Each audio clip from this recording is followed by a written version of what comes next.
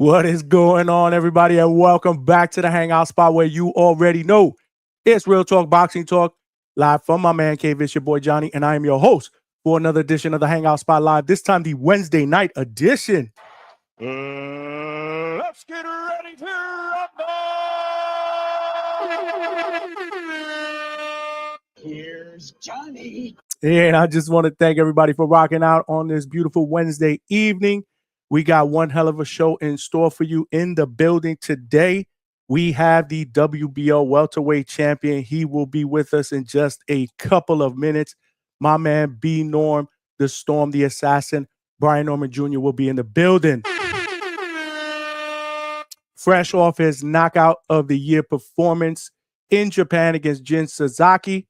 And I got to tell you, man, he's been making the news since early today, bro.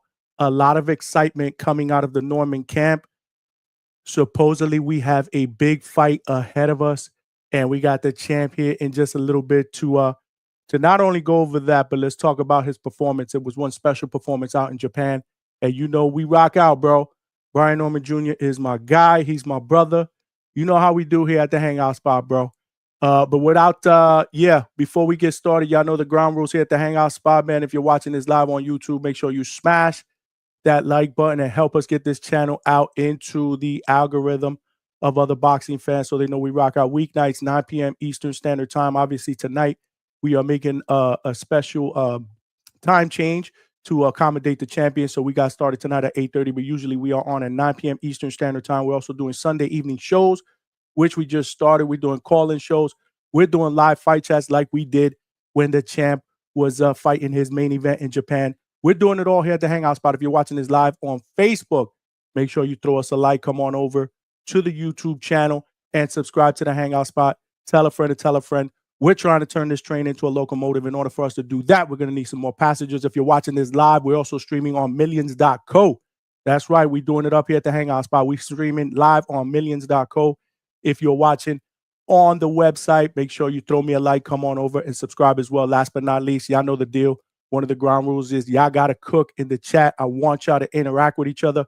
But if you got a question for the champion, man, best way to get that across is via Super Chat. Again, a lot of activity is expected in the chat, and it's going to be hard for me to decipher what are questions and what are comments. The best way to get that across is Super Chat. They come up as a start message, and it also provides your boy with a little bit of a donation, and that never hurts. If you want to make any other donations, my Cash App is scrolling down below.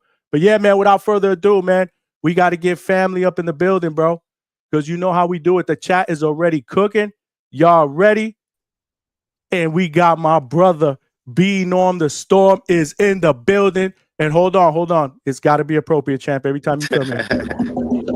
The champ is here! The champ is here! The champ is here! What's going on, champ? How are you, bro? Welcome back to the Hangout Spot, my guy. I'm doing good, brother. How about yourself?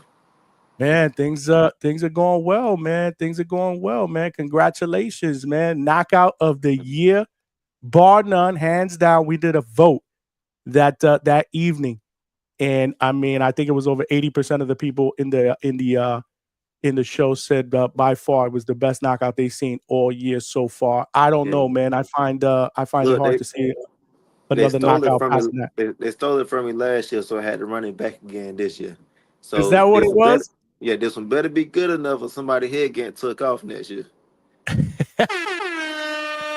only gonna get worse until y'all give me my accomplishment. Without a doubt, bro. Without a doubt. But yeah, man, let's get it rolling, man. I've been thank you. First of all, thank you for giving me some time. Obviously, you are much sought out after that performance in Japan. You know, 5th round knockout of the year. Great performance. One thing I want to ask you right off the bat, champ, is how many times have you rewatched that knockout in that fight since it happened, bro? Keep it a buck. No, that one I keep rewatching it. Like I keep rewinding it back to like literally just me landing the shot. Like you hear me grunt, need your heel like a big old thump, and like I just keep rewinding that same little part back. And like my pop said, it's the fact that I had the audacity to throw a punch that hard. Like just think about that for a second. I got the audacity to throw a punch. Like I tried to punch through that man. Man, let me tell you something, bro. And the dude's head Mhm. bounced off the canvas like 3 times. It was Yep. brutal, bro. It was brutal. It got scary too after that, man. I mean, I saw you guys had some concerns over him. Obviously, they took him out on a stretcher. But Yeah. have you guys had a chance to catch up? Is he good? Have you reached out to Jin? Yeah, we actually DM each other the day after the fight, and everything cool. He had hit me up, gave me props, gave him back some respect as well. So now everything cool. We even follow each other now. Okay, okay, that's dope. Much respect to him. I mean, he Mhm. put up a good fight. Yeah, for Real a solid fact. contender. Yeah, man. He was punching, and he was taking a lot of a lot of hard shots, man. Yeah. I don't know if you got a chance. I did a live fight chat. I got up extra early in the morning, man, because we just had to do a live fight chat for that. I was half asleep, but man, that knockout woke me up. Did you see my reaction, man? I put a short out on my live reaction when it happened. Nah, Did you check it out on I ain't YouTube? see it just yet. I didn't see it just yet. I'm gonna send it to you. I'm gonna send it to you. It's pretty Yeah, crazy, bro. It's actually real live reaction. While the fight was going on, man, I was yeah. screaming. My chat was going crazy. We had a great show, and then that evening we did a recap show, and Pops actually joined the show as well.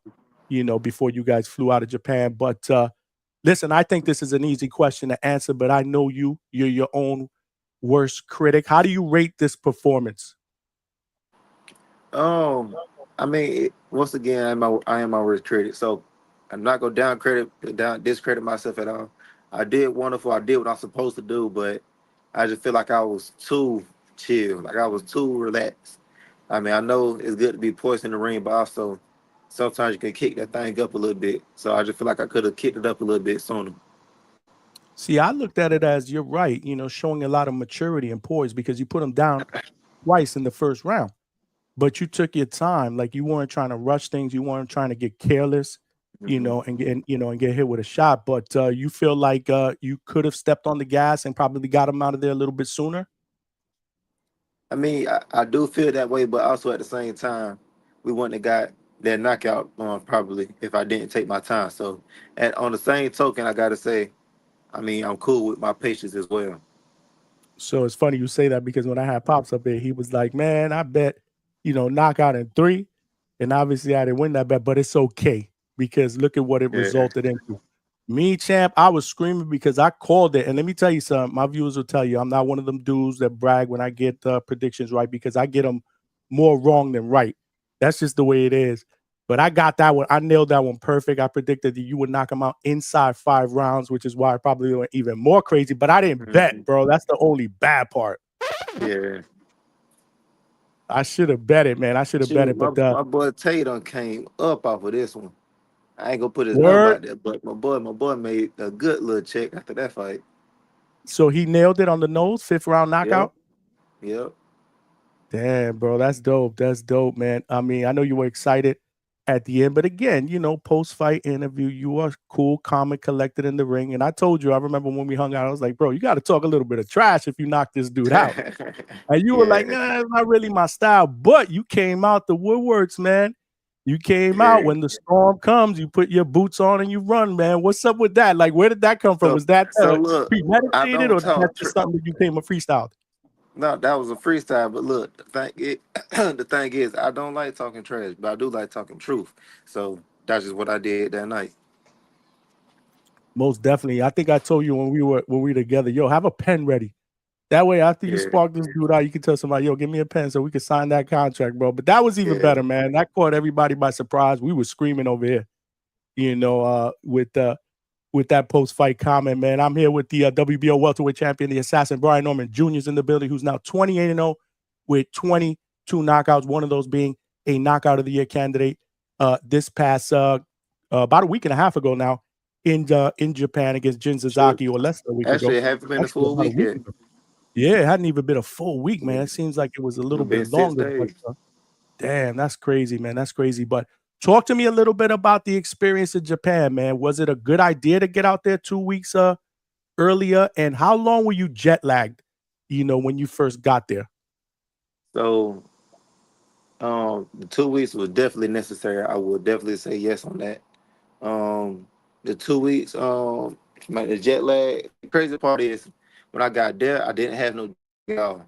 Like I got there, I felt wonderful. I felt like nothing ever happened, and boom, I fought. Cool. But right after that fight, everything hit me at once. Those 2 weeks, all of it, everything hit me. The 13-hour flight that hit me, and I've been typing for ever since then. So I'm still recovering right now. I'm just woke up a little minute ago, actually. So no, it all just drained me a lot.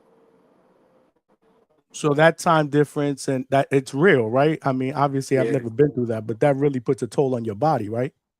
yeah. It's very extreme on your body. Because it's almost like when you're flying back in time, Hmm. technically Literally, speaking, well, right? we took off at 4 p.m. and we got back to Atlanta at 4:25 p.m. So it's like time for a little minute. Wow, you're breaking up, champ. I think your connection is a little spotty. Can you hear me? Yeah. Are Can you hear you me? on Wi-Fi or something? You might have to be on Wi-Fi or something like that. Yeah, I'm on. Yeah, I'm on Wi-Fi. Yeah, man, keep the chat cooking. The chat is cooking right now, man. We got hella people up in here. We got super chats we got to read, but yeah, Can I you hear still me? got some questions. But yeah, so talk to me about your experience in Japan, man. I mean, obviously totally different, right? The culture, the food. How did you adjust and how did you like it? So regarding the food, we didn't try anything new because we don't want to try something new close to a fight. And I'm a stomach toe up. I'm sick. This and the third. So we had the TGI Fridays over there, and we're just eating that literally every day. They of course they got some healthy options, so we just ate that. That's where we went in Atlanta when we when I Exactly went right down right there. before we left. Did you have were you eating the same thing that you ate that day in Atlanta? The exact same thing. So I ain't the, taking no chances at all. Nothing new. the chicken and the shrimp with the rice, But right? yeah, but the Yep. culture out there was actually wonderful. I actually learned a lot from them. All that respect, honor stuff. They actually really did big on that. You wouldn't see no trash on the side of the street. At one point, they were vacuuming up the street like real deal, the sidewalk. They put a vacuum to the sidewalk. So No it's shit. spotless over there. It's not 1% of traffic at all. It's just wonderful. Like it's something definitely to go see and go experience. Yeah, no, you sound like you enjoyed it. So did people know who you were out there? Like, did they flock around you when you were walking in the street? Talk about that whole experience. Not for the most part. It was a few instances where, like, we walking down the street, somebody yell across the street, just what's up, champ, or something like that. Um, when I was at the hotel, sometimes people pull up, want to take pictures. I don't know how they knew where I was at, but they did. So I went down there, took pictures, and autographed with them. But for the most part, everything was just calm and smooth. That's what's up. That's what's up. Would you consider fighting there again? Most definitely. I want to go out there as soon as possible if I can. Really? Wow, that's what's up, man. That's a good experience, man. But on those 13, 14-hour flights, what the hell did you do on those flights, bro? Just sit there and suffer. That's what I did. This is the longest flight I ever been on. The longest flight besides this was to California, and that was 4.5 hours. So I went from 4.5 hours all the way to 13 hours. Mm. None of it was cool. Not 1% of it. Did you sleep? I mean, what they had to have TV with movies. I mean, did you Yeah. read? That's the sad part right there. So on the way there, I guess I was tired, so I slept most of the way there. Cool. But on the way back after the fight, I only slept for 3 hours, so I got 10 hours of just straight up boredom. And I've watched all the movies on the first flight there, so now ain't nothing to watch on the flight back. So I'm just sitting here bored the whole time. And what did Pops do during that flight? Was he messing with you? Was he out cold? What was he doing? No, he said on this one he'll sleep. He said he slept for 11 hours. He was only up for 2 hours. Oh, okay, that's what's up. That's because he's up all night, bro. Yeah, When he was out there, he's up yeah. all night. He's He'll on probably shows, watch some doing folks' interviews. comments. He on Yeah. shows in the comments, doing interviews. Hmm. Shout out Doing to Pops, interviews on man. the plane. That's what's up. That's what's up. That was dope, man. Obviously, that's a good experience, man. It was good that you were able to go out there, get that international exposure. More importantly, man, show out, bro. I mean, what you did was amazing, man. You went to this man's backyard and you basically I mean, it's probably, in my opinion, one of the best knockouts in the last few years. I mean, it's hard to Mhm. find one that might be even better, man. It was just picture perfect. But at the end of the day, thank God he's okay and you're home.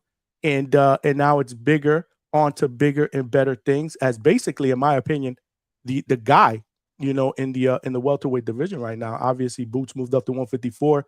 That's a fight that we all wanted to see, which we don't feel it's gonna happen anytime soon. But in the meantime, we get a really, really good consolation prize because Champ, you making some big news today, bro. Mhm. You making some really, really big news today, man. Supposedly, obviously, there's an agreement in place for you to fight Devin Haney this year in November.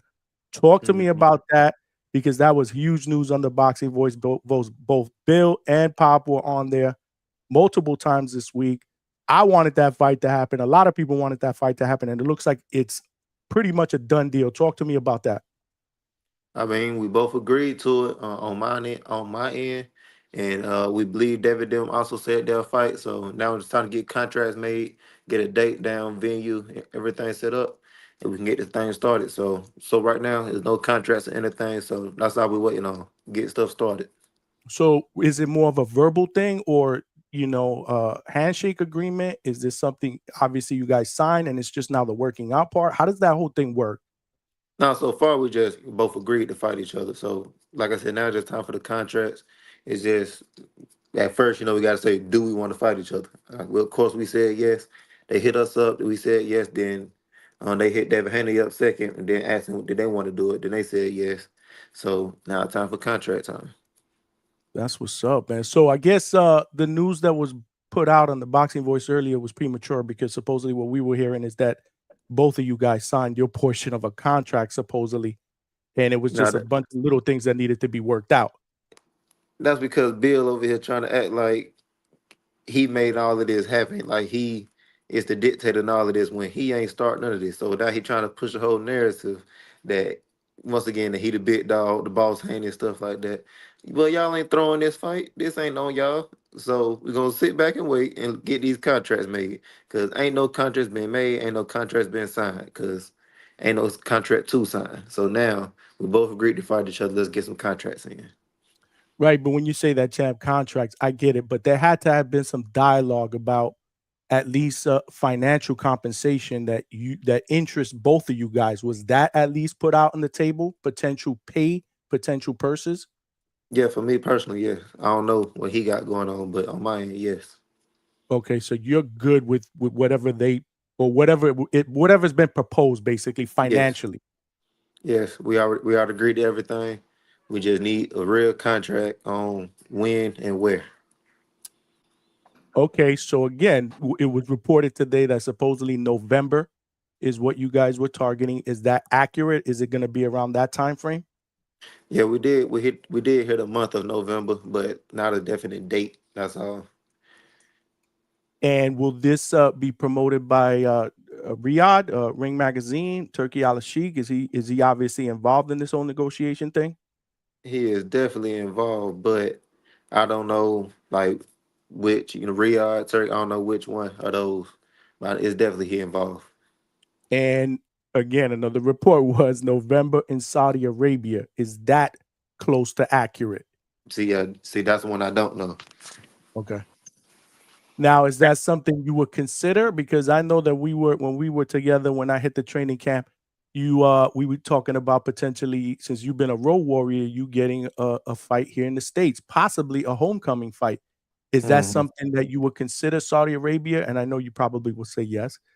Or will it be something that you would prefer to do in the States, being it's Devin Haney, and again, you're just coming back from a fight, overseas in Japan? I mean, if fighting Devin Haney in Japan, not overseas, my bad. Devin Haney overseas or anything like that, I mean that's very fine and wonderful for me. I'm cool with that. And then have a homecoming fight after that. The homecoming just gonna get better and better. So I'm fine with putting off a homecoming fight for this one time. Okay, so yeah, and I kind of knew you would say that because again, your mentality is you are a world champion and Hmm. you are willing to defend your belt Yeah, get anywhere. another country under my belt. Get another country in your belt. That's what's up, man. I'm here with the WBO welterweight champion Brian Norman Jr. He's in the building. We're talking about a potential mega fight that has been agreed upon, but again, contracts haven't been officially been signed or whatever or looked over. So still a work in progress, but nonetheless progress. It's exciting. You got everybody in the boxing world buzzing because this is a big fight, and we're giving props to both of you guys for making this happen. But Mhm. um, I'm curious though, champ, like where did this come from? Because I know I saw a recent interview that you did with Ariel Hawani and Adrian Clark was in the Boxing Voice a couple days after your victory, I believe on Saturday. And it was being talked about that you could potentially be waiting for the winner of Manny Pacquiao and Mario Barrios. And I know the green belt interests you. So what happened with that and why did this whole Devin Haney thing just suddenly catapult that? Because it looks like that was what you guys were targeting. At least that's what it seemed like through some of the interviews that I've heard. It was more so just the timing of it all. Once again, I've been saying this for a while now. I want that green belt. Um, I got the WBO under my belt. I appreciate them. Now it's time to add another one, which is WBC. And like that was my big, my big thought, my big picture. And they fighting literally a month after me. So that's what my eyes was set on. But then you seen Devin Haney pulled up to Japan also while I was up there. He done called me trash before my fight, and things of that nature. So that just kicked up also. So it's just the timing of it all. He had 147, and he can't find nobody else to fight. Boom, let's run this thing. Your pops over here talking crazy anyway. Let's run this thing. Yeah, so he put out a post before they said you were ass or whatever it was. Exactly. With, We with I ain't never disrespect dude. yeah, no, if anything, I mean, there was they reached out to you to potentially be a sparring partner with Hmm. Devin in preparation for Jose Ramirez, and you were like, nah, man, I see him as a potential opponent, bro. We ain't Yeah. doing that. And that's what's up. And I'm here gonna we tell are. you. I'm gonna tell you exactly what's gonna happen if I go over there for sparring. The way Bill was trying to kick it, he's gonna try to say later on, whenever we do fight, man, he was just a sparring partner. We done took care of him. We done paid for this. We done paid for that. He just our little homeboy. He gonna try to little brother me or something like that. So I ain't going for none of that. Your money don't save you when the time to get in that ring.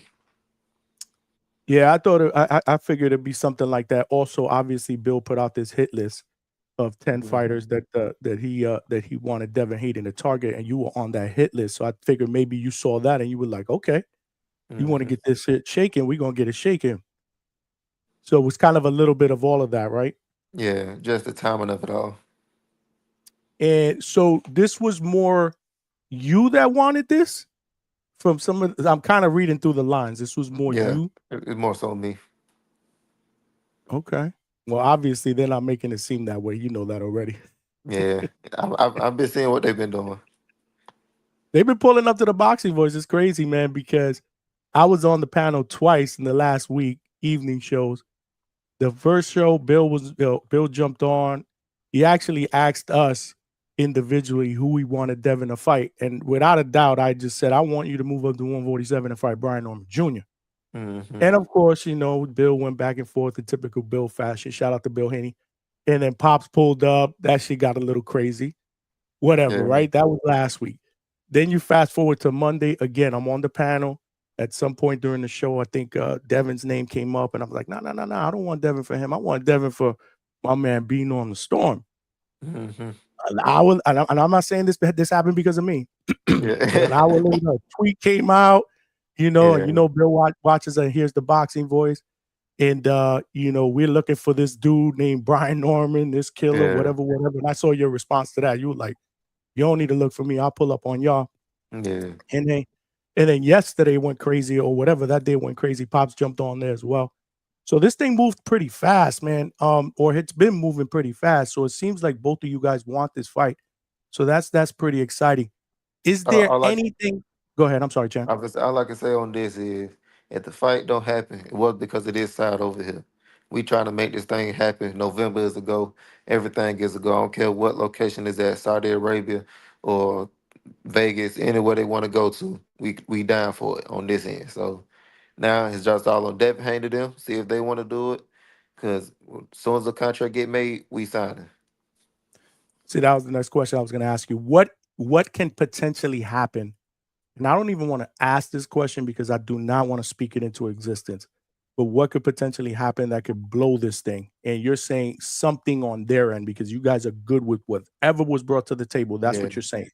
That's why I said it will 100% be on day, and we ain't say this number ain't good. We ain't say we need more, we need less. Can you move this? No, we ain't said nothing at all. We said that right there, we can run it. All we need is the date and the venue. Let's do it. So on this end, everything is squared away. Okay, I'm glad you made that clear because there might be different narratives that are thrown out there on social media. You know the Yeah, deal. I know how the game go. You know how the We game we goes, we, we bro. done been here before. For sure, for sure. I'm here with my guy Brian Norman Jr., who's in the building. Let's read a couple of these super chats, man, because people are coming out for you, man. Well, Mhm. actually, this one is not a super chat, but it's Polo Buck, my man, with the $2 donation. Appreciate you, my brother. We got John BX with the $5. He said, Brian Norman Jr., promise me that you will stretch Devin out on the canvas and stand over him, look over at Bill and say, don't you ever talk about my grandma again. Oh, shit.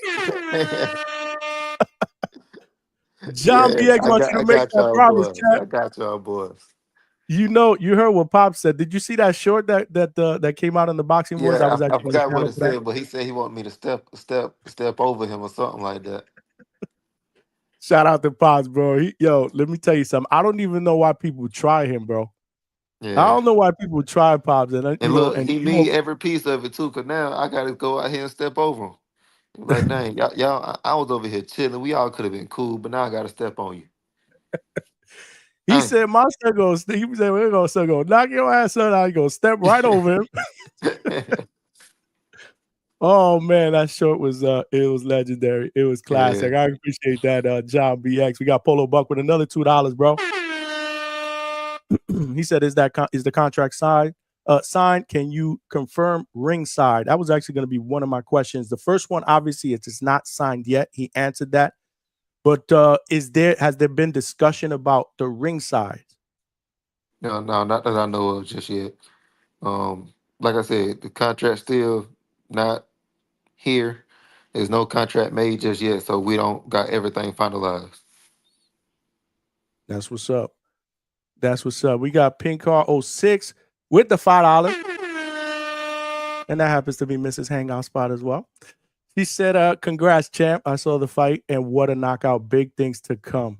So shout out from Pink Car 06. Appreciate you. We got 03 Dub with the $2. He said they trying to agitate Pops. Keep him calm before the storm. Hmm. Hey, that's always the biggest battle. You gotta Always. And calm, what's up with Pops? you I gotta heard Pops calm him down. yeah, I know the deal. What's up with Pops? He's trying to work on not cursing as much. I heard him say that on a show the other day. I'm like, what's going on with that? Like, really? Yeah. No, cause like he said he watched the video himself. He said like literally every sentence he was just cussing. And like not just no regular cuss words like damn or nothing. Nah, he was going slap crazy. So Nah, he was yeah, charged up. yeah, he said Nah, he's trying to get better at himself.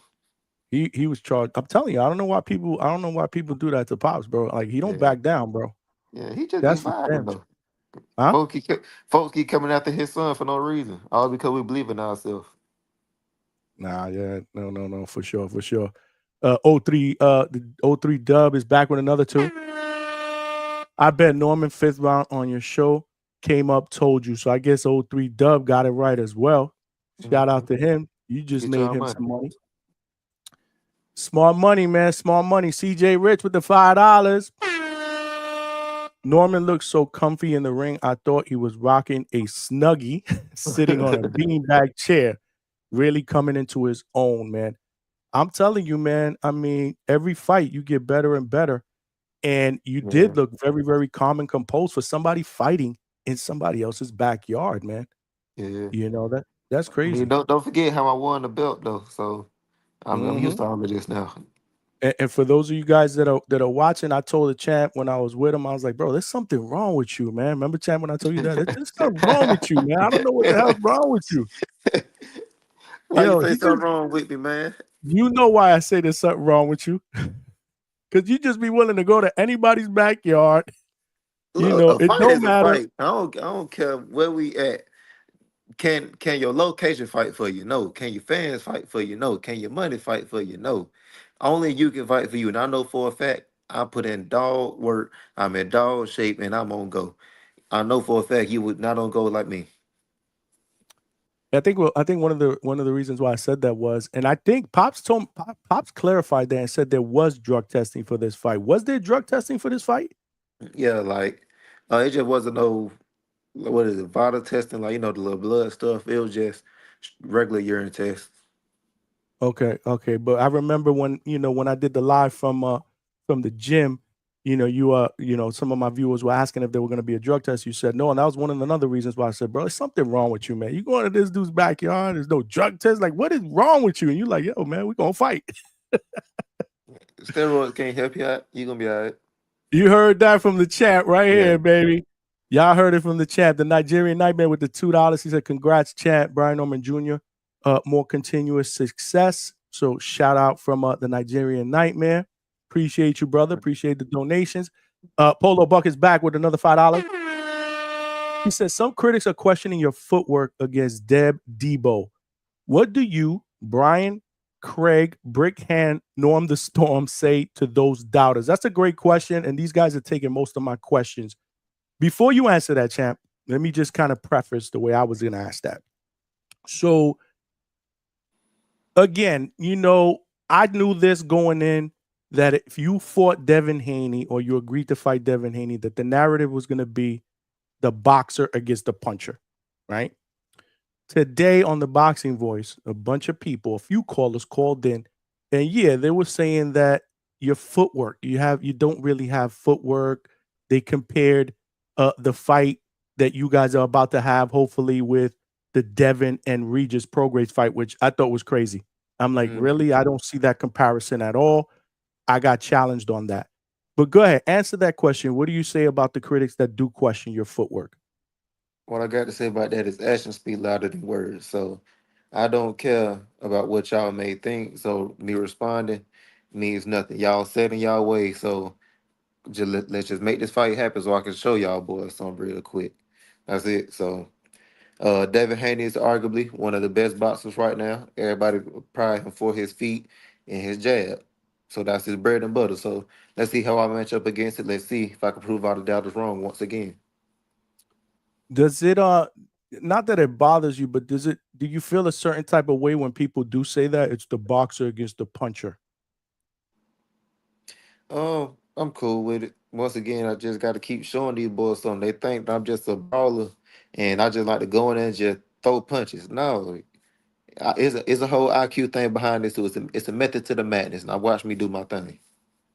No, I know you explained that to me, and I told you some stuff about that fight, which I'll keep to ourselves. But Polo Buck is back with another $1. Appreciate you, brother. Appreciate the donation. John BX is back with another $5. Brian Norman Jr., the Boxing Voice, is referred to by many as the Haney voice. Do you look forward to changing it to the Norman voice after you KO Dev? No, not really, not really. They over there in Vegas, man. Let Devin have their boy, man. I'm cool there. We at the Norman spot right now, so I'll let I'll let this become the Norman spot, and we straight. Y'all heard it from the chat, man. All these people, chat. Remember I told you that? I'm like, bro, they calling this the Norman spot, Johnny Norman Jr. Like, yo, y'all know B Norm the Storm, my brother, man. But yeah, man. So yeah, that's crazy. It's like a running little thing in the community. The Haney voice versus the Norman spot for this fight, which I think is pretty crazy. But shout out to you, John BX. Appreciate the super chat and the question. Stock Chasers with $2. He says, "Sup, Norman Jr. Can't wait to see you and Haney fight." Okay, we're working on it. We're working on trying to it. get that thing done, man. No, it ain't. And again, we want to repeat, right, champ? Repeat it. If it doesn't happen, it ain't because of y'all camp. Yeah, we cool with literally everything. That's what's up. Dave Blues with the $5. He said, "Congratulations, champ. That KO was crazy. Had me lit at 4 a.m."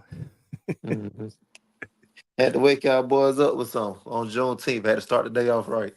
Man, it was early in the morning. I had my coffee again. I'm like this, but woo, Yeah, Lord have mercy. And then after that, the show went another 3 hours, bro. I took callers and everything. It was freaking insane. yeah.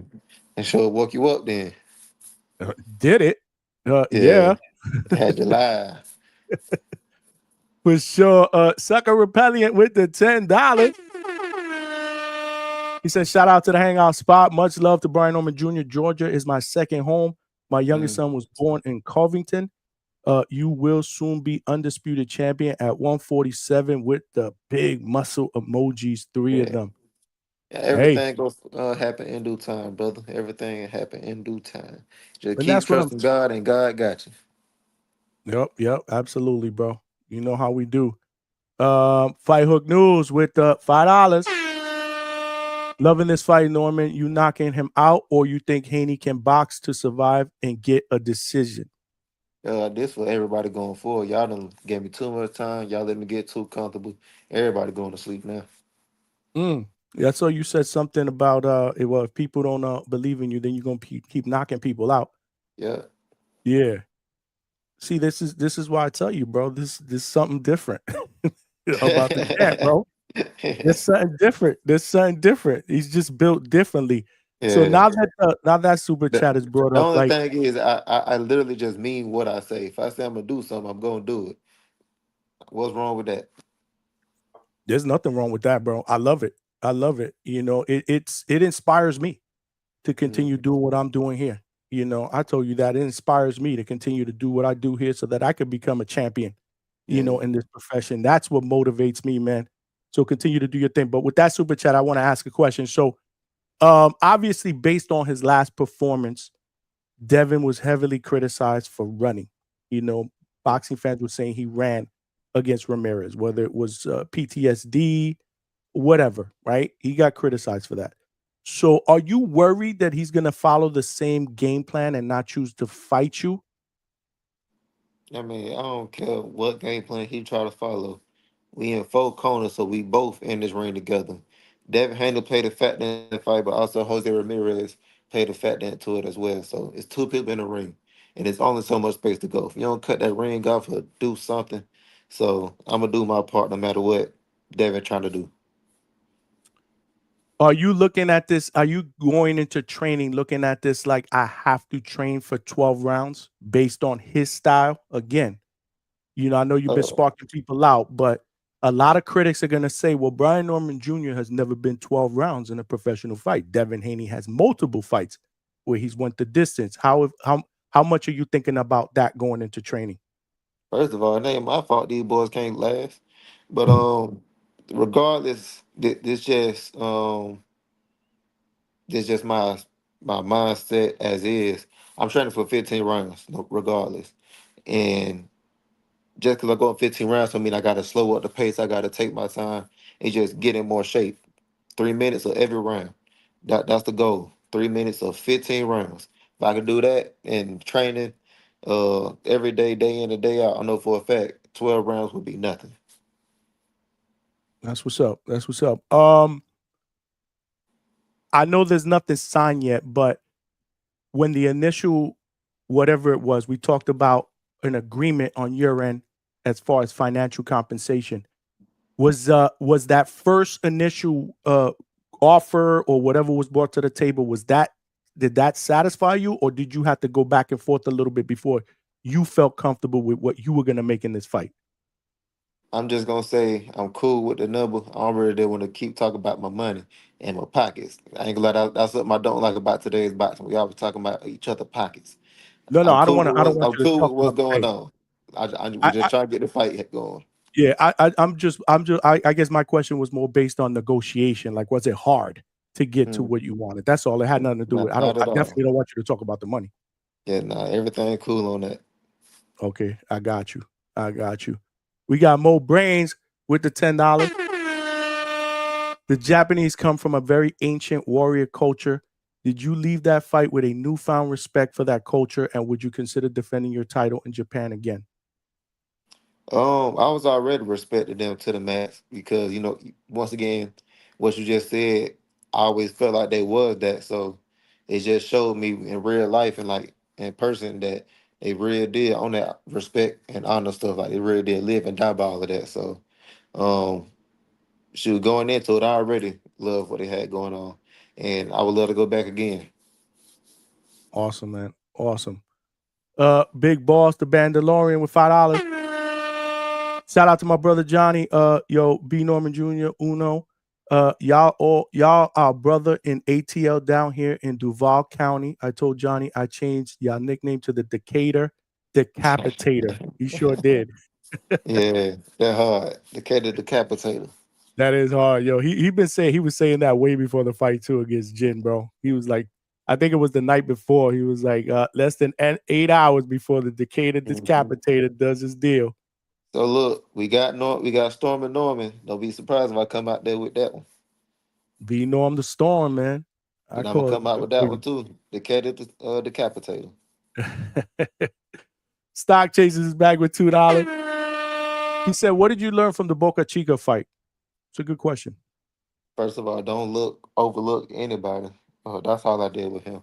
Like I was too cocky. I knew I had a title shot coming in after that, so I wasn't even really there looking at him. I was looking past him. I was just trying to push him out of the way and get to Giovanni. So take your time and actually go fight by fight. Stop looking ahead too much.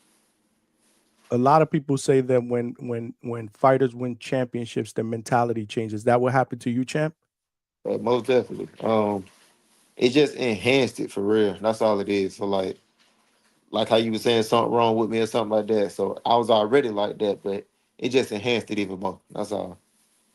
In what way though? Like when you woke up the next morning after that fight and obviously becoming a champion, in what way? Like is it something mentally like, oh shit, I looked in the mirror now and I'm a champion? Like, Hmm. is that what it was? Yeah, exactly that. Like this, what I've been dreaming about since forever. This is what everybody strives to be. You get what I'm saying? To be a world champion, like everybody. You feel me? And it's just like to say I'm the best of it all. So, it that's what I always thought that I wanted. But then something else kicked in and a little spark got in my eye. Man, I want to just take everybody out the game. How important is it for you to be put on the top 10 pound for pound list, or is it not important to you? And that's very important. That's how you really did know that you are the best. I need to be number one. Who I need to knock off to become that. Do you think that a win over Devin Haney puts you on that list? Is Devin on the list? I mean, depending on who you ask, he's not on the Ring Yeah. Magazine list, but that's a subjective list, champ. You ask 100 people, you're gonna get Yeah, 90 to well, I verify. say for the most part, if people have him on his list, then I'm gonna say yeah. If they don't, then I'm cool. I'll take off a few more bodies. I'm telling you, man, I love this guy. Yeah, Z Pacino with the $5. Appreciate you, my brother. Thanks for rocking out here. He said, salute, champ. Keep putting on for the ATL, anticipating the next fight. I respect how you stayed locked in, true student of the game. hmm. Appreciate you, boy. Absolutely. Have you been back to the gym already? I had to. For the most part, just been running, but no, I Lord have had to, mercy. man. It would call him a name. Lord have mercy. I'm telling you, there's something wrong with this man. Not surprised, man. Not surprised. But obviously, if this thing gets announced and it goes down for November, like like it's looking like, when will you officially begin a training camp for this fight? I say quote unquote the real training camp would be, I guess, September. But for the most part, like you just said, I train year round, so it's just what I do. This is my lifestyle, so I don't really necessarily believe in training camps. Got you. You basically live the life of a fighter. We talked about that. Yeah, that's You all I know, do. 24/7. It's all about achieving greatness for the champ. Trust me when I tell you. Nas Mhm. William with the $5. Hope you make the fight, champ. Debo coming. Okay. Okay. Debo got hit with that brick. Y'all know what's in my gloves. Oh boy. Prune with the $2. He said, congrats, champ. Talk your shit. Norman spot. Hmm. This used to be the chill spot for the champ. Yeah, That's what I Yeah. used to call it, the chill Yep. spot. Now we call it the normal spot. That's funny. Stock Chasers is back with a $2. Do you consider anyone on your resume elite? Ricky Burns. Okay. Okay. I know where this question came from. So I want Yeah. to ask you this question. We had a deep conversation last night on my show, and I took callers and I had people on the panel. We were talking about the whole Canelo saying that Crawford hasn't fought anybody elite. So Hmm. our conversation was, well, first of all, before we determine which fighters are elite, why don't we put out our own criteria on what we consider an elite fighter?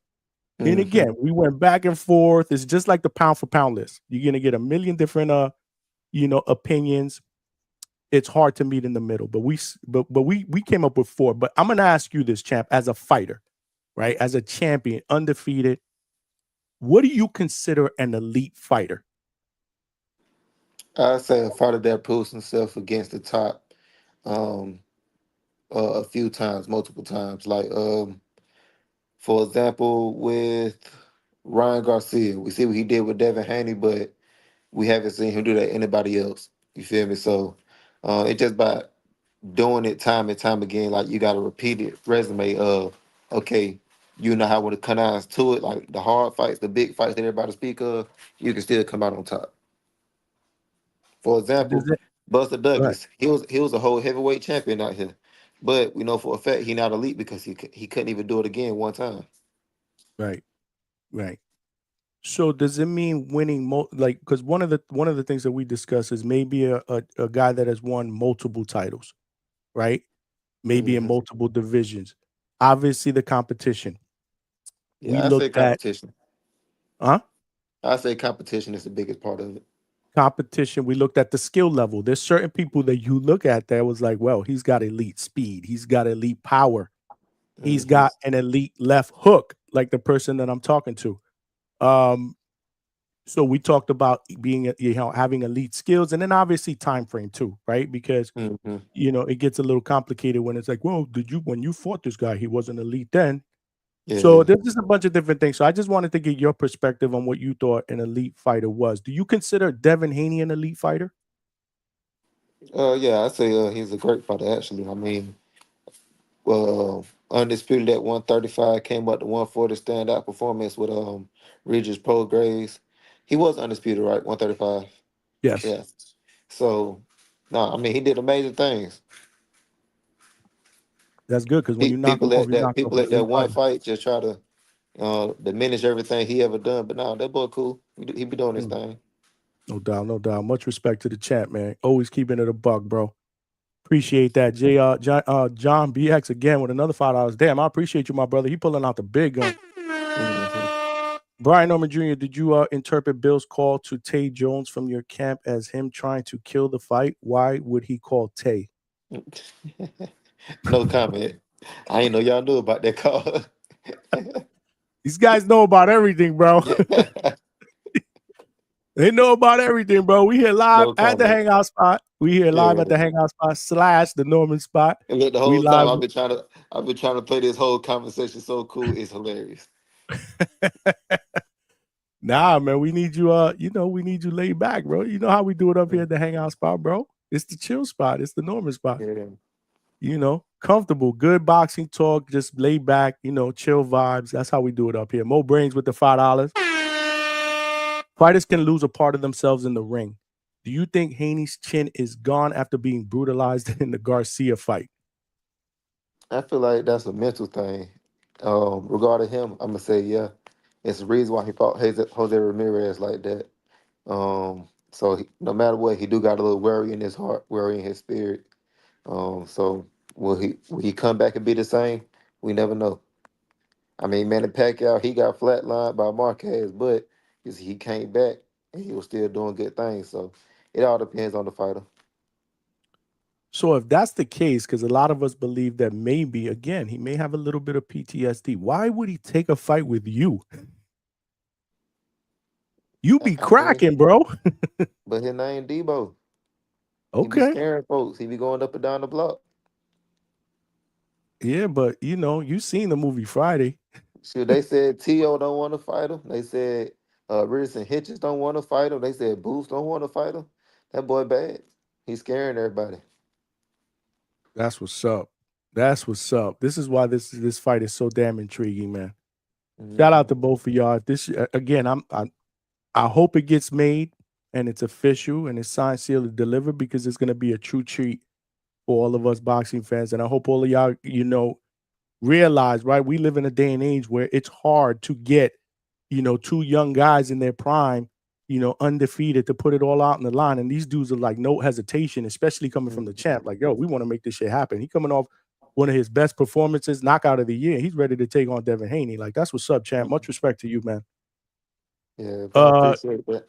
yeah, no doubt, no doubt. I gotta throw some gunshots out for John BX, bro. He pulling out the big guns today. Appreciate you, my brother. He said, Brian Omer Jr., promise you will become undisputed before you turn 26, so we never have to hear Bill say the youngest undisputed champion again with the vomit emoji. Hopefully we can make that thing happen. Well, people, it's all got to line up. You know what I'm saying? Like, it's all got to Yeah. line up. I mean, you There's a still lot got of to get people in the ring, though. right. That's what I'm trying to tell you. But now with this dude bouncing, obviously, I think they elevated Rolly to the WBA. I think the IBF though is vacant right now, Hmm. if I'm not mistaken. So shit got to shake out. Obviously, you got Pacquiao and Barrios, in July, for the WBC. So I mean, things have to shake out. That's hard because again, this goes, and correct me if I'm wrong, champ. This goes beyond the fighters. It's almost like you said, it just got to kind of line up. Yeah. So it's rough, but man, I hope it happens for sure. Pin Carl 6 back with the $2. What do you say to people who say you haven't fought not no one elite or not one elite fighter? I mean, give me somebody elite so I can go and get one under my belt. If I ain't never fought nobody elite, let's start stacking them up. Well, it starts with hopefully the next one, right? I hope so. It's absolutely Bones 13 with the $2. Appreciate you, champ. He said, can you drop some merch for the fight, champ? Sure, I'm actually working on it right now as we speak. See, yeah, and I've been after him for the longest time because I need my Yeah. assassination t-shirt and hoodie. So yeah, we got to make that happen, champ. Hmm. For sure, man. You got a lot of fans out there, especially after this performance. Trust me when I tell you. We've had a few haters in my chat here and there the last few weeks that troll that came out, to show you some love after that KO. And that's what you want to do, man. You want to start turning non-believers into believers, bro. Yeah. Keep doing your thing. Stock chasers with the $2. Tons of respect for you, but I got Dev. Good luck, bro. Okay. Hey, ain't nothing wrong with that. Everybody in the title say their own opinion. Hey, man. CJ Rich back with the $2. Appreciate you. The elite convo was a great cook. Gumbo. Yeah. It was crazy. It was a good conversation. And again, I'm glad that you chimed in on that, champ. That was dope. Papa Chubby, my man Chad from Canada. We got viewers from Canada, UK, Australia. We got them from all over the place, champ. Boots didn't even give us that's with the $5 Canadian. I'm sorry. Boots didn't even give us one defense of as lineal champ. I believe that with Haney's rankings, a new lineal champion may meet the criteria of the Storm. Mm-hmm. Sure, we can make it That's happen. dope. Let's do it. Let's do it. Polo Buck with the $5. Johnny joke went over your head. Junior, I meant never fought Ricky Burns. No, I know what he meant by Ricky Burns. It was the whole Terrence Crawford thing. I caught it a little late. I looked at him first. I was like, because then I'm like, yo, did he fucking fight Ricky Burns? But then I was like, nah, man, that shit was Crawford. He had a whole bunch of names to say. He gonna say Ricky Burns, dog. No, he don't say I Errol thought Spence, on that, man. Porter, maybe. Even when he Hell, fought bro. Gamboa, Yeah. Gamboa was undefeated when he fought him. Yeah. Gamboa was the man. Was the man at the time. So you could have Mhm. said that. Of course, everybody was saying Spence. Sean Porter could have been another one. Kell Brook could have been another one. Yeah, that we talked about that. That was nasty work, man. I mean, I'm gonna chalk it up to over. Maybe he got caught off guard. I don't know, man. But that was like, Ricky really? Burns, dog. Like how you think of Ricky Burns, man? Like I ain't saying he a bad fighter. I'm saying he's good, but not He's elite. not Elite. elite. he's not elite by any means. And there were a couple people from the UK that were calling the Boxing Voice, if I'm not mistaken, saying that he was elite. And I'm like, damn, bro, really? That's what we doing? No. Listen, I get it, man. You want to rep your people from the UK, but come on, man. Yeah. CW with the $5. Yo, B, you have thought about putting an annual fight on July 4th, and if not, you should take it over and make it the new biggest day in boxing. Actually, I like that idea because you know how they do with the Cinco de Mayo Mexican Right? Independence Day. So that would be cool. A little 4th No, of July thing for America.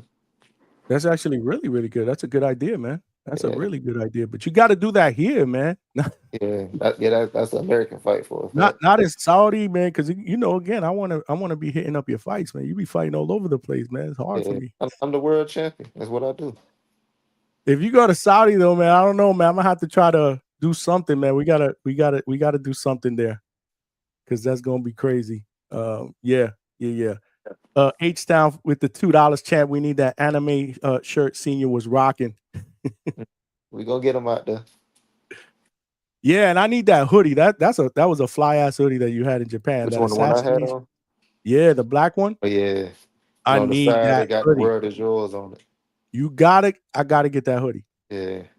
You gotta give me that hoodie. I'm not gonna leave you alone until I get that hoodie. Nah, the chat is coming out for you, man. The chat is cooking, bro. We got almost 200 people in this thing, man. The chat almost God knows how many comments here. I'm here with the welterweight champion of the world, Brian Norman Jr., who's undefeated, coming off knockout of the year, candidate against Jin Sasaki, and we are right at the doorstep, right at the cusp of a potential big fight against Devin Haney, the dream. Hopefully that gets worked out. What do you think? Do you think that maybe, hopefully, in the next couple of days?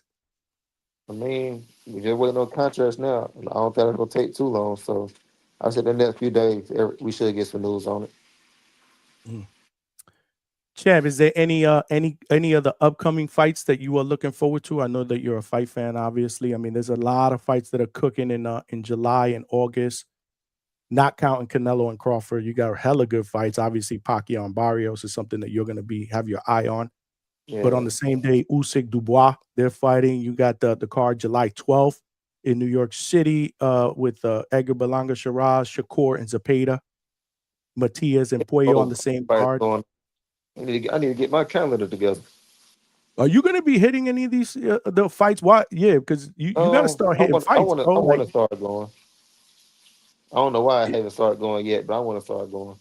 That's because you're too busy in the gym and doing all this other stuff, man. But you got to make your victory. I just be focused on like one little thing, so it's hard to come out sometimes. Yeah, there's hella good fights. Is there any one big fight that you're looking forward to? Definitely that Shakur Zepeda fight. I want to see how that one play out. What do you see in that one? I got my dog Shakur. That boy bad. He can't be touched for real. I just want to see it. And I already say that Zepeda throw like 100 punches around, so I just want to see how that dynamic match up with each other. No, I definitely agree. That's a fight that I'm very much interested in, man. But what about Pacquiao? Huh? I was say also that Kid Austin versus Tevin Farmer fight, because that's I like weekend. Tevin Farmer a lot. That's this weekend. Yeah, I remember when I was an amateur, I was still watching Tevin Farmer back then. So, that boy, they're bad. That's a big step up fight for Floyd Jr. too, Floyd Schofield.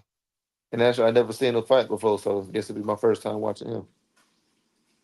Yeah, and then you got Jake Paul against Julio Cesar Chavez in the main event, man. What's your thoughts, man? What are your thoughts, man? Go ahead, tell me, champ. Who will win? Just your thoughts. Yeah, I guess prediction, your thoughts. I support that thing.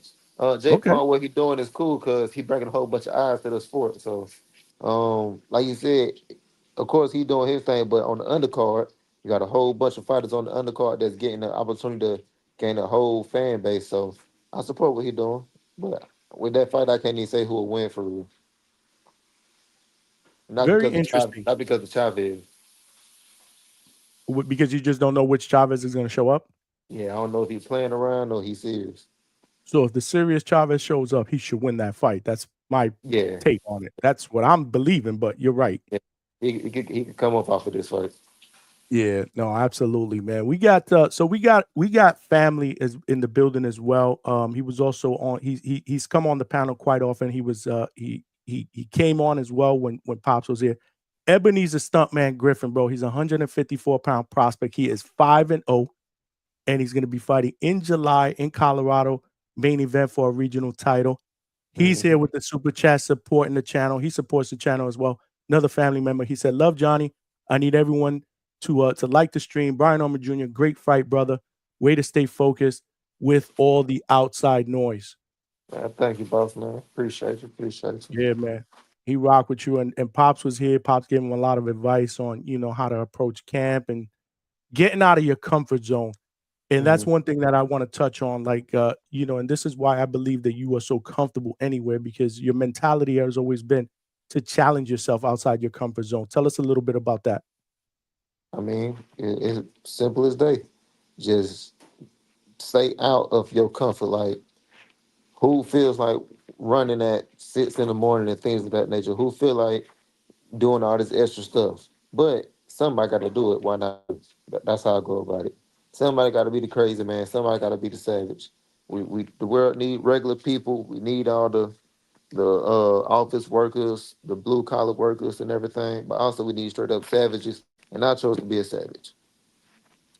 I like to tell everybody about your story with jumping rope, because watching you jump rope is amazing. It's just special. But I remember you telling me, right, that you weren't comfortable at it.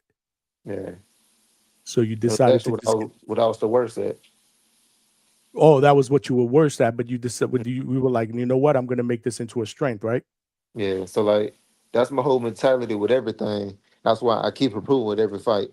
I know I got a whole stuff I need to work on. I know I need to work on this. I need to work on that. But guess what? I'm doing it.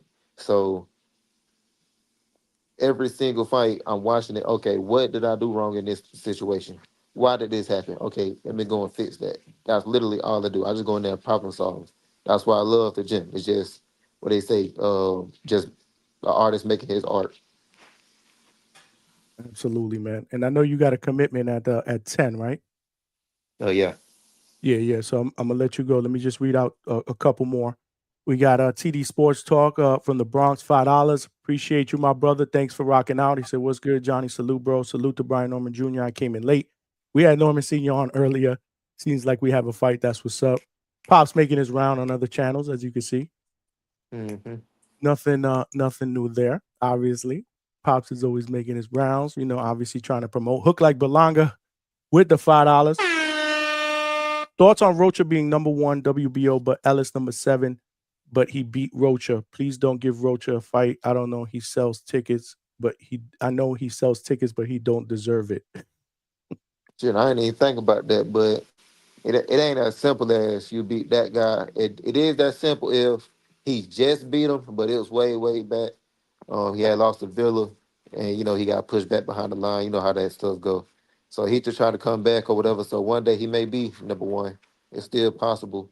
Um, but at the same time, Roach and my mandatory. So like if they what is called mandate the mandatory, whatever, push for the mandatory thing, I can't do nothing about that one. But um, I'm not looking to fight him next right now.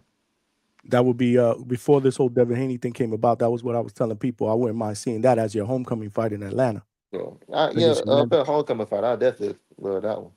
Yeah, no, absolutely. Stock Chasers is back with a $2. Any thoughts on Rohan Polanco and you guys fighting? I mean, hopefully we can make that thing happen in the future. I see he built his name, he building his fan base. So, shoot, prayers up to you, man. You keep doing your thing. One day we step into the ring. I think that would be a good fight too. Stylistically, I think it'd be a good fight. I think your pops was on with Broadway Joel or whatever. They went back and forth over that Yeah, because he's a big, Rohan Polanco guy. I don't know, man. I think the sky's the limit for you, champ. And man, I just, you family. You know the deal. yeah, You appreciate family. I just want to thank you again for allowing me, for opening up those doors, allowing me to come through, spend some time with you. That was a special day, in training and great conversations. I mean, like I said, you family. Hopefully we could do that again. I definitely want to hit up your training camp again, you know, with you know that we can thing. make that happen anytime. Yeah, yeah. When that Where thing we comes be about, at? we'll make that happen. And we're gonna talk about that fight, man. I'm trying to see if maybe I can hit up that fight. We'll see. Yeah, I got when you. that whole thing come about. Because, the Norman spot got to pull up, bro. Yeah, I got you, boss man. I'll let you know about everything. Yeah, we definitely gonna set that up. But I'm gonna let you go because I know that you got a commitment at 10 and I don't want you running around. Go and stretch. Do your Hmm. thing, man. Appreciate the time. Nothing but love for you. You know that, bro. I And appreciate you, boss man. you welcome back anytime. Anytime. You got to come back over here. Hopefully in a before training camp starts, we could talk that shit and get us and get my viewers hyped up on that fight. Cause I Got think you. I'm telling you that's gonna be signed. That's gonna be signed. I'm predicting it. That's gonna be signed. We're gonna Yeah, get that it should, rocking. should happen in a few days. We're gonna get that fight, that squabble rocking. All right, Yeah. champ. I'm gonna reach out to you. All right, brother. All right, man. There you have it, ladies and gentlemen. The WBO welterweight champion Brian Norman Jr. was in the building. Yeah, man. Great interview, great interaction. I want to thank everybody that rocked out in the chat. The chat was absolutely cooking. Thank you for all the super chats. Obviously, I try to read all of them. There were a few that I didn't get to read. My apologies. But again, the champ did have a commitment at 10 o'clock. I think he's doing another interview somewhere else on another platform. I'm not sure which one or something. Either way, man, I didn't want to push the boundaries. He was cool enough to come on and provide this interview, which I thought was great timing based on what we're hearing today. And you heard it from the champ, bro. You heard it from the champ. They're close, but there's no contracts that have been signed. There's been an agreement, compensation, all this other stuff. There's agreement in place, but contracts have to get sent to lawyers back and forth. I mean, that's a process. That's not going to happen on a podcast. It's not going to happen in one day. We got to be realistic with our expectations. But I guess what we should be doing right now is we should be happy that both of those guys want to fight. And shout out to both of them, man. Again, bro, there's no hate here for Devin Haney, bro. I'm a Devin Haney guy. I like Bill Haney. I like Devin Haney. I've had Bill Haney on the show here. Good people. And, for Devin to step up and get this smoke at 147, obviously people are going to think that that Norman is going to run right through him based on prior performances. Obviously, getting chin checked by Ryan Garcia. Norman be cracking at 147, but I think nonetheless it's going to be a good fight. Devin Haney has a certain skill set he brings to the table. So there ain't no hate here for Devin Haney. But what I will tell you is I'm not afraid to say who I'm rocking with. And, it's not only because, Norman Jr.'s family. I mean, I'm rocking with them. I just think that Brian Norman Jr., the assassin, has greatness written all over him, bro. I just think, bro. And if you ever spent time with him and you talk to him and you seen him training and you see him sparring like I have, bro, he's an animal. I mean, he's back in the gym. You know what I'm saying? Like he just lives the life of a fighter. And the most impactful part of the time that I spent with him face to face in training was more talking, conversation over a dinner, like getting into the mind. What makes you who you are? What motivates you? These are questions like it's crazy because when we were chilling having dinner, it was almost like I was interviewing him without the camera on. Like there were certain questions that I had that intrigued the shit out of me. And that's just me, man. That's just me as a person. Like, and I'm taking that all in because that's my mentality in what I do every single day. What can I do to get better? How can I work my ass off to become a champion in this podcast, in this boxing podcast game? And that's putting in the work, living the life, man, just working, working, working. And that's what we're doing. Shout out to all of y'all that came out.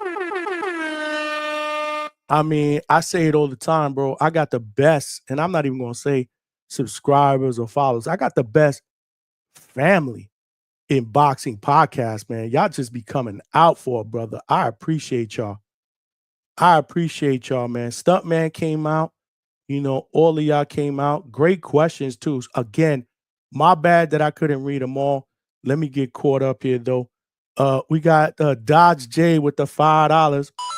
Straight cash, homie. Salute. Great work, champ. Keep grinding with the boxing glove emojis, fire emojis, the muscle emojis, and the prayer emojis. Appreciate you, Dodge J. Of course, I will spread all this love. I'll make sure the champ knows that there were hella other super chats, showing love, when I talk to him after this. Stephanie Annette GCC with the $5.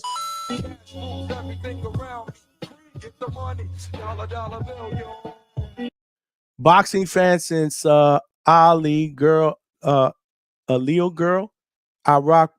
Well, boxing fans with a Leo girl, or maybe that meant Ali girl. I'm sorry. I rock with Dev and I love the Normans. You're bringing excitement back to the game. Love from Brooklyn, New York City to the champ. Stephanie, appreciate you because I'm from Brooklyn too.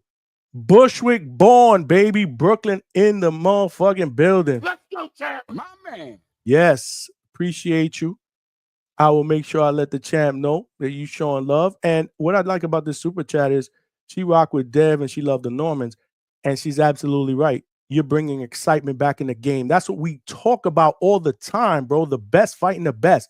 Two guys that are not afraid to put that O on the line, bro. Shout out to both of them.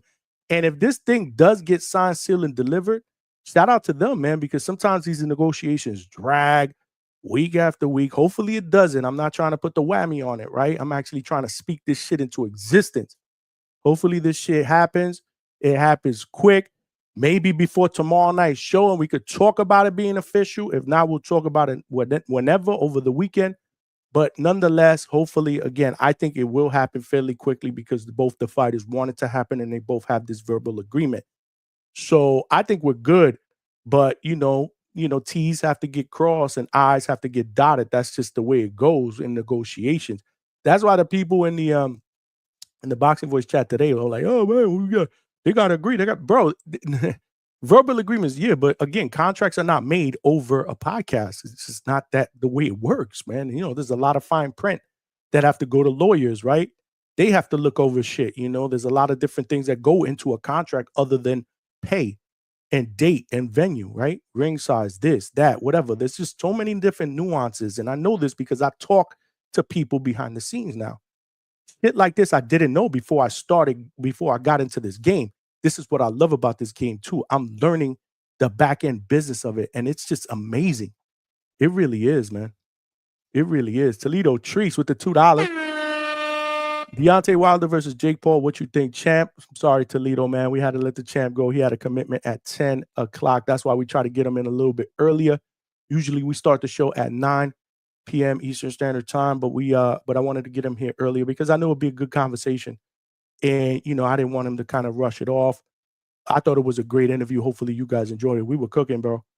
We were cooking. El Frio, 1211 with the $5. Salute, Johnny Champ. Is there a weight class that you have in mind as your ceiling? That was a good question. That would have been a good question. My bad, El Frio. AB with the $5. Straight cash, homie. AB, I appreciate you, bro. You always rocking out, bro, and showing support to the channel. Much love to you, bro. You know your family. Congrats in ATL with you. We'll see you one day. Lopez, my guy. He knows me. Great fight. Way to rep ATL. Yeah, I know you from the ATL. Najee is your guy, and that's his guy. AB, did you ever see that that live show or the recording of the live show that I did at the gym? When I hit up Brian Norman Jr. at his training camp, Najee Lopez was there. He got on camera. We started answering questions from the chat. It was dope, man. John BX, bro, you've been coming out with the big guns, bro. Matter of fact, I got to throw this out for you, brother. The champ is here. The champ is here. The champ is here. Appreciate you, man. I appreciate, man, the donations, the questions. Great questions, man. Brian Norman Jr., just advice from a 55-year-old father of a 30-year-old son. Stay close to your dad. He is a sincere, honest man with your best interests at heart. Amen. I'm sure he would have agreed with that. Absolutely. Shout out to you, John BX. I used to live in the BX as well. Mike's Likes TV with the $5. Amazing KO. I'll be watching your fights. Love and respect from Texas and the Latino community with the boxing glove emoji. Also, you'll destroy Haney. Good show. Thank you, man. I appreciate it. I think it was a great interview. This is what we try to do here at the Hangout Spot, man. We try to put up not just some of the best, the biggest and best interviews, but great shows, man. I just want great content, you know, people calling in, great panel members, good discussions, respect. Again, even if we don't agree, it's okay. We're going to disagree. It happens. It's debates. It's boxing. We're going to have a difference of opinion, but we don't have to be disrespectful about it. Let's just chop it up, talk it up like we hear. That's why I created the Hangout spot. That's exactly why I created the Hangout spot. To have good boxing content, hopefully, and this is what I was saying, before I started this, hopefully I could get some great interviews, because that's what I like to do. That's my bread and butter. I love to be able to ask questions, get into the mind of fighters, trainers, cutman, broadcasters. We had the great Jim Lampley. That was one of my best interviews. Next Thursday, we got referee Tony Weeks, championship referee Tony Weeks will be in the Hangout spot. Next week, we got to get into the mind of a referee, because they different and their job is extremely hard. The difference between life and death, making those type of decisions, right? When is the right time you feel to stop a fight? Because sometimes they get criticized for stopping it too early. But what happens if they stop it too late? God forbid. It's not easy. And let's not pretend it is. And we criticize them all the time. I have as well. We're fight fans. We're going to do that. But at the end of the day, we got to keep it a buck. They are human beings as well. They're not robots. Nobody's going to get it right all the time. So yeah, man. If you guys watching this live on YouTube, make sure you smash that like button and help us grow so we can get this channel out into the algorithm of other boxing fans so they know we rock out. Weeknights, 9 p.m. Eastern Standard Time. We doing Sunday night shows as well to recap fights. Let's not forget at the end of August, we're going to be doing a Sunday night football call-in show. And this is coming from the community, the family, right? There's a lot of boxing community members, boxing family members that like football. They love football. They heard me talk about football at some point. I think it was on the Boxing Voice. Like, why don't you do some football? I used to do football when I started this. I didn't start doing boxing content until last year in March, probably at the end of March, beginning of March. And here we are 16 months later. We're growing over 2,000 subscribers. We're growing. We're still getting, the big interviews, but we got to continue to work and grow because unfortunately, truth is in this business, there's power in numbers, right? So we got to continue to get subscribers. If you haven't subscribed, dude, make sure you subscribe to the channel. Tell a friend to tell a friend. Do me a favor. Today's interview was dope. Make sure you pick up the phone. Tell one of your peoples, man, yo, subscribe to my man Johnny at the Hangout spot because he's doing it up there. He's putting in that work. I'm putting in that work, but I'm putting it in for y'all. Y'all inspire me to continue to do this shit. Because at the end of the day, I want to be great.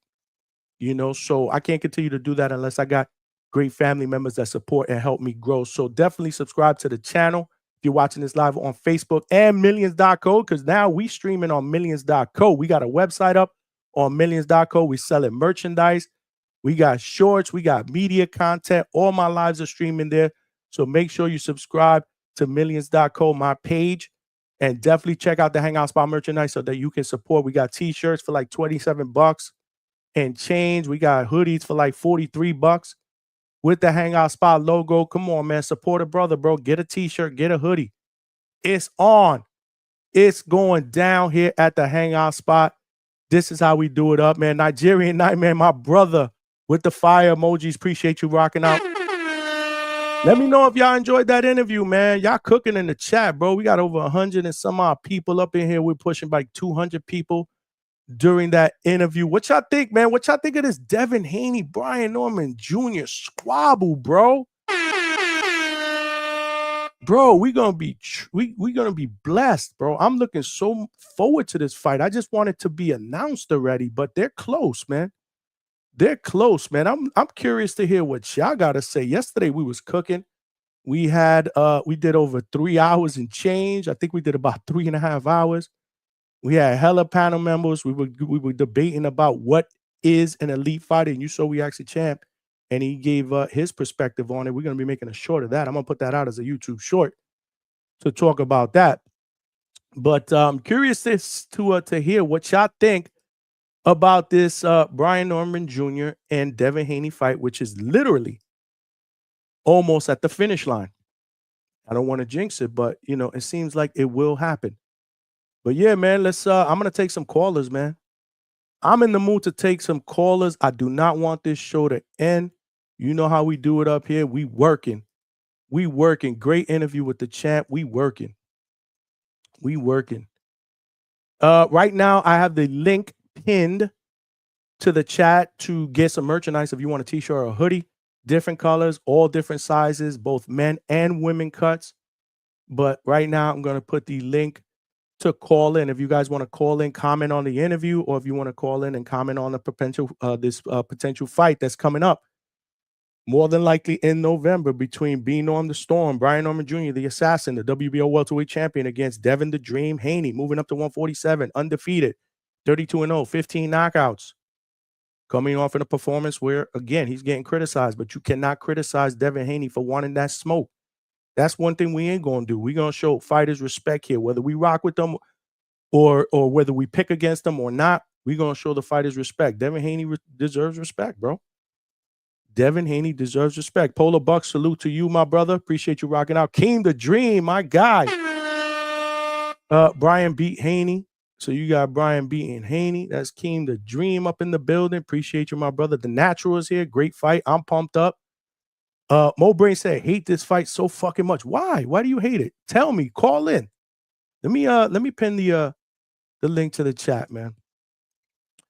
Call in, man. Let's take some callers, man. I just replaced. Let me see. Hopefully I did this right. I just replaced the link that I had pinned, hopefully for the one to call in. Let me just make sure I did that correctly. Yeah, I think I did. So we had a super chat go. We killed that, man. I just want to give all of y'all shout out. Yeah. Give me a hell yeah. Give me a hell yeah, man. Appreciate y'all, man, for showing that support, bro. We got to continue to grow. Z Pacino is up in the building. What's going on now, Mo Brains? You got to pick a side. Why? Oh, so is it because Mo Brains is a Norman and Haney guy, so he don't like this fight because he don't want to pick? So he trying to do a nest? You trying to do a nest, bro? Yo. That shit is a 2-pack of ass. You got to pick a side, bro. You got to pick a side. Yo, you got to pick a side, bro. We're going to take calls, man, but we can't. What I'm not going to do is I'm not going to have like 8 different panel members here because yesterday it got a little bit crazy. People talking over each other. I want to give everybody a chance to talk. So let's take some calls, maybe like 4 minutes or so. We let somebody else cook. Maybe I'll have maybe 2 people on the panel. But we gotta let some other people cook, man. I definitely don't want to get all when you got 5 or 6 people on, then it kind of other people don't want to call because they figure all these 6 people are talking over each other and I'm not going to be able to get a word in. But H-Town, you up first, bro. We got a couple of people in the back room. What's good, my brother? Did you hear the interview? Yeah, Johnny, great interview, man. Thank you, Here man. for chat. If people chat, man, come to talk to the people, not like other champs, send their dad. Just saying. For sure. I I thought it was a great interview. You know why they don't want this fight, man? Because this is the destruction of Devin Haney. This is a horrible fight for Devin Haney. People are hoping that Junior's flat-footed and can't move, which we all know that's a lie. The kid's as explosive and athletic, dog. This is the worst matchup for Devin Haney. This is what we're gonna see if he's about that life. And if he can't take that punch, it's gonna be over real early, bro. If he can't take that shot, or he's gonna be running around so much, there's gonna be booing. Mm-hmm. It's just that's what it's gonna be. These people like my man Stock Chaser, they think it's gonna be a master class. They're delusional. They're delusional, man. The kid's 24 years old, 23 years old, hasn't even touched his prime, already looking this good. Devin Haney's just gonna be a memory on his resume, Johnny. That's it, man. That's all I gotta say. I'm out. Let other people get out here. Team Norman. Hey, whenever the funeral gets put up, we'll be there.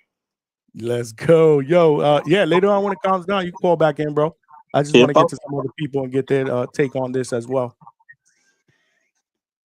Appreciate you, my brother. Appreciate you. We got my guy, Fight Sport Talk. What's good, bro? Missed you, man. I haven't heard you on the panel in a minute, bro. Yeah, it's great to be back, Johnny. Thanks for having me on as always. Always appreciate it. Absolutely, bro.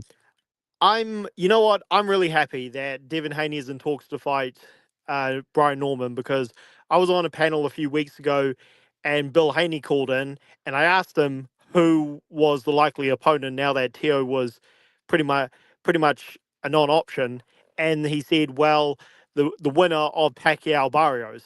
Now, I don't want to, we talked about the Pacquiao Barrios fight a few weeks ago. You asked me, why do I think Pacquiao's coming back? And I tried not to be too negative, but I couldn't help but give all the reasons why he shouldn't be back. So Devin Haney fighting Pacquiao, I mean, that's just, again, I don't want to sound too somber, but that's just not something I really want to think about. So I like the Norman fight. It's an interesting turn because, Bill Haney he's the loudest man in boxing sometimes. And the Normans are pretty loud too. And what the guy who was on before just said about Norman being about their life, aside from the boots fight, which, I do understand because it's normal for champions, especially underdog champions, to take a few fights before they go for the big one. Aside from that, Norman, he's a great addition to boxing. And I mean, I've said this to some of Devin Haney's biggest fans in the YTBC, and they they all tell me, well, we know something you don't. I'm sure they do, but because of size and where Devin's confidence is at, I think I'd actually pick Norman to beat him, which will make it great for Devin. If he can pull it off, he can make me look like an idiot. So, but right now, even though technically Devin's very good and Norman, what he lacks in technique, he makes up for in offense, kind of like a young Aaron Pryor. That would be a very interesting fight and would really test Devin's confidence, because Norman can punch and he's explosive. So, if Devin's going to move up to welterweight, and look, I can't blame him for whatever fight he ends up taking, because I wanted the Teo fight, and it's Teo who didn't take the fight, so I can't blame the Haneys. But I love it. I love the Norman fight. I do too, man. I've been asking for it, and I'm not gonna say it happened because of me, but maybe I had a little bit of a osterine billionth of a percentage I had Well, to do Johnny, with it, because I did say it twice on the Boxing Voice, and they came on and they went at war, Bill and Senior. So I definitely Johnny, played a tiny portion in that. I want to believe that. That's my of story, and course. I'm sticking to it. And Max Kellerman, we've seen he's going to be back for the Canelo Crawford fight. When Jim Yes, Lampley comes back to the commentary booth, we can thank you for that, because when you were hopefully. interviewing him, that was a great interview, by the way. I loved it. You Thank you, man. you made before you took our audience questions, you made it a point. You said, "Hey Jim, if your phone rings, will you pick it up?" And he said, "Absolutely." And you said, "Yes, we got him," because we all need Jim back. So yeah, yeah, the Norman fight. I mean, you could get that fight happening. I mean, you talking to Norman just now. I mean, Bill Haney, Bill Haney loves the camera more than actors. So, Mhm. so why not? Why not? And yeah, I mean, that's a great fight. Another fight that I'm really interested in. Again, if it happens, and I mean, Lord knows what's going on with Teo, is if he does move up. Now that Boots is pretty much moving on, I would like to see him fight Barrios, because to me that's a pretty easy fight, because Barrios is the weaker champion, and then we can. Everybody will be holding Teo's. This is just my personal thoughts. Everybody will be holding Teo's feet to the fire and saying, "Okay, you beat a champion. Congrats, Teo. But we all expected you to beat him. Now fight fight Devin, man." And could you I mean, again, I don't want to hold up everybody else backstage, but could you Yeah. imagine if Devin beats the better champion and Teo's there saying, "Well, I'm the man, and everyone says, "No, you're not, you just beat the champion who everyone expected you to beat." Like, oh You man. know how it goes. Yeah. You know how it goes. Yeah, Anyway, man. Johnny, thanks for having me on, and I'd love to Oh, call you're back. welcome. Always all the Anytime. time, bro. You know your family, bro. Thank you, brother. Peace. You got it, brother. Fight Sport Talk in the building. Let's go back out, because my guy Mo Brains, he's got some explaining to do. Mo, you live, brother. Hey, what's going on, Johnny? Chilling. What's going on? Why do you hate this effing fight? Man, I hate this fight, and I'll tell you why. I was so psyched when I thought, we were gonna get Tio and Haney, because I thought, look, it just boils down to the styles matchup. Like Tio, maybe he's not the best forward front foot coming fighter, but at least he'd still be the most explosive and athletic fighter that Haney's ever faced. We didn't get that. And then I thought, oh, maybe we'll get Hitchens, and maybe we'll get, we'll see who the real technician is between these two guys. And then we didn't get that. And now I'm just like, just listening to the way all the Haneyacks are talking about this fight. It's like it's so obvious that it's just going to be, this boring ass thing with Ramirez, and then you're going to have people like Nestor Gibbs, like, why didn't he cut off the ring? He's the champion. He's supposed to be the elite champion. Why didn't he cut off the ring? And then all these guys are going to be like, well, what do you mean? You can't fight somebody who doesn't want to engage. Like, and look, that's fine if he fights that way and he wins, or if it goes the other way. I'm a pro Norman guy. If Norman catches him, if he wins on points or he KOs him, that's great. Good for him. But at the end of the day, I just think it's going to be a really boring ass fight. However it ends, I'm glad for the Normans that they're going to get this big ass payday. I just don't like the fight, and I'm not looking forward to it. Wow. Okay. So you're one of the many few that we've heard, especially today. I was on the Boxing Voice for a little while.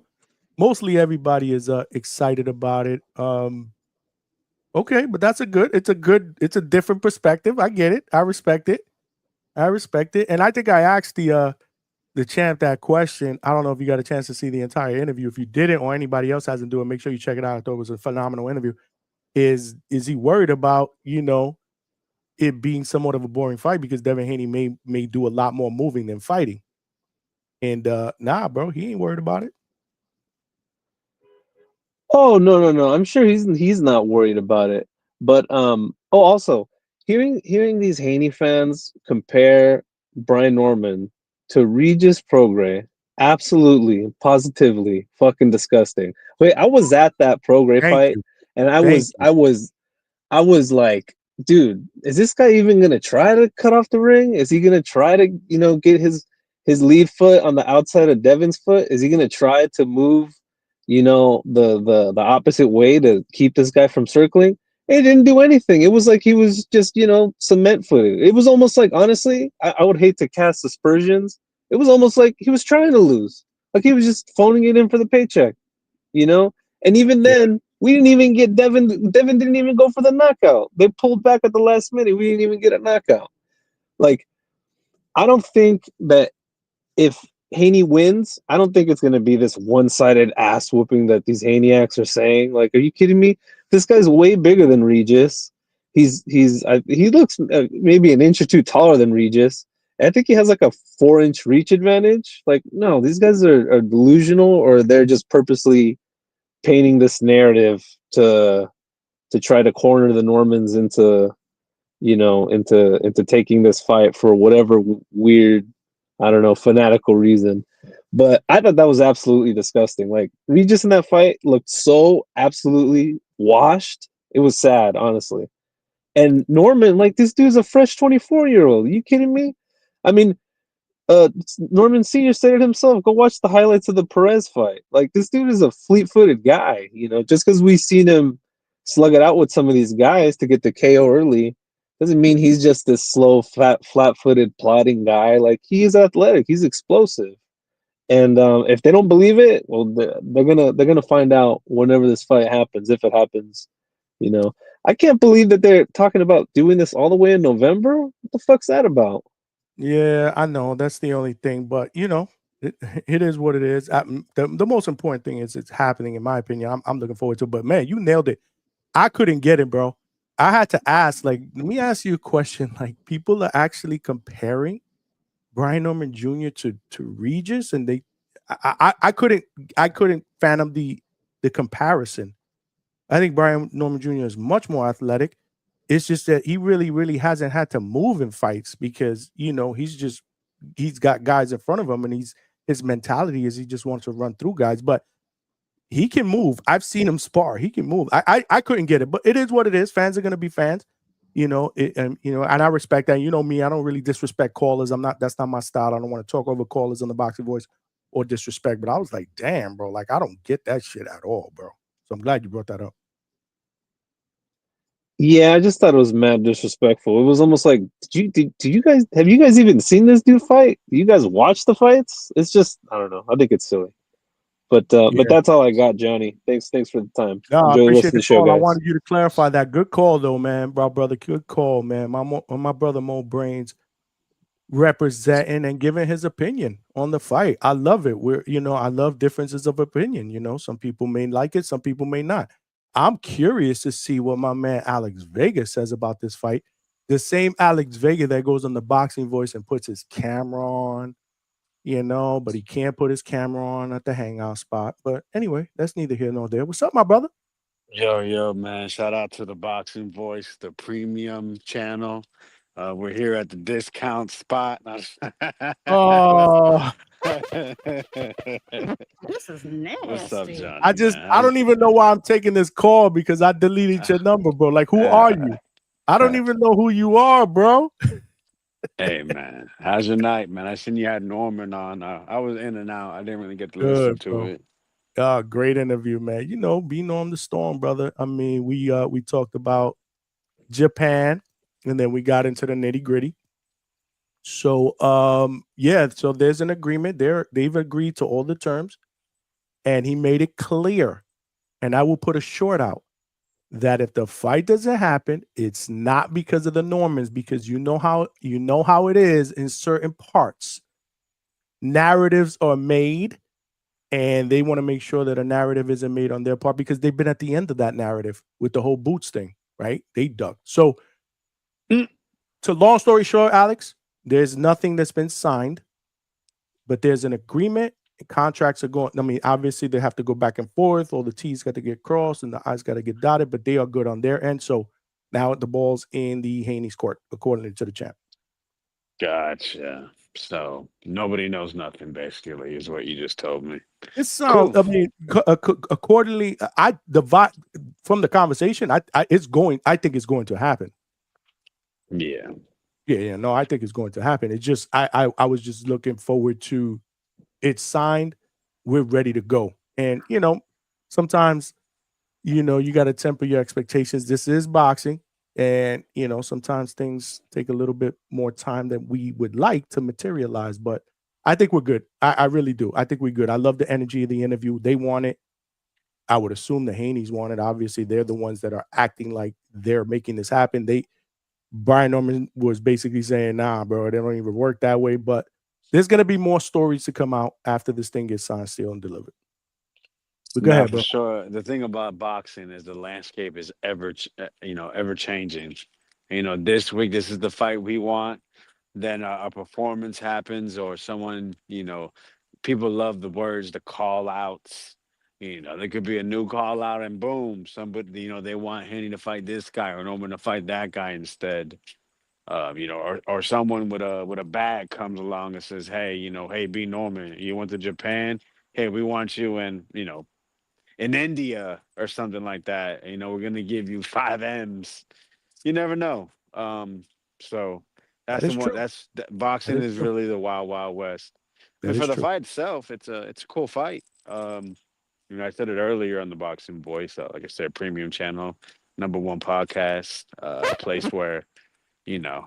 Nah, but anyways, hey man, you started it, man. But but yeah, not a fight that I'm super excited for. Not a fight that I was like clamoring, but it's still a good fight. Just because it wasn't on my radar, because I didn't foresee it happening, doesn't mean it's not a good fight, and that's okay. And sometimes the way things go, and I think Norman, hey, he's trying to prove he's the #1 welterweight. A good way to do that is to beat someone with the accolades of Haney. Devin Haney is a guy that a lot of people were having on not just on their pound for pound list, over a year ago, but people were putting him top five fighter in the world. So, Mhm. this is his chance. If he's able to get a title in a third weight class, you're gonna start seeing him on that list again. If Norman can beat him, I think you're gonna hear people start to say, "Hey, Norman is that guy at welterweight, and we got to start talking to him about being pound for pound." But this is also the downside of it. Um, Norman's never been in a big time fight. Haney's been in a couple. So no, Haney beats Norman. They're gonna say, what are they gonna say? He was inexperienced. He was never really that good. Norman knocks out Haney. Oh, he was never the same after the Osterine, after the Ryan Garcia hooks. That's the thing that's the thing about boxing is the fans are gonna give too much credit and the haters are gonna shit on it. But it's a good fight. I think Devin Haney still is a very good fighter, but there is worried about his durability, and I think Norman is extremely talented, but he just hasn't had the experience yet. He hasn't. I don't think he's faced all the top, a lot of different styles, nor a guy on Haney's level. So I think that's what adds the intrigue to the fight, and that's what makes it a really good fight, because of those questions, because of what each fighter brings to the table and what they may lack. That's what we like drama. I like the drama within the actual fight. Possibly going into it. We could see a master class. We could see a 50-50 battle. We could see it being 5-5 after the 10th round. We could see where one punch ends it all early or in the mid rounds. Who knows? But shout out to these guys just trying to make the fight. You got to appreciate it, right? Absolutely.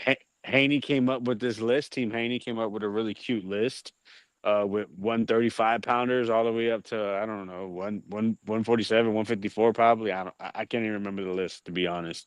Well, you could say up to 160 because that's what Conor Ben last fought, right? And Norman has been linked to Boots, who, depending on who you ask, some people think he's one of the best fighters in the world. And like you try to make a claim that, with this ducking thing, but hey, this is, this might be the next best thing that's possible. Because let me tell you, when they had said something about waiting for the Manny Pacquiao Mario Barrios, I find that really strange, because Pac-Man and Barrios fight under PBC banner, and Rolly fights under PBC banner. So obviously, they would be probably that would probably be the fight they'd be linking to do. And then there's other, Devin Haney could skip the line if Manny Pacquiao, maybe wins and gets a turkey offer. So I think this is the best move to make, because you could still shoot for that Pac-Man Barrios winner, but if you beat Devin Haney, that now you're part of Riyadh season. If this is a Riyadh season fight, which is what the rumors are, and He did confirm it didn't. He didn't know if it was either Riyadh or Ring or whatnot, but definitely a Turkey Al Sheikh involvement. Turkey. Okay. Yep. So one of those. Yeah, but yeah. So to close my point, this makes the most sense, because now you're getting the Turkey backing, and that can help entice the Manny Pacquiao if he wins, or even Amari Barrios, who we've seen leave PBC show and jumped on a Netflix card. So it's the best move for Norman. I think with Haney, it's going to help give him his respect if he can. I mean, even if he loses, if he can show hey, I have durability, I can take a shot. And if he gets flatlined, then hey, then we know. So yeah, good for boxing. Shout out to the dads. I think they do a pretty decent job of promoting their sons. Though I've heard it was a little bit of overkill. They went on another show and were calling each other, the B word and stuff like that. Oh, Lord. Maybe they should, hey man, it's cool is for a what little it is. while, but Yeah. obviously when you get a little bit of time, too much time, there's gonna be how much stuff can you say in one day? It's gonna get crazy. So yeah, For man. sure. I know there's probably other people, or I Yeah. gotta get to bed. Appreciate it, man. Appreciate you, my brother. Alex Vega on the check-in. If you guys haven't smashed that like button, make sure you do so. We cooking here overtime at the Hangout spot. Great interview with the WBO welterweight champion. Subscribe to the channel, y'all. Tell a friend, bro. We got to continue to grow. Keep the chat cooking. Right now, we got my guy. We got my guy up in the building, Stuntman Griffith. Chad, what's going on? First and foremost, thank you for the donations, obviously, and thank you for watching and supporting the channel, bro. You know you family, bro. You are welcome here anytime, man. Come on out, dog. You know I had to show my guy Johnny some love. You had to pull up, bro. This was did you get a chance to see the entire interview? Yeah, I did. Bro, Yeah, I gotta say one thing though, dog. Talk to me. Vega better put some respect on the hangout spot today, bro. I know. Walmart boxing voice is insane. No, that's okay because I'm deleting his number after this. He my guy, man. He messing with me. That's a back joke because when he comes on here, he never puts his camera on, you know, and I've had him co-hosting, and he's actually a great co-host, right? Yeah, so I've seen him before. Put your camera on, dude. But then when he goes on the boxing voice panel, he's in his little studio, he got his microphone on. I'm like, yo, so I'm not that special.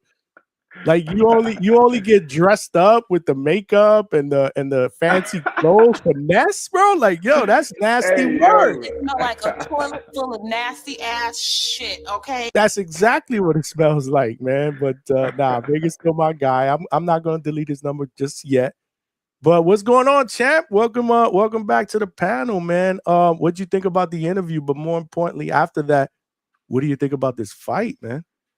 Man, great interview as always, Johnny. Bro, I feel like your interview skills are leveling up. Dog, that interview with Jim Lampley, bro.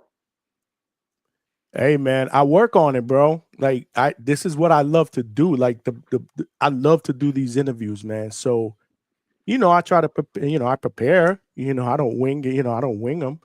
But man, the fact that you're realizing that, and I'm getting a lot of feedback from people, and also the people that I interviewed. Like Jim gave me some really, really high compliments after that. And I was like, holy smokes, this is coming from Jim Lampley. So, you know, I appreciate that, my brother. You know, we're putting in the work, so I appreciate that. I really do. Hey, you got to change your name to Johnny 2K. Johnny 2K. Johnny 2K. Come on now. Well, everybody in here, you know, the family member changed my name to Johnny Norman. So, I mean, it's like I got a million different names, bro. Every week I got a different name, bro. It's nasty work, bro. No. The Norman spot, I feel like is they're gonna change it to the Stuntman. A second channel. They're gonna change it to the pretty soon. You know, they're gonna change it to the Stuntman spot. Watch, you'll see. Sure.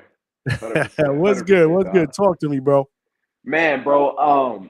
I'm excited for this fight. I hope it gets made. Honestly, I'm surprised that the Haneys took this fight, if I'm being real with you. Yo, I said the same thing on the boxing voice and forget it. They just came down on me. Why? Why are you surprised? Devin's never dumped no smoke. Devin's reached out. Devin's thrown a contract to this person.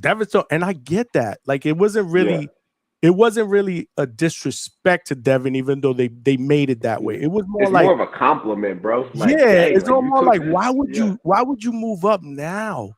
You know, to 140. Like again, we've been hearing about 147. He can't make 140. I think the fight against Ramirez was out of catch weight. It wasn't 140. Yeah, was it 143? It was at 143. It was out of catch weight, right?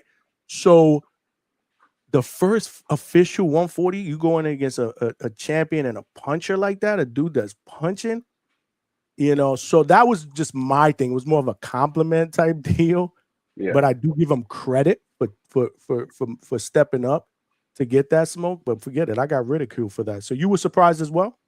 Yeah, no, for sure. I mean, you know, maybe the Haney sees something. You know, maybe it gotta be. It gotta be a stylistic matchup. You know, yes. We haven't seen Norman against too many boxers with like Devin Haney's boxing ability. You know, we saw him against Quentin Randall. But Quentin Randall's not on like Haney's level of as far as like movement and boxing skills. So it's going to be a good fight, man. We're going to see if Devin Haney got a chin for sure. I think it's going to be tested, man. He's got to stay away from that left. I mean, you know, Norman hits at 147, man. We all talked about it that night after we saw that that left hand from above just land on this dude in Japan, and you know his head, you know, hit the ground banged up the ground like 3 times. Thank God he's okay. Yeah. We talked about that in the beginning. You know, they were concerned and they reached out, and now, you know, They said he's okay, and they've obviously been chatting. So that's dope. I love to see that stuff, right? Yeah. Because at the end of the day, you don't want guys getting hurt like that. This is just a sport. Yeah. But it was brutal. So the fact that Devin Haney is getting in with that dude, shout out to him, man. Man, dog, I had one knockout like that in the amateurs. It wasn't that crazy, but it was one where it's like when somebody's knocked out when they fall to the ground without supporting themselves. You know what I'm saying? So like you just like fall on your face. I remember the amateurs, man. I hit this kid with an overhand right, and he like stayed in the air for a second, and like he fell like without supporting himself, and like your mind immediately goes to like the worst case scenario. You're like, dang, like what did I just do? You know what I'm saying? Thank God he ended up being okay and everything. The crowd was freaking out. Everybody's going crazy. Yeah, I can only imagine what it felt like, doing that in front of all them fans in Japan, man. Right, overseas. I mean, everybody rooting for the other guy, regardless of how many people were in the arena. I mean, but that's just who he is. He's just built that way. His mentality is, I have no problems going into somebody else's backyard and fighting them. And that's why when we were together and we talked, we laughed about it. I'm like, man, there's something wrong with you. Like, what is wrong with you? He's like a ring. You could fight anywhere. You could put a ring anywhere, and I'm comfortable. Plus, he also has this mentality where if he's a world champion, meaning he wants to defend his title all across the world. I like so that. That's going cool. to Saudi Arabia, he said that's just another country under my belt. So one thing he's I just like built differently. His mentality is different. One thing I will say that I like is how active he's been. That's been good to see. Because a lot of guys will become champion and then they won't fight for a year like that. They be driving me crazy. Well, he did have a stage before the before the Cuevas for that he didn't fight for a while. So now he wants to kind of he wants to stay busy. But if all goes down November, it's going down. Devin Haney against Brian Norman Jr. for the WBO welterweight title. I'm excited about it. We did have a caller that said that they weren't really interested in it, but for the most part, people that I've that have DM'd me or people that I've spoken to or people on the Boxing Voice when I was on earlier, they are excited about it as well. I think it's a good fight. Sure. Yeah. Absolutely. Not. Man, who you got this weekend, man? There's some good fights on this weekend, bro. Yeah, man. I guess the fight that I'm looking forward to the most is Floyd Schofield against Tevin Farmer. Ooh, I'm really looking forward to that fight. I'm intrigued to see. This is a big step up for Floyd. Obviously, with the whole issues, because the reason why too is I was really, really interested to see him fight Shakur on that card before he had to bow out because of whatever happened out there in Saudi. I like Floyd. I mystery do. sickness that we still don't know. It was crazy, but I just hope he makes it to the fight because that was the second time that happened. We had to pull out from a fight last minute. So I think all is well. We saw, at least I saw on some social media posts early that they're both in where they. I believe this fight is in Anaheim in California. So they're both in California, him and Tevin Farmer, and this is a big step up. And I'm a big Tevin Farmer guy too. I like Tevin, so this is a fight that really intrigues me. I don't know who to pick in this fight, Stuntman. You tell me. Man, I sparred Tevin a few years ago. Okay, how was that work, man? Very, very crafty, right? Yeah, I'm a lot bigger than him, but we still got some good rounds in. I think we did like 6, and then he went in there with somebody else after me. Very crafty, good skills on him. He's smaller than Schofield, so I think we'll have to see how that plays out. But I mean, at the end of the day, he got the skills for sure, to pull off the upset. Whether or not they give him the fight though is a whole other story because you know how the sport be sometimes, man. Yeah. Vegas said, I'm excited to see Jake Paul back in action. Vegas, you're on a roll today, bro. Vegas on a roll. I'm gonna keep it real. I'm intrigued about that main event. Hey, do you think that Tevin I like Jake Paul. I don't mind him. What was that? Do you think Tevin beat Zepeda in the first fight? I think so. I gotta for rewatch that 69. one. So because they fought twice, right? Yeah, the second fight, I think he I definitely think this. lost. Yeah. No, It was the pretty. first fight was more that I thought Farmer won the first fight. Absolutely. The second fight, I'm okay with the Zepeda winning that fight by decision, right? Yeah, Zepeda won both of them by decision, which is kind of crazy, man. That first fight, I thought he honestly got outboxed, man. Yeah. And then I with the agree. knockdown on top of that, Yeah. Oh yeah. I, Yeah. That I, was the I one. thought he Yep. definitely did enough, man. He was, you could tell like how upset he was. He knew he won that fight, man. After the fight, and then but one thing I love from that fight night, bro. There's this video of Tevin Farmer going back into the dressing room, right? And he's leaving the arena.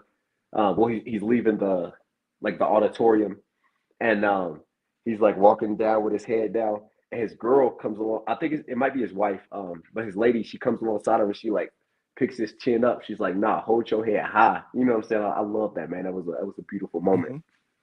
Yeah. No. And as far as Jake Paul and Chavez, I don't know, man. You know, when you watch Jake Paul, you just got to temper your expectations. Like people Yeah. kind of like, oh, well, this and that. I mean, listen, what do you think you're gonna get? I do like the fact that regardless of where this guy is in his career, he's a former world champion. Yeah, for sure. We'll see. We'll see This which is a Chavez credible shows up. opponent. Yeah, it's finally, we've been screaming, or at least me and other fight fans, like, oh, when is Jake Paul gonna fight a real like a former world champion or somebody that this is the guy. Now, is he this is the washed? one. Probably. He's probably on the wash side. If this is a money grab, I don't know. But what you get with Jake Paul in these type of situations is intrigue. Yeah, for sure. I'm intrigued. I'll tune in. I'll tune in. I'm not gonna sit I'm there not and gonna lie, I cancel my don't care who plans. wins. Yeah, I'm not gonna sit there and cancel my if the wife wants to do something, I'm not gonna sit there and cancel my plans. Like, babe, I gotta watch this Jake Paul. I'm not gonna do that. Yeah. But if it's nothing, I'm gonna watch if I'm home. But a part of me actually agrees with one of my Nigerian nightmares. Salute to you, my brother. Appreciate you. He said it's a money grab. It probably is. It probably is. It's probably a money grab for Chavez Jr. to get one last little payday, and Jake Paul, I guess, will do Jake Paul things. He did saying, which I thought was interesting, that if he wins this fight, that already the WBC and the WBA were going to rank him. Yeah, they put him in the top 15. Do you agree with that? I don't, but I'm just saying. Do you? I got mixed opinions on it. For the same thing with the Pacquiao and Barrios kind of situation. Pacquiao hadn't fought in 4 years, and then he gets immediately put into the WBC rankings. I understand, because it's like, I understand from a business standpoint that this is a sport, but also it's a business first. In most cases, it's a business first, and so like with the Pacquiao and Barrios thing, it's like, all right, Pacquiao hasn't fought in 4 years, but he is such a legend, and like it's Pacquiao. You know what I'm saying? It's like if Floyd calls up Mauricio Sulaiman, like what is Mauricio going to do? He's going to put him in the rankings. You know what I'm saying? It's like, man, you know how much money I made you? Put me in the rankings. So I understand it from a business standpoint, but if we're just talking about the pure sport of it, I think it's definitely kind of a slap in the face to boxing. This Jake Paul and Chavez Jr. one isn't as bad as the Pacquiao one though. Just for the fact that Jake Paul's an active fighter. Pacquiao was retired for 4 years. Right. And let me make one thing clear. I do respect Jake Paul. I mean, he takes the sport of boxing serious. Sure. He trains right. And realistically, from the first fight I've ever seen him until now, he's gotten a lot better. Oh, so much better. Yeah, for sure. Way better. So I respect his grind and his hustle. Do I think that he's ready, to win a title? I don't. But the fact that he's in the conversation of being ranked, I think that's that that's I got to give him a shout out. That's a testament of the hard work that he's put in. Boxing isn't easy, guys, and he started late. So Man, I don't shit on him. I was down in Atlanta and watched Jake Paul spar in 2020, like late 2020, early 2021. He sparred against one of my boys, Nathan Lugo, down there in Atlanta, and I was in the gym that day, and bro, he's just gotten so much better since then for sure. He's not an elite boxer or even like a good pro, but for what he is, he's like a mid-tier, like amateur boxer level, I think I think for what he is skill-wise, this is definitely a respectable move by him for sure. Yeah, no, for sure, man, for sure. I'm here with Stuntman Griffin, bro, undefeated prospect in the building. I'm glad that you chimed in, not just today, but when Senior was here. Obviously, he gave you some words of wisdom. For sure. It's good that you get your name out there so that people of that magnitude know who you are, so they could start following you and following your career. Before we get into a little bit more of the card, though, how's your training going, bro? Man, You got phenomenal, this fight dog. not that far away, man. If you really look at it, bro, what, about a month away? Yeah, we are 4 weeks and 3 days out, so 31 days. So I'm man, training camp is going. Honestly, I know every fighter says this, but dude, this is the best training camp I've had in my career. And like this is coming from like somebody who fought in the Olympic trials, who is on Team USA, training at the Olympic Training Center. This is without a doubt the best training camp I've had in my life. One, because with every training camp, it gets more and more refined, like the process. Like I'm learning things that I like to do, things that I don't like to do, things that work for my body, things that don't work for my body. Okay, at this point in training camp, I know I need more massages. Like I got a massage right before I went to church. Like things like that. I feel like is definitely what's helping to make this training camp just so much better, man. But dog, if you see, bro, if you look at my Instagram story today, bro, I'm already like in shape.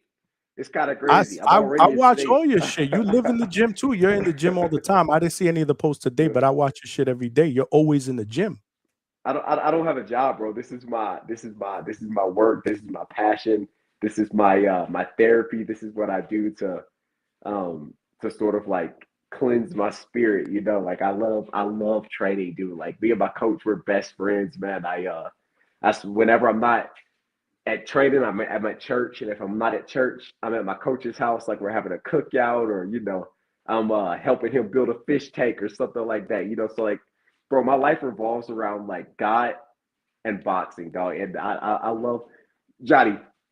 I love being in training camp, bro. There's no other feeling like being in training camp where you're just so locked in, and all of like the distractions and duteous habits of life they just fall by the wayside.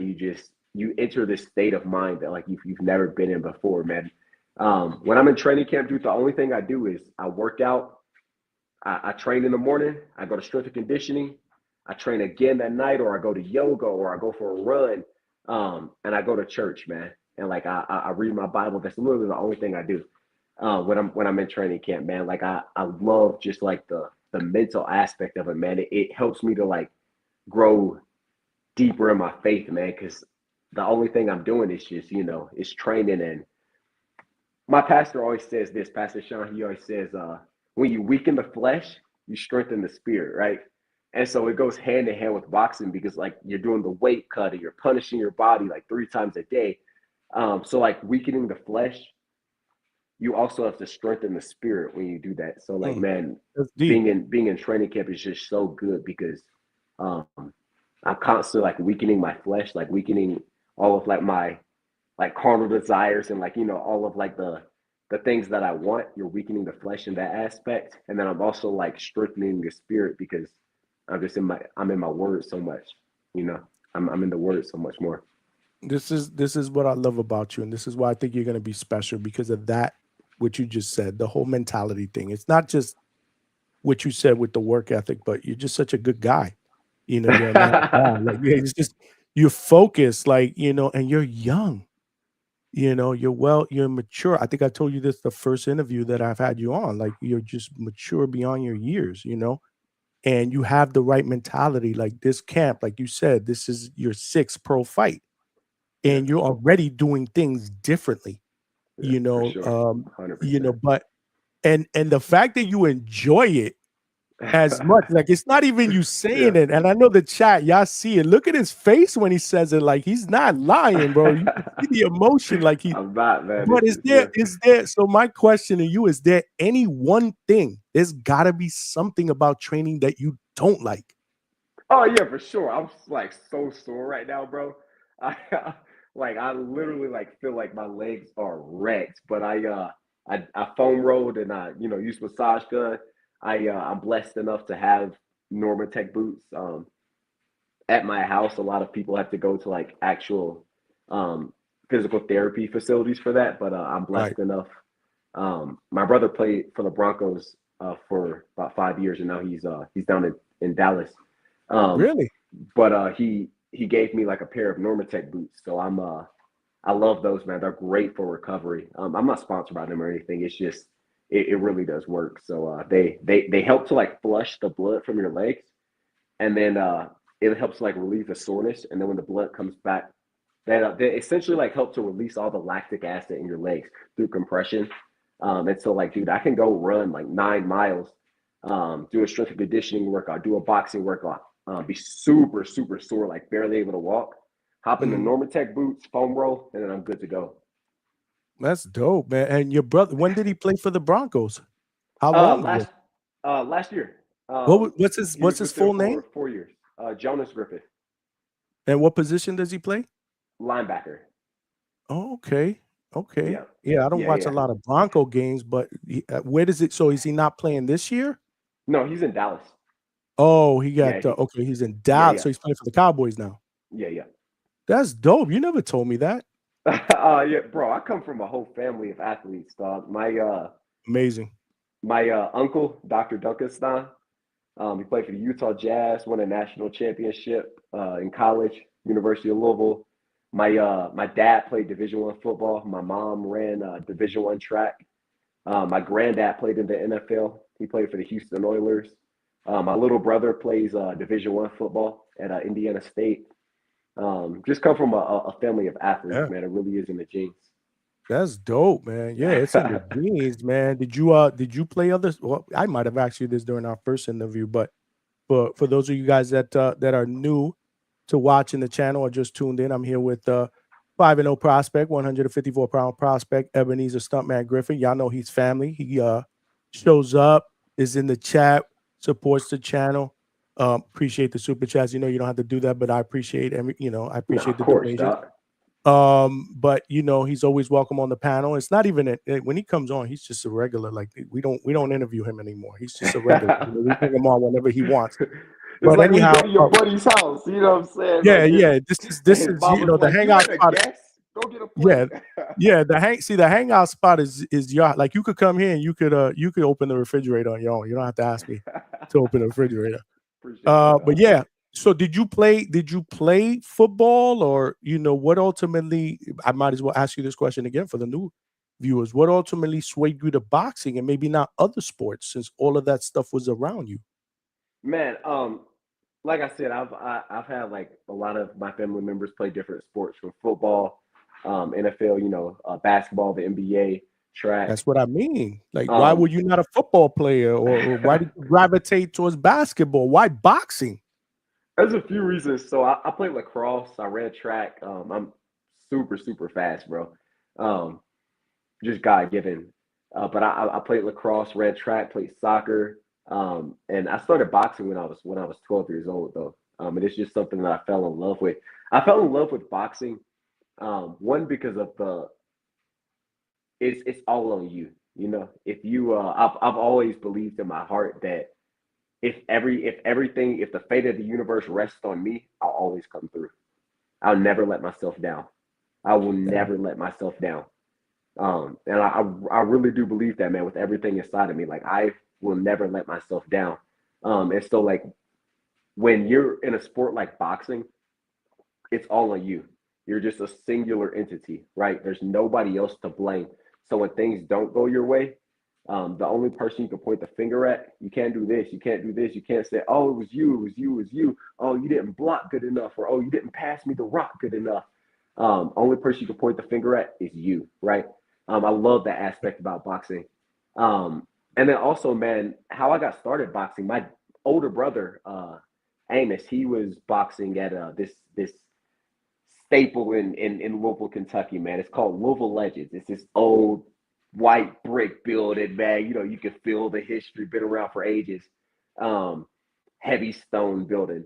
And so my dad brings me to the gym, and I've never been in a boxing gym, man. And my whole life, I'm sure you could tell right now, but my whole life, I was always one of those kids that could never sit still. You know, I was always moving around, bouncing off the walls. Like, I'm still the same You way don't today, stop bro. I moving don't now. care. Look at you. But I'm the same way. If you watch one of my shows, I'm Yeah. there. I'm here. I'm there. I can't stay still either, man. Yeah, for sure. Nah, so my dad brings me to the gym, and he opens up the door. I'd never been in a boxing gym. And he's over there talking to the coach, like, yeah, you know, I want to get my son in here, you know, this, that, and the other. And I look up, and there's two kids in the ring, and they're fighting, right? They're boxing, they're sparring. And I remember, like, in that moment, just being so completely mesmerized, because my whole life I was always taught to keep my hands to myself, and that I wasn't supposed to put these on other people, you know? And when I came to the gym that day and I saw these two kids in the ring, they were younger than me. They were like 9, 10 years old. I was 12 years old at the time. They were like 9 and 10, and they were in the ring sparring. And anybody knows anything about East Coast boxing, it's slick, real, like, skills pay the bills kind of boxing, right? And so, Yeah. like, from the first sight of that, I could see them just being technical. One guy go forward and they take 2 steps back, and like I could really see their mind working, you know. And I've always been an intellectual. I love strategy. I play chess. I play the piano. I play the guitar. So I've always been a very cerebral person. And so, like, when I saw them doing that, man, it was just so completely mesmerizing. I fell in love with the violence, just the pure, unadulterated, like, violence, but also the beautiful nuances of the sport, you know. And from at 12 years old, I could literally I think you cut off. You paused there for a minute there, see, champ. you know. There you go. You're back. You paused for a minute. Uh, You froze. You froze. Your screen froze, but you're back now. so from like a young age, like, I really could see that. I could see them like fighting, like being angry, and I could also see like the beautiful nuances, you know, in their movement. And I remember just standing there, like, looking, and like for the first time in my life, I was quiet. And my dad didn't even have to ask if I wanted to box. He already knew the answer. You know, it really was just like love at first sight, man. Just that feeling you can't describe, just real, authentic love. Dope. That's a dope story, man. Absolutely, man. I love it, It's man. real, dog.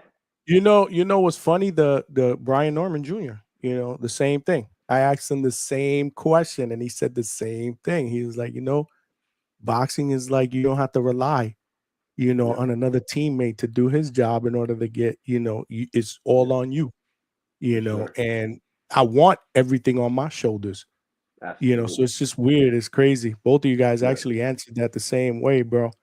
Yeah, Shout I out bear the to. weight of the world, and I'm gonna come out on top every single time. I promise you. I love it, I bro. promise I love myself. the confidence. I love it. You know, I'm always in your corner, man. Attorney Bailey says Ebenezer's mind is certainly in the right place. Absolutely.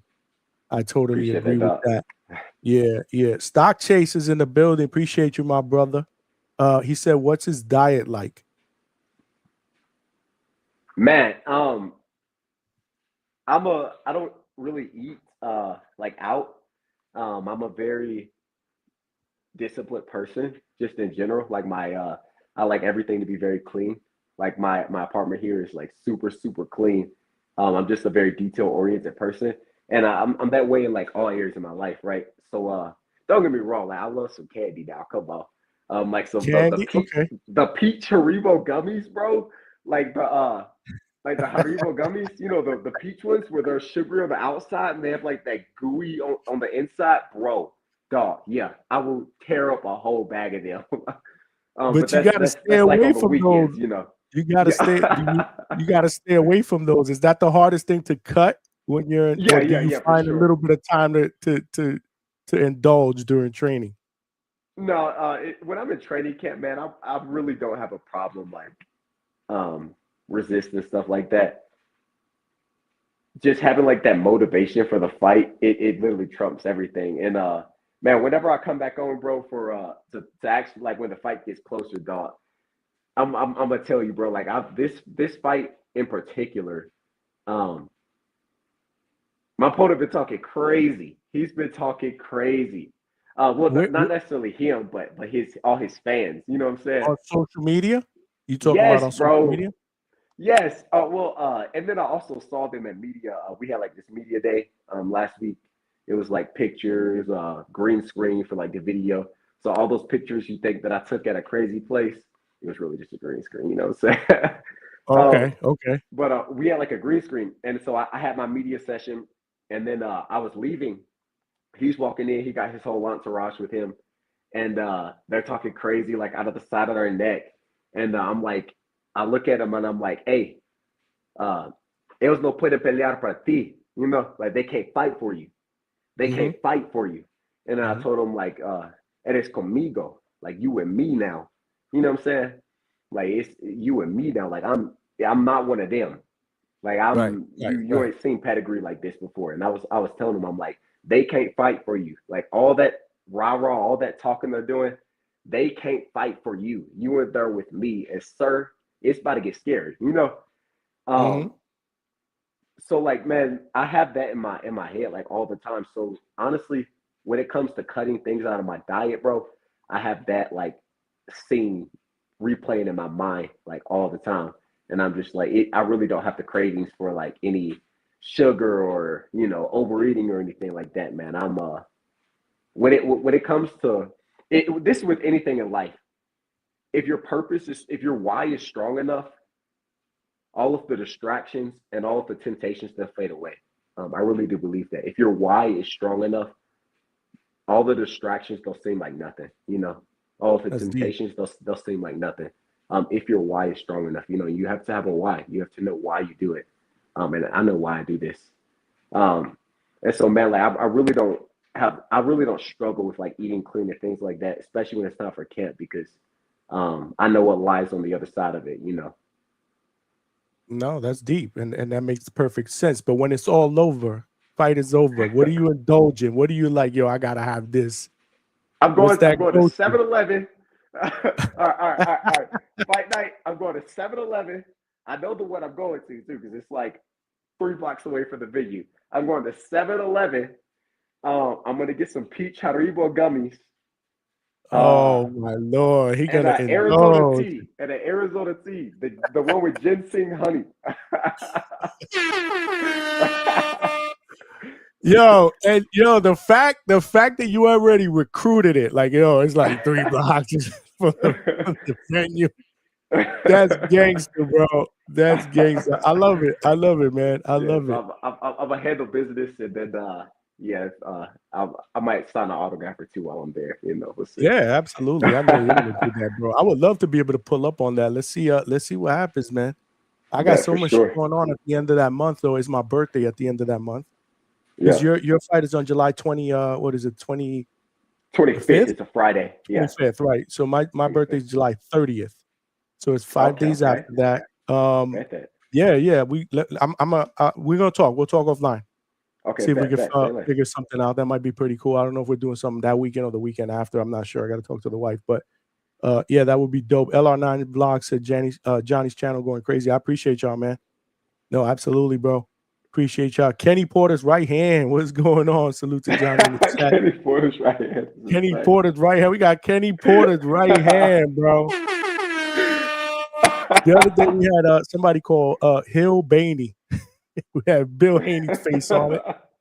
I guess it was Bill Haney's burner. I don't know if he was up in here. We were talking about Brian Norman and Devin Haney. Maybe it was his burner. I don't know. He kind of goes across all channels, man. Black Ray Donovan said, "Who's that guy?" What do you mean, bro? This is Ebenezer Stuntman Griffin, bro. 5-0 prospect, 154 pounder. He's family here at the Hangout spot.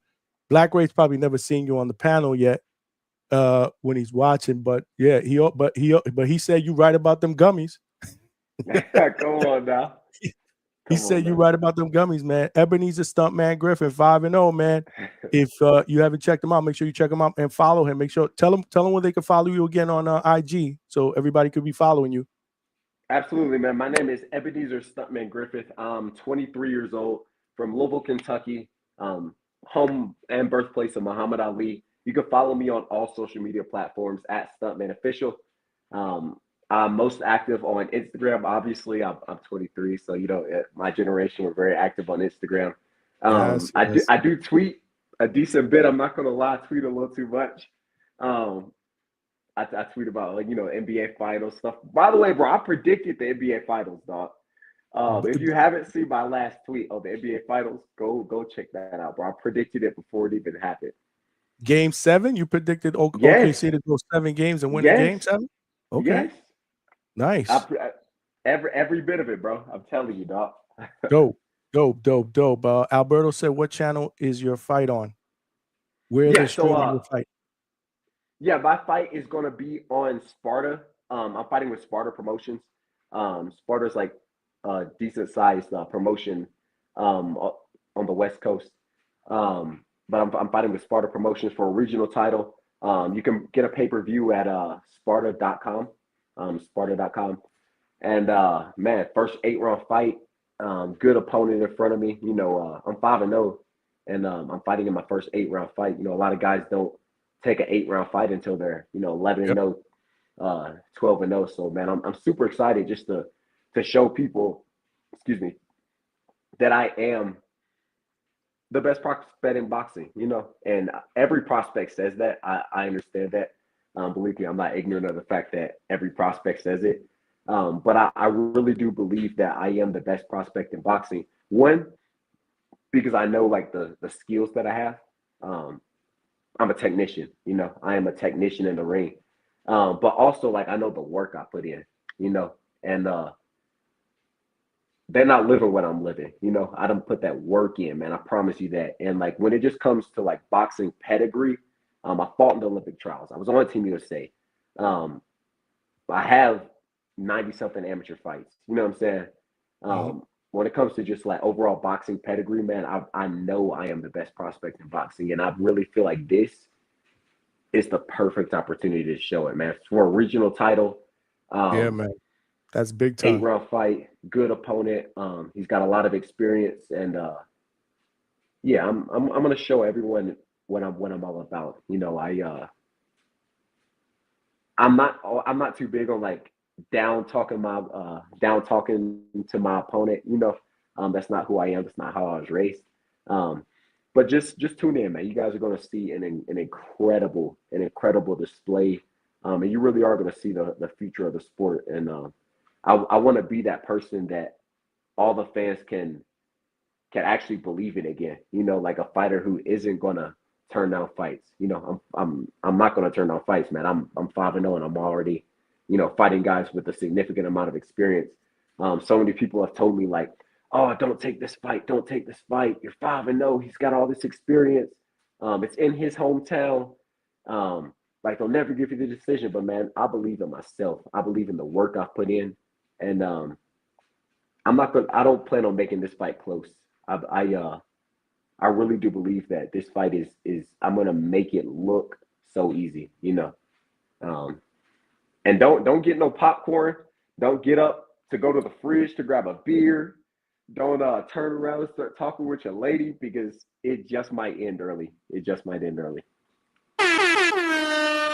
I love the confidence, man. You see why he's family, y'all. You see why we love him over here at the Hangout spot, man. How could you not, man? I love the mentality and the drive and the desire to be great, man. Nothing but love for you here. You family here at the Hangout spot. Johnny, yeah, what do I always say, bro? I always say preparation breeds confidence, and confidence breeds success. I got that from Floyd Mayweather. Preparation breeds confidence, confidence breeds success. Told me that in Vegas. preparation breeds confidence, confidence breeds success, and I've lived by that my whole life, man, throughout the amateurs. And I carry that not just through like in boxing, but in everything else, man. Let's say you're a financial consultant, right? You work for a firm and you're giving a presentation in front of all your colleagues, right? The more prepared you are, you know your material, you know the numbers, you've studied the charts several times, man. You've rehearsed in front of the mirror. You're prepared. You're going to be confident going into that meeting, right? You're going to be a lot more confident than you were if you hadn't prepared, if you didn't know the numbers, if you didn't know your material. So when you're prepared, you're going to be confident. When you're confident, you're going to be a lot more successful. And I believe that in all areas, man. My mother was a music teacher. And so she's taught me piano since I was like 6 years old. I could read sheet music. I could play by ear.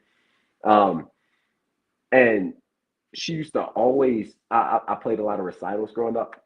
And she used to always tell me, like, you have to be prepared. No, do it again. No, that isn't right. So that's where I get like the perfectionist from, you know, like Right. all great music ears. She had a ear for like perfection. You know, if it wasn't right, she wasn't having none of it. It could sound beautiful to somebody who's never, who doesn't know, you know, anything about the piano, but like to her, it was like, no, that's not right. Do it again. So that's where I get like the perfectionist from. But it's also like that preparation is going to make you more confident, right? And the more confident you are, the more successful you'll be. Yeah, man. Man, I can ramble. No, you're good. You're good. One of the things you said, nah, you good, you good. One of the things you said that I remember from our first interview that I thought was like, wow, he gets it, is your performances, right? You literally, I wish I had that clip so I could play it, but make sure y'all go back on the first interview that I did with Stuntman. He was one of my first live guests. I think you came on when I first started doing live shows. Yeah, it had to be sometime maybe in January or something like that. I started doing them in December, I believe. But anyhow, I say that to say there was a part where he was talking about his performances and how he feels like he needs to be special because there may be somebody watching and he wants people to walk away from those performances like, yo, that Ebenezer Stuntman Griffith kid, yo, he's gonna be a special guy. So he takes pride in those performances. I love that. I think I made a short of that or something, and I put it out, or I might have put it on IG, whatever. But make sure y'all check out the full interview. But yeah, man, I mean, there's not really anything not to like about you. Just continue on your progression. You got the right work ethic. It seems like again, you're a man of faith. You got good people around you. Just continue to get better, man. Continue to work on your craft, and good things are going to happen. And I'm excited that, that you allow me just a little bit to be a part of it. Coming on here supporting you. I'm always going to support you, bro. So as you grow, I'm going to be there with you, brother. Yeah. We going to be there with you here at the Hangout absolutely. spot, bro. For That's sure. how we do it up. You know what's funny? You also got the chat talking about gummies now. I have no idea what half of these people are talking about. Maybe you do. Hold on, Buck. Oh, first of all, shout out to, they call me Bam Bam. He said me and his grandma got the same birthday. God bless Grandma. July 30th. We Leo season in the building. Polo Buck said, Johnny, tell him about those Hairbo twin snakes. Go harder. Is that a gummy bear? Haribo twin snakes. I have no idea what that is. Polo Buck, is that a gummy bear? I'm assuming that you were talking about gummy bears because then Kenny Porter's right hand says those gummies with the Tajin on them are fire. Yeah. What is that? Yeah. All right. So it's like because I have no idea what these people are talking covered about. Gummies. No, I know exactly what he's talking about. No, those are certified official, man. Any gummy candy, I'm all over. I love the tahini covered ones. It's like peach rings, but they're covered in tahini. But what is that? It's like a sugar or something? No, tahini is a spice. Oh, okay, yeah. Using like a lot of like Latino households. Yeah, but how come I don't know about that? If I'm watermelon stuff like that. Oh man, I don't know, man. Well, you really cook with it on put it on like chicken and stuff like that. But you could put it on watermelon, any kind of sweet. Okay. No, I didn't know about that. I'm not a big candy guy. That's one thing I I never was really a big candy guy like that. My biggest thing when I was growing up was Now and Laters. I used to love Now and Laters. Them hurt When my I, teeth, bro. yeah, I Nah, them know. get stuck in your teeth. He said Nah, but twin I snakes don't are drink and gummies. I don't drink and I don't smoke. So like I gotta have my vice, You for me gotta have that's your yeah. you gotta have your fix. That's your fix. Yeah, Polar Bucks. Yeah, They for are sure. snake gummies. They are snake gummies, and they are the best ones. Look them up. If y'all don't know about them twin snakes, y'all lacking. So Bet. Nah, Stuntman's I lacking might because have he to grab likes a them, pack of those not too me. after the fight, dog. I'm a regular with Lifesaver gummies. Okay, Stock Chasers said that. Y'all talking. You got them talking about candy. Yeah, twin snakes are gummies. Okay, so I didn't know. I did not know what those was, but you got the chat cooking with Hey, the Kenny candy. Porter's right hand, bro. Have you tried those Skittles gummies? Dog, the Skittles gummies, the purple pack. We putting y'all on the The candy pink over pack here, is bro. smooth, but the purple pack, the wild berry, oh my goodness, bro. We putting y'all on over here, bro. Stuntman is putting y'all on, man. Shout out to the shark. He said future champ with the salute emoji. Appreciate you. Yes, AB sir. 2 times. Says Stuntman salute. I see you at training sometimes. You always look so serious, but you a different person on this interview. Salute to you because he's home, bro. This is how we do here. Like again, you saw Brian Norman. He's been here before. Very, very comfortable. You know, they feel comfortable in my surroundings. I just wanted to be Sure. comfortable. You know, Oh like yeah, we hang man. out. When I'm at the gym, I don't play, man. It's You don't play? I'm I always like, bro. I'm very approachable, like in regular life. But when I'm in the gym, it's like Andre Ward. He would. I remember when Like Andre stay Ward away. gave his He's like when stay Andre away. when he gave his Hall of Fame speech. Andre Ward said he was talking to one of his boys. He apologized to him. He was like, "I'm sorry for like snapping at you whenever I was traded and like something wasn't going right, but it's just the way we are. This is my profession. This is like I'm so passionate about boxing and I'm a perfectionist. Like I truly am a perfectionist. I can't like emphasize to you like how much of a perfectionist I am in the gym. And so when I'm in the gym, no nonsense. I'm not doing nothing but lasered in on the task at hand.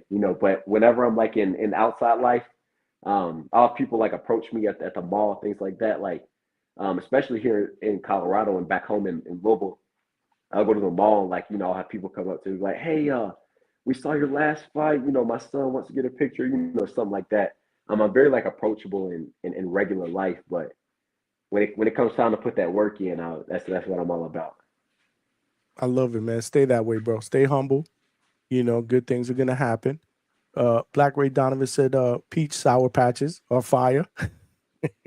Oh my goodness, bro! I love that we just started a whole candy tangent, bro. I'm getting some good recs. I gotta try those crazy snakes, bro. Holy smokes, bro. Look what you done started. What's your Twitter again? He's on all platforms. Stuntman Griffin.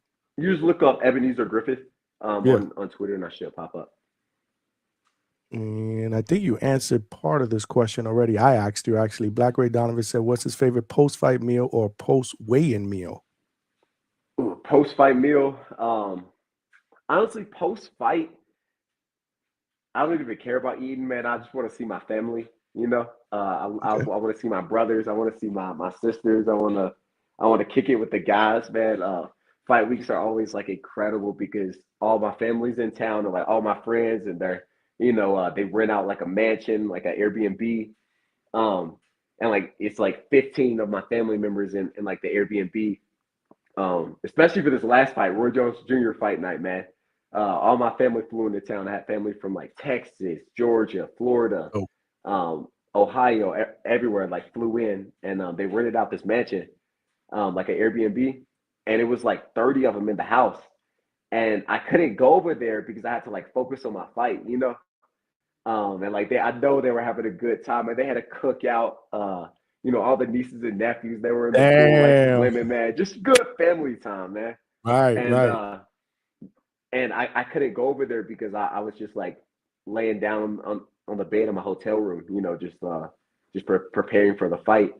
So like Focus, bro. after a fight, man, I'm not really looking to eat anything. I'm more so looking to just like, hug my brothers and like really just sort of like be with my family.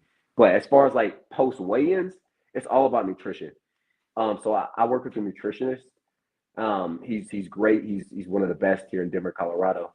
His name is John. But post weigh-ins, I'm definitely consuming a lot of carbs and a lot of protein. Not necessarily as many greens post weigh-in, just because like your main objective, your main priority is to get like salt and to get protein and carbs back into your body. So that's what my go-to is usually like chicken, I would say, because chicken your body digests it quickly. I wouldn't do steak because steak, it takes your body a lot longer to break that down. But if you do chicken, you could eat like a lot more and put on some size. Right, absolutely. Yeah, that red meat, it takes longer to digest. I get it. Oh, I absolutely get that. Yeah, man. Stuntman Griffin is in the building. I just want to give a shout out to Hector Bermudez, who just sent me a $5 cash app. Appreciate you. Straight cash, homie. Appreciate the donation, brother. I appreciate everybody that rocked out and send super chats and donations. I mean, we're putting in that work. Every penny counts. I appreciate the love, support. I love doing this for y'all. We're here with Stuntman Griffin in the building. I did put the link.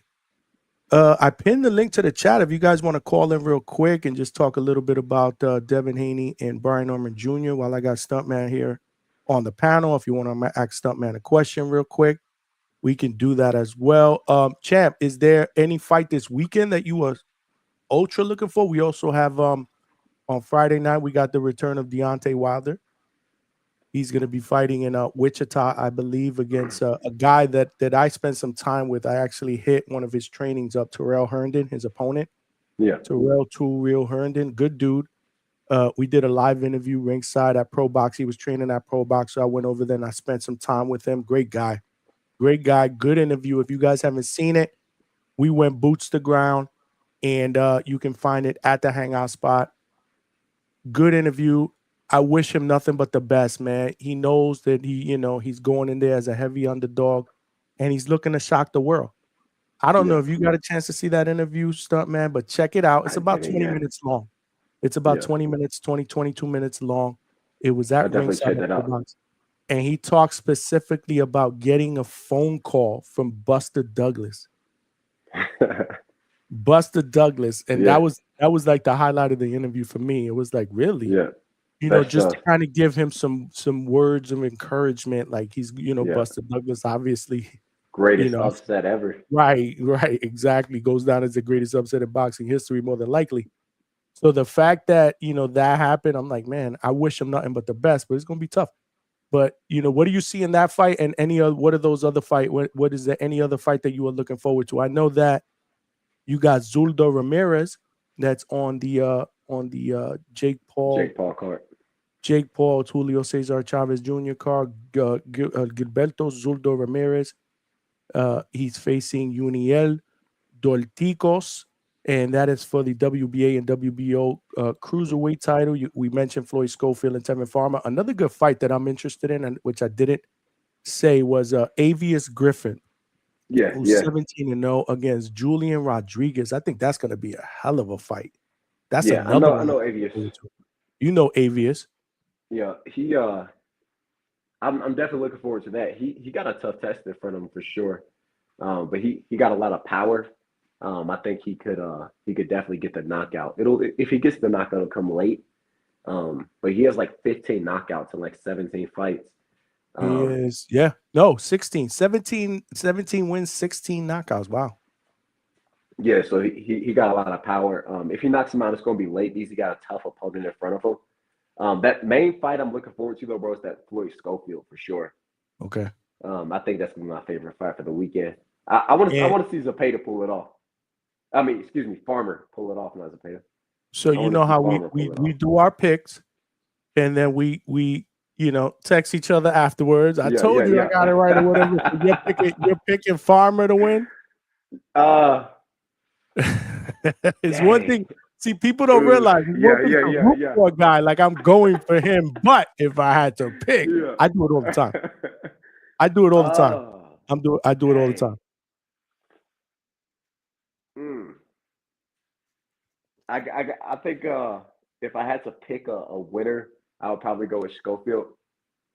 Why? No, Because he's I take that younger. back. I take that back. I'm going with Tevin Farmer. You're I'm going gonna with go with Tevin Tevin Farmer. Farmer to outbox him?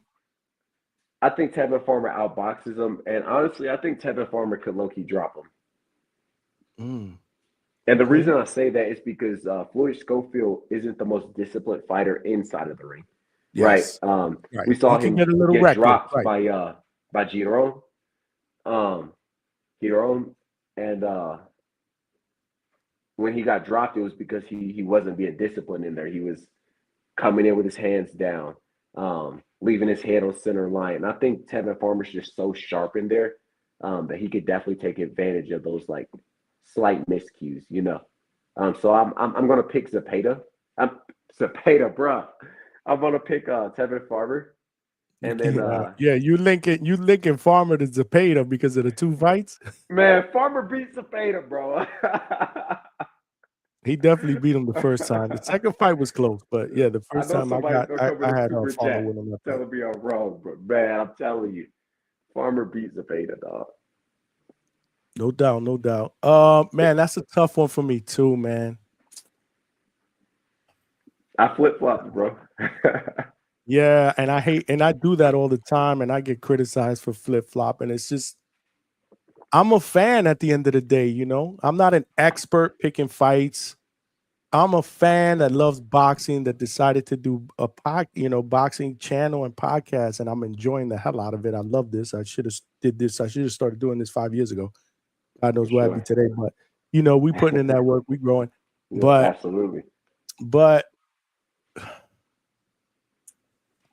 Man, that one's tough. It's tough, bro. Because I want to go Farmer, but the youth, the energy, the fact that, you know, he's gotten so much criticism for, you know, the whole Shakur debacle, which again may have been out of his control. I mean, if he was in the hospital, what are you going to do? There's just so much storyline behind all that went on, and all of it has to do with his dad. Everybody hates Floyd Schofield because of his dad. Let's be honest, the people that do hate him, you know, because his dad runs his mouth a lot. Like a mini boxing dad. Can't Yeah. blame him, man. It's their son. I'm gonna go Floyd. You I'm gonna go Floyd Schofield. I'm gonna go Floyd Schofield. can go Floyd. Okay. Yeah, I'm gonna say the energy, the volume. By TKO or by No, I think this fight goes to decision. I don't see him stopping Farmer, which is hard for me to say that Farmer's gonna lose this fight by decision, but just the volume. Yeah. I think he's gonna, you know, again, like you said. Yeah, I'm gonna go Floyd by decision. Hey, if y'all want to put in a parlay, everybody in the chat, if y'all want to put in a parlay, listen to what we listen. I'm about to cook up the greatest parlay for y'all real quick. Go ahead, cook. Four leg parlay. All right. Avius Griffin by knockout or TKO. That fight's not going the distance. I don't think that fight's Griffin by going the TKO. distance either, but this dude can punch too. But you're taking, yeah, for sure. Yeah, no, Julian Rodriguez, bro. And Avius has Bomac in his corner. That is true too. That's right. And he just signed a deal with Most Valuable Promotions. Mm-hmm. Yeah. Okay, that's fair. So you got Avius Griffin by KO. I'm gonna take Tevin Farmer by decision. And I think he really could knock down Floyd Schofield in this fight. But I'm gonna take him by decision. I don't know where to go on this Zerto. I know Zerto's gonna win, but I'm not gonna pick Zerto by KO. I'm gonna pick Zerto by decision. Gilberto Zerto Ramirez. Yep, Zurdo Ramirez. Damn, the other guy can crack too from Cuba with 25. He's got almost a 93% knockout ratio. But let me see. Dang. I'm gonna pick Zerto by decision though for sure. I'm picking Zerto by decision. Let me see. This Cuban guy's coming a crack. I just don't know with Zerto, Max. He sometimes has like discipline problems. Like he started out at 168, and he just ate himself out of the weight class, and he went up to 75, and like, you know, again, like he just ate himself out of the weight class, missed weight, you know. So I'm curious to see where his discipline's looking like for this fight. Yeah. Yeah, I'm picking Zurdo to win as well, but I'm having a hard time with decision or a stoppage. I'm going to say stoppage in the late Ooh, rounds. stoppage. Okay. Yeah. I'm going to say Zurdo late round stoppage somewhere around 8 or 9.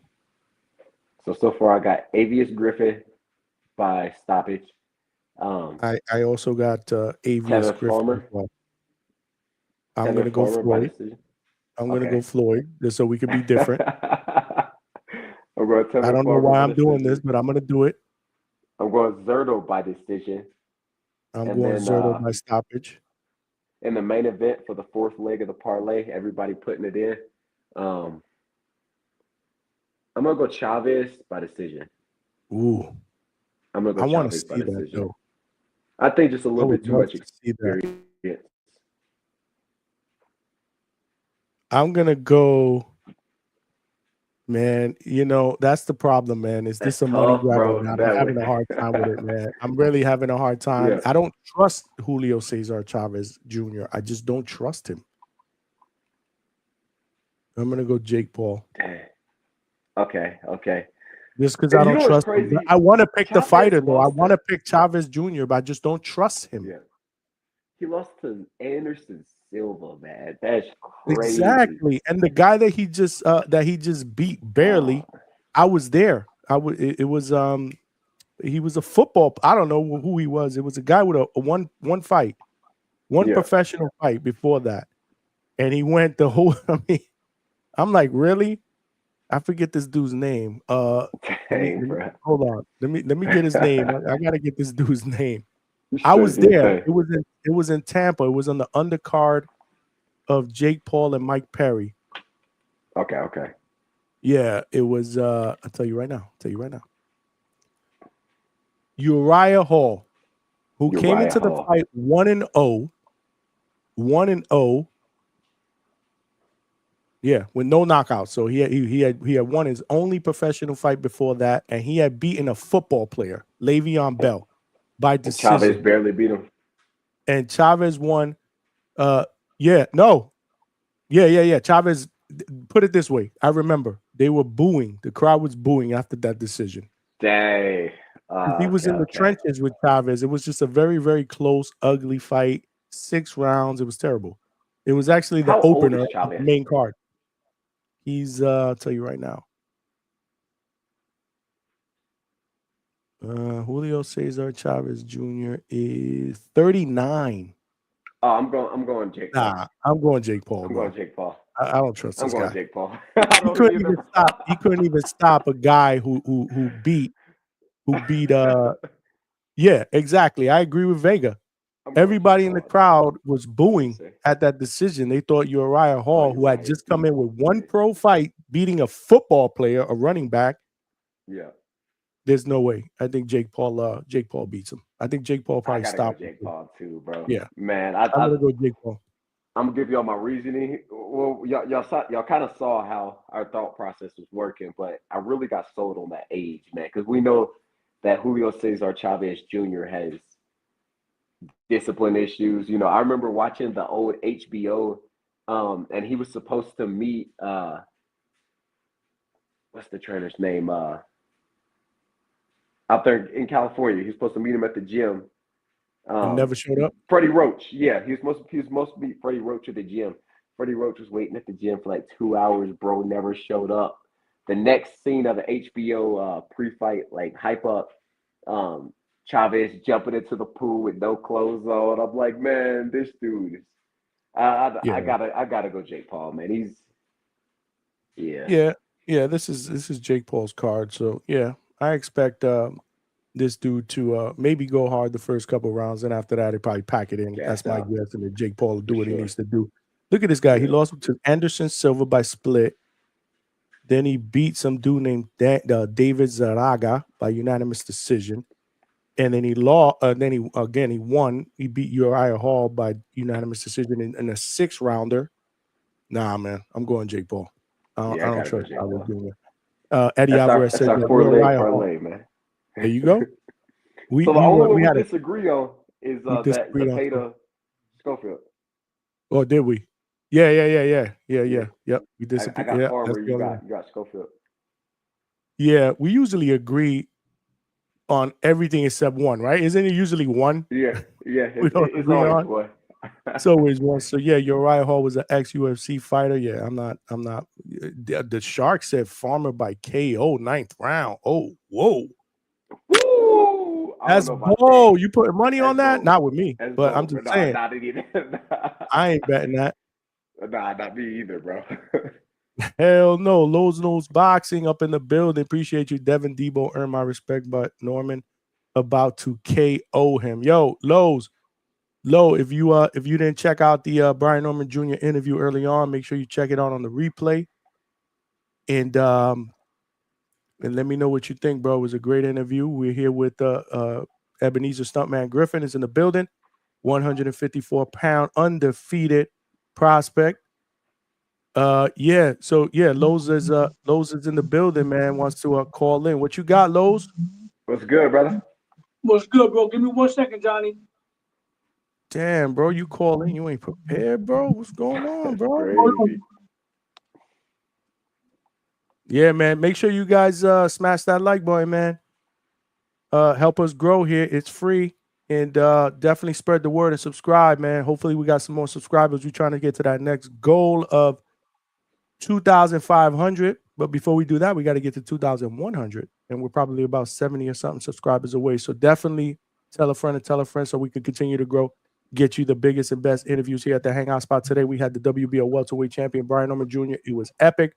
Tomorrow, I'm trying to nail an interview. If not, we will do a call-in show so we can preview all the fights for tomorrow, and we could have people call in and give their predictions. Next week, though, hold on, Lo, give me a second.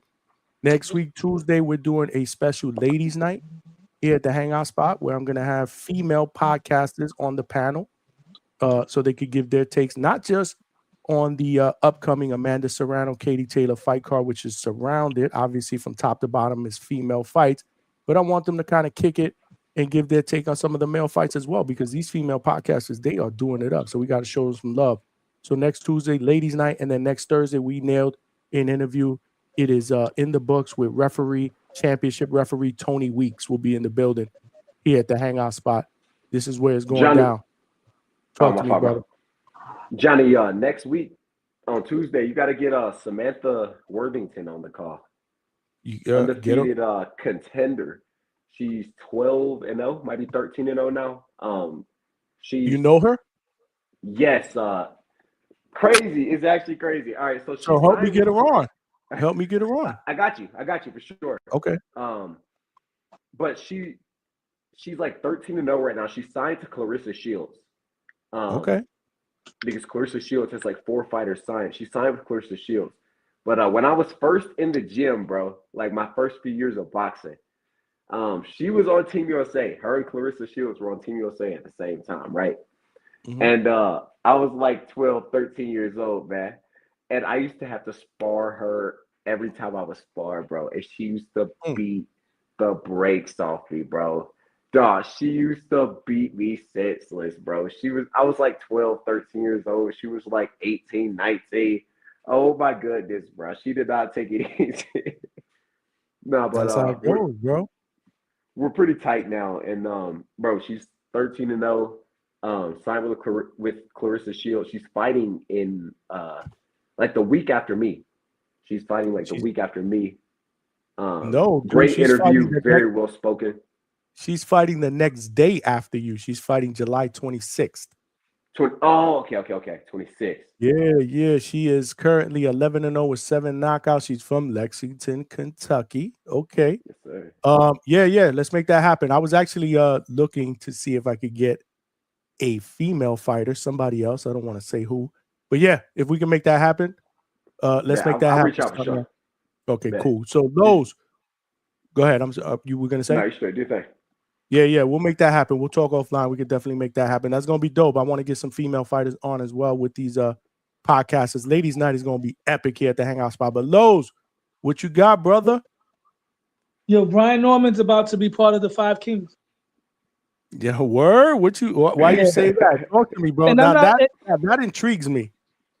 and out of respect to the original kings, I'm not gonna call these guys the Four Kings no more because there is no Four Kings. I'm gonna give them their own name. Right now, I don't know how many of them is gonna come out of this bunch, but as of right now, I'm gonna call them the Fantastic Five, which is Teofimo Lopez, Devin Debo Haney, Shakur Stevenson whenever he moves up in weight, and Richardson Hitchens. Right? I gotta leave Tank out of it because Tank is not, all due respect, Tank is not trying to mix in with any of the elite, so I can't put him there. So with that being said, Brian Norman Jr. has the opportunity to be this version's marvelous Marvin Hagler because he is the guy, the bigger one out of all of them, who's in a weight class, who doesn't have any big fights in his weight class. The only one there was Boots. Boots moved out of the division, like Marvin Hagler, had to wait to the smaller guys to move up to give him the big fights. Brian Norman Jr. You got to wait for the big guys, the big name guys, the smaller guys like T.O. Devin. And the first one that's coming up is Devin Haney. And I'm predicting a Canelo Alvarez, Amir Khan type of knockout. I still got to give Devin all the credit in the world. I was never a Devin fan, but I respect the shit out of Dev, a.k.a. Debo, a.k.a. his dad, a.k.a. Bill Suge Knight Haney, walking in New York City, stepping on buildings like Snoop Dogg did in the 90s. Because, yo, Devin Haney, if it wasn't for Bill, with the performance that he put up right now, he will be as relevant as Chris Colbert basically right now. You know what I'm saying? But Bill Haney talked Devin Haney into relevance, sabotaged Teofimo Lopez's fight with Jaron Ennis, erased the whole negative things that was going on towards Devin. That was aimed towards Teo because Teo's looking shaky out here. And that's my favorite fight. I got to hold him accountable. But Brian Norman, like I said, is going to be the Marvin Hagler out of that bunch. He's going to fight those guys. And, yeah, I got him knocking out Devin Haney. And then after that, going on the pound-for-pound list. Nice. But if Devin Haney beats him, oh, my goodness. That would be the best win out of all the young guys. That would be the best win out of all of them if Devin Haney would have pulled that upset off. Because I got that Brian Norman destroying him. Nah, that's what's up, bro. Did you get a chance to see the interview earlier when I had him on? Nah, I didn't get a chance to. I was still watching that. I got you. I was still checking out the TBV show. I didn't even finish that. It was like 9 hours or something like that, bro. Oh, yeah. No, they went. I was even on there for my a whole while. day at work, bro. Yeah. I was even on there for a while. But yeah, man, he was on there, so check it out later. The word is they've agreed to all the terms. Now it's up to the Haneys. And Brian Norman Jr. made it clear if this fight doesn't happen, I'm gonna make a short out of it. If this fight doesn't happen, it ain't on us. We good. We won it. We agreed. We are good. So we'll see. We'll see what happens in the next couple of days. You know, there's a lot of T's that need to be crossed, I's need to be dotted.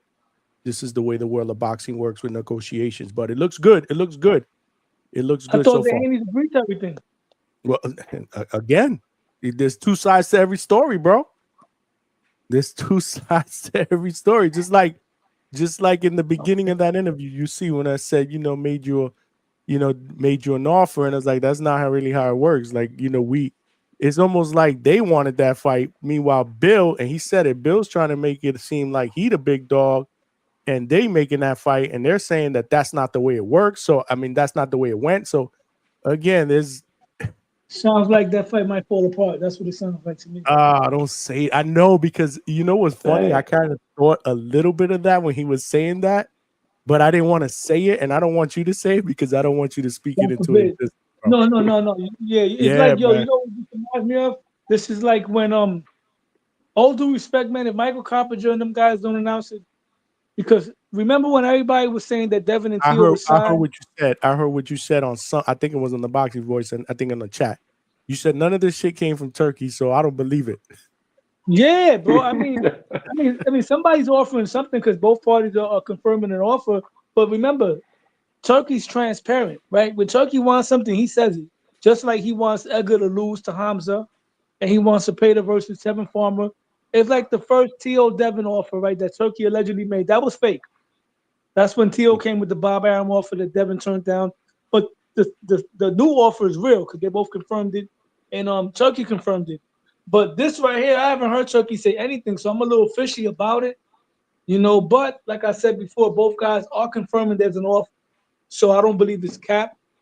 I believe they're probably gonna want Devin to agree to a ring size, because remember Turkey don't like guys that run around the ring, so they might make the ring a little bit small, and that's probably what's holding it up. Who knows? Could be, man, could be. But what I took out of it is it's gonna happen. That's what I took out of it. I hope so. I think it's gonna happen. Yeah, and I'm looking forward to it, man. I'm looking forward to that fight. And Brian Norman Jr. definitely wants that fight. No, you the hang. You the Norman spot, man. I already heard, bro. You even had him saying that shit. Even he said that shit, bro. Hey, Senior said it too, man.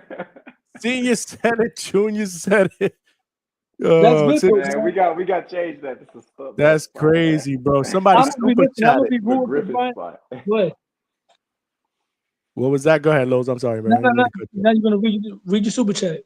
No. I said that was a super chat that somebody sent while he was there. They were saying, "Yo, I don't know if you know, but you know, on the Boxy voice, that's the Haney voice. You know, there's damn, I gotta read that super chat. That was a good one."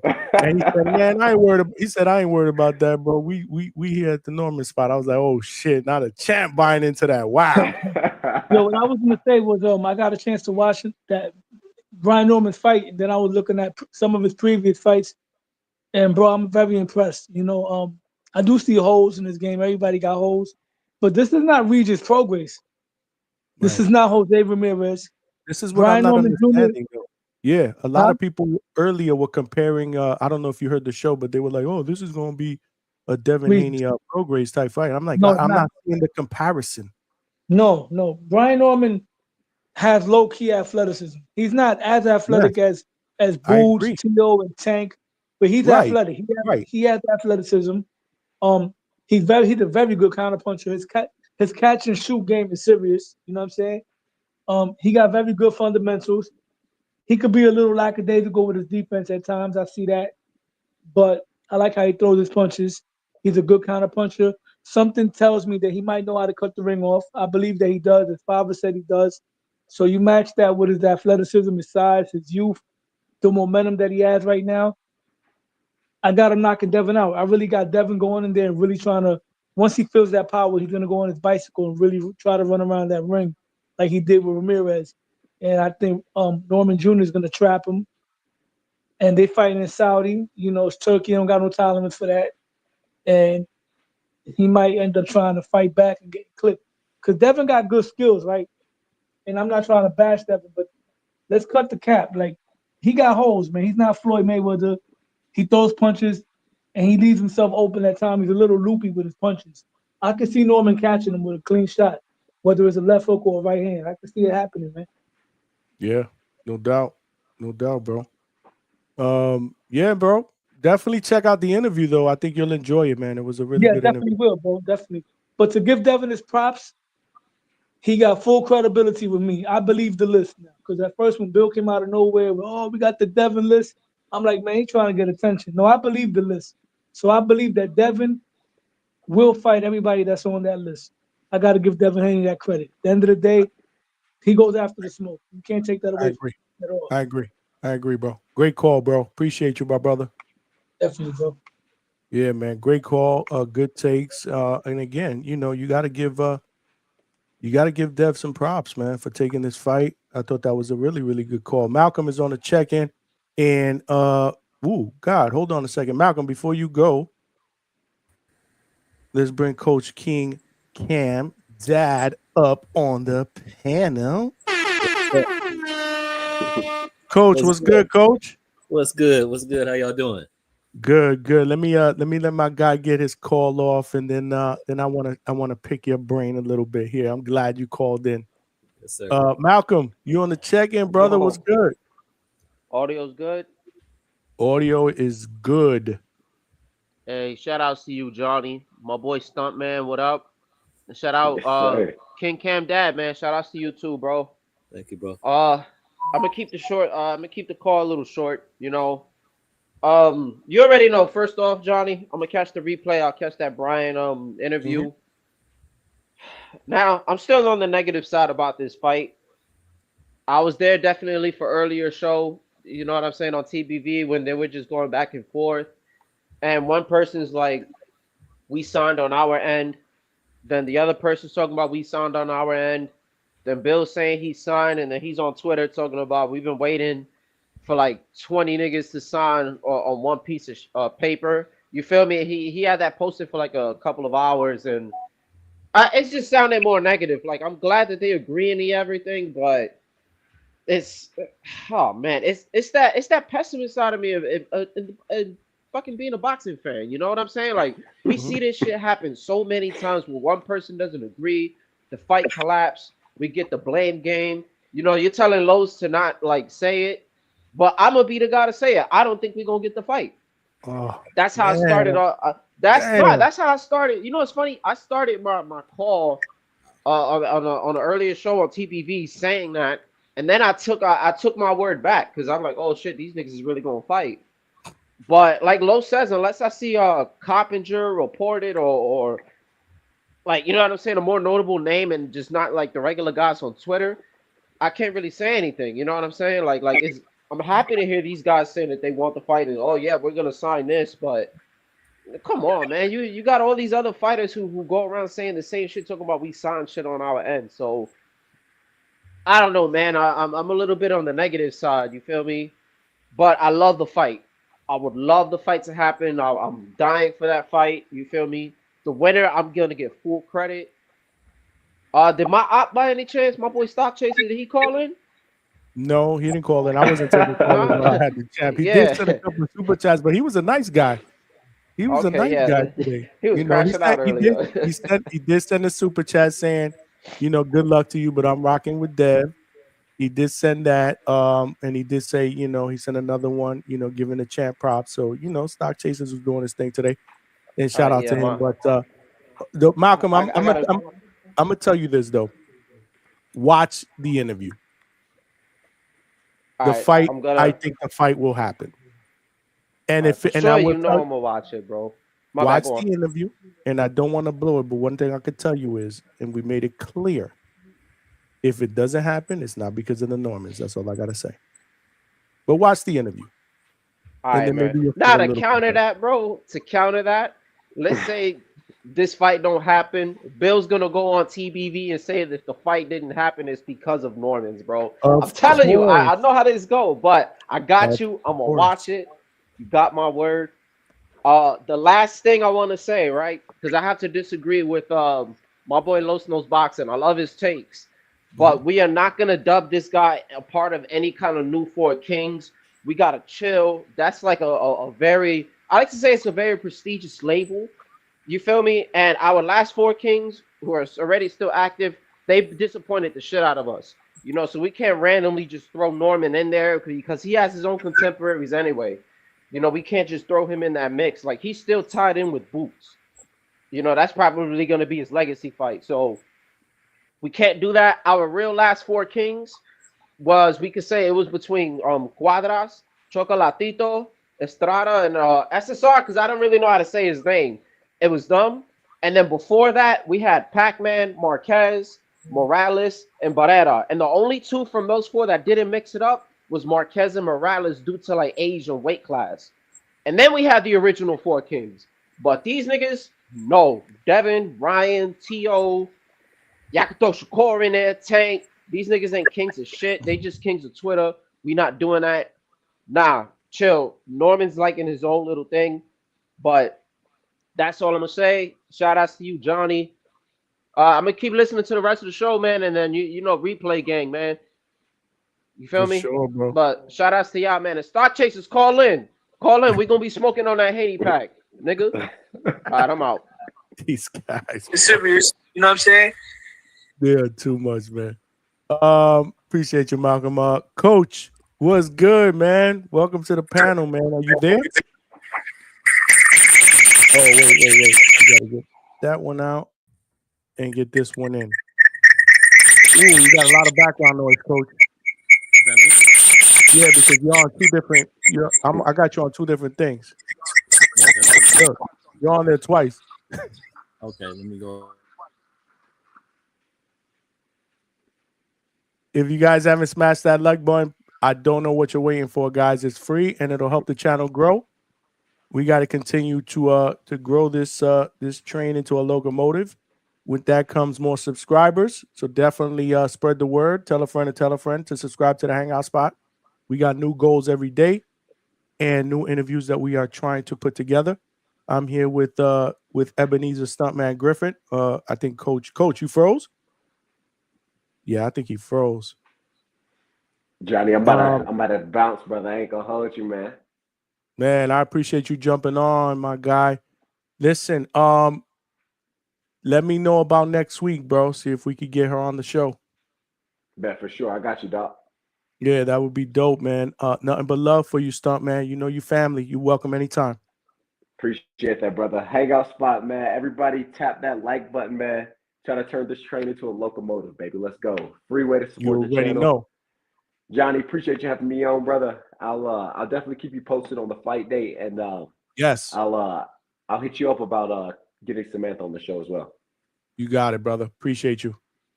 Yeah. All right, brother. There you have it, ladies and gentlemen. Family up in the building.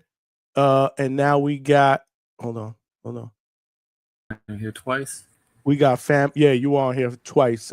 We go from one family member to another family member. We got Coach King Cam Dad up in the building. What up, Coach? What's going on? Chilling, man. Thanks for jumping on, man. Thanks for rocking out. Did you see the interview earlier? Yeah, man. And first of all, I just want to say hello to you, man, and thank you for all you do for boxing, man. You know, from top to bottom, man. You get the new guys, the newcomers, you get the champions, you get you get the cream of the crop. So thank you for all you do in the time and the hard work and the effort that you put in, man, because you put a lot of work in and you are climbing the ranks, bro. So we appreciate you and we thank you for all you do. Thank you for the kind words, and I thank you for the support and all you do for me behind the scenes, supporting the channel, the conversations that we have. You know, you motivate me, man. You know, and you know, you family. You and King Cam are family. So, so I got nothing but love for you, and I'm glad you jumped on. So, what you think, Coach? What you think after the interview? Talk to me. Oh man, first of all, as a fan of boxing and the sport, I'm happy it's happening. You know, it's without all the back and forth like a lot of people do. Big shout out to the Haneys. You know, Bill. You know, Devin. Then also congratulations and shout out, you know, to my brother Norman Sr., my nephew Norman Jr. I appreciate everything, man. And that's how it's supposed to happen. If you know you're gonna talk the talk, walk the walk. You know, I like the fact that straight no chaser. He was like, what you wanted for so and so, will you take that to fight him? Yes. And then next thing you know, boom, it was no back and forth, no, because you know, both of them, hey, we want the opportunity. The money was right. You know, hey, he didn't come out and try to lowball. He didn't come out and man, from what I see, it looked like it's gonna happen. I mean, you know, hey, they did everything, you know, without all the back and forth, without people getting involved, and this wasn't no long drawn out thing where you have each side talking back and forth, you know, well, the fans and stuff. He didn't leave us time to even talk about it. They just boom, got to it. So congratulations to the Norman family. Congratulations to the Haney family. You know, just outside of just one fan, you know, boxing fan and enthusiast, to those teams for making that happen for us as boxing fans. Well said. And I agree. I think I alluded to that earlier with the champ. Like, it's crazy. This thing started being talked about, I would assume, not even a week ago. I mean, Junior's coming off knockout of the year. I thought it was like a week and a half ago. He was like, bro, it's not even a week, bro. He's right. Tomorrow makes a week that we were on live that morning. That's crazy. It seemed like it was a long time, you know, a little bit longer ago. And it's moving fast. And the fact that they are good with everything, and now they put the ball in their court makes me feel good because, man, Bill was talking hella shit Oh yeah, all he's week. So if they back up, that's gonna be crazy. That's all I gotta say. yeah. Like I say, Bill Haney is the new era Don King. That's Yep, what I yep. call him. He is. That's what I call him. He is, and it's good for the sport. He's catapulted his son into a stratosphere, coming from where no one saw him. From Mexico to where he is. So a true testament of his hard work, his dedication, also to Devin's hard work and dedication to the sport. Also with like I said, with my brother, with the Norman Senior and Junior, the dedication to the sport, their hard work. Because I see a Senior, one of them. Hey, he one of the realest talkers in the game. And he He don't don't bite it. exactly, bro. His shit is real. rough, rugged, and raw. That's how you Nah, give it there from the ain't nothing South. phony about Senior, bro. That is what you get. It's been in person on podcasts. That's what you get. It. So he's a true testament to this and how he's navigated his son's career, and he's getting him where he deserves to be right now. And like I said, I look at these men, and I'm just hoping that I can follow in those footsteps with Cam. Um, I'm learning from both of them. Day in, day out. I learn from them, and hey man, it's a beautiful thing just to. I mean, a fight that we all want to see, and just to even have it materialize that quick, like you about it, we about it. Let's make it happen, and that's that. You don't have these promoters coming in here and they're talking like it was mano a mano. Just like the fighters, their sons get in there and fight. It was man to man. You say what you say, I say what I say. Okay, you believe this, I believe that. Fuck it, let's make it happen. And that's it. You gotta respect that. I'm like, when have we had anything like this that was just this easy? Like, think about it. That was just really this easy amongst, especially young fighters. Good point. Good point. That's amazing, and that's just a testament to okay. And thank you to Turkey Al Sheik for like, hey, having it, just coming in, and he didn't even have to interfere in this. He's just like, okay, and it's amazing, bro. I mean, I'm astounded. I really am. I'm astounded by it, that it just materialized just the way it is. And that's how boxing should be. If you want to fight and you say you're this, fathers, if I say my son is this and you think your son or your fighter is this, make it happen. Simple as that. They have to get in here, and the testament has to be shown in the ring. So, man, that's amazing. It was a great day, man. I was like, what? It Hey, was. I tip my cap. It was. I tip my cap to both teams, and so how you feeling about it, man? Man, I'm ecstatic. I'm like a kid in a candy store. I love this shit, man. It's Yeah. funny because I went on the Boxing Voice a couple of times in the past week on the evening show just to jump on the panel for a bit. And both those shows, Bill Haney ended up coming on, and Senior came on. And both times, especially the first one, I told Bill when he asked me, who do you want Devin to fight? I said Brian Norman.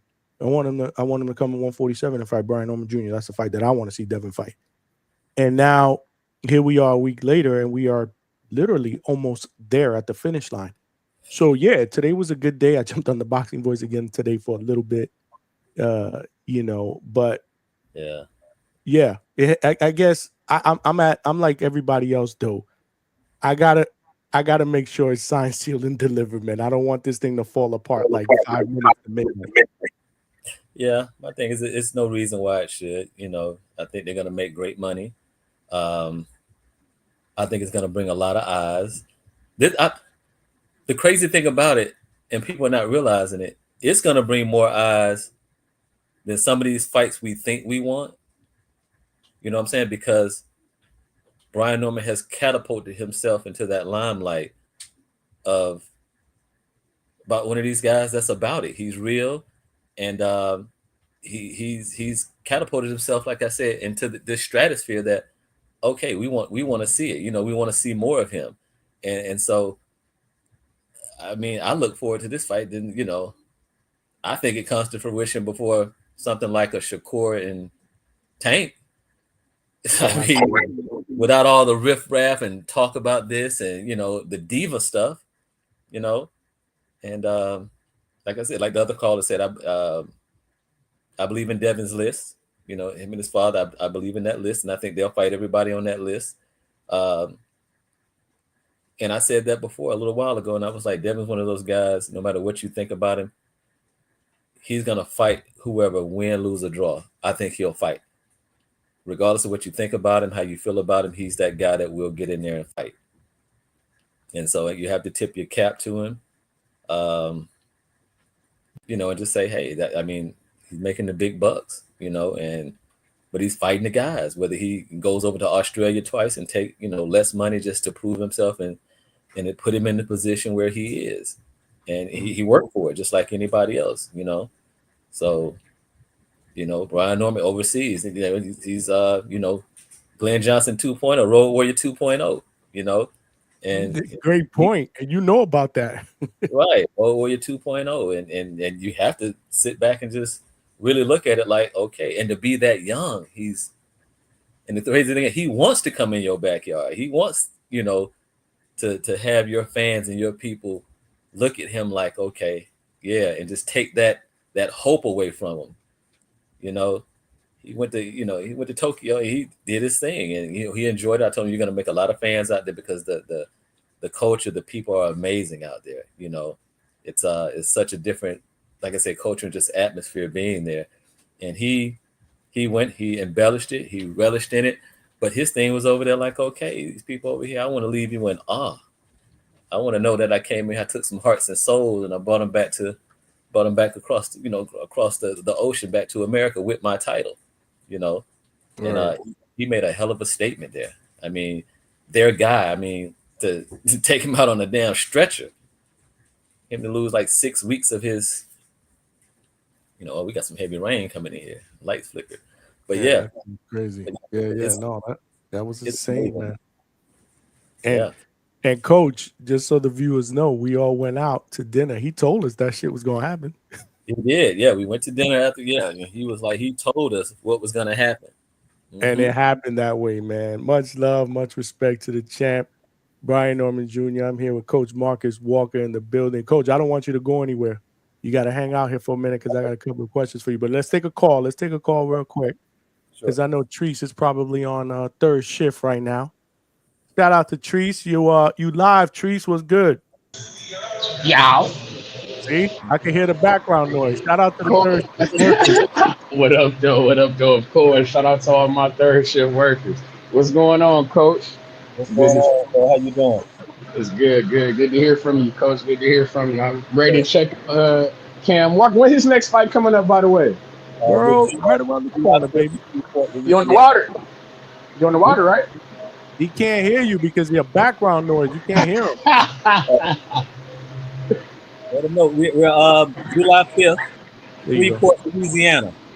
Okay. Matter of fact, Devin Haney's down under Devin Haney promotion. He's fighting for the WBC International Silver, I think, on that. He's the main event on that card. So shout out to Devin Haney, DHP Promotions on that card as well. And we're backed by BLK, so that's gonna be brought to everybody by BLK. Okay, for sure. That's what's up, man. That's what's up. We look, and I heard you say Shreveport, Louisiana. I know that they do quite a bit of cinematic work down there. I know 50 got his movie studio down there and whatnot. We might see Cam on the big screen. You feel me? It's gonna be a movie. I like it.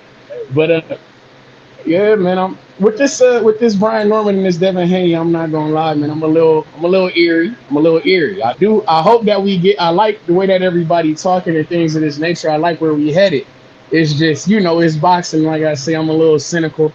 Things don't usually move this fast, and when they do, it's a little fishy. So but if Turkey Bag talking about supporting it and he come being the financier, putting the bag behind it, I got no choice but to believe it'll happen. You see me? Because money is usually the biggest problem. But if he taking care of that, I like it. I like it a lot.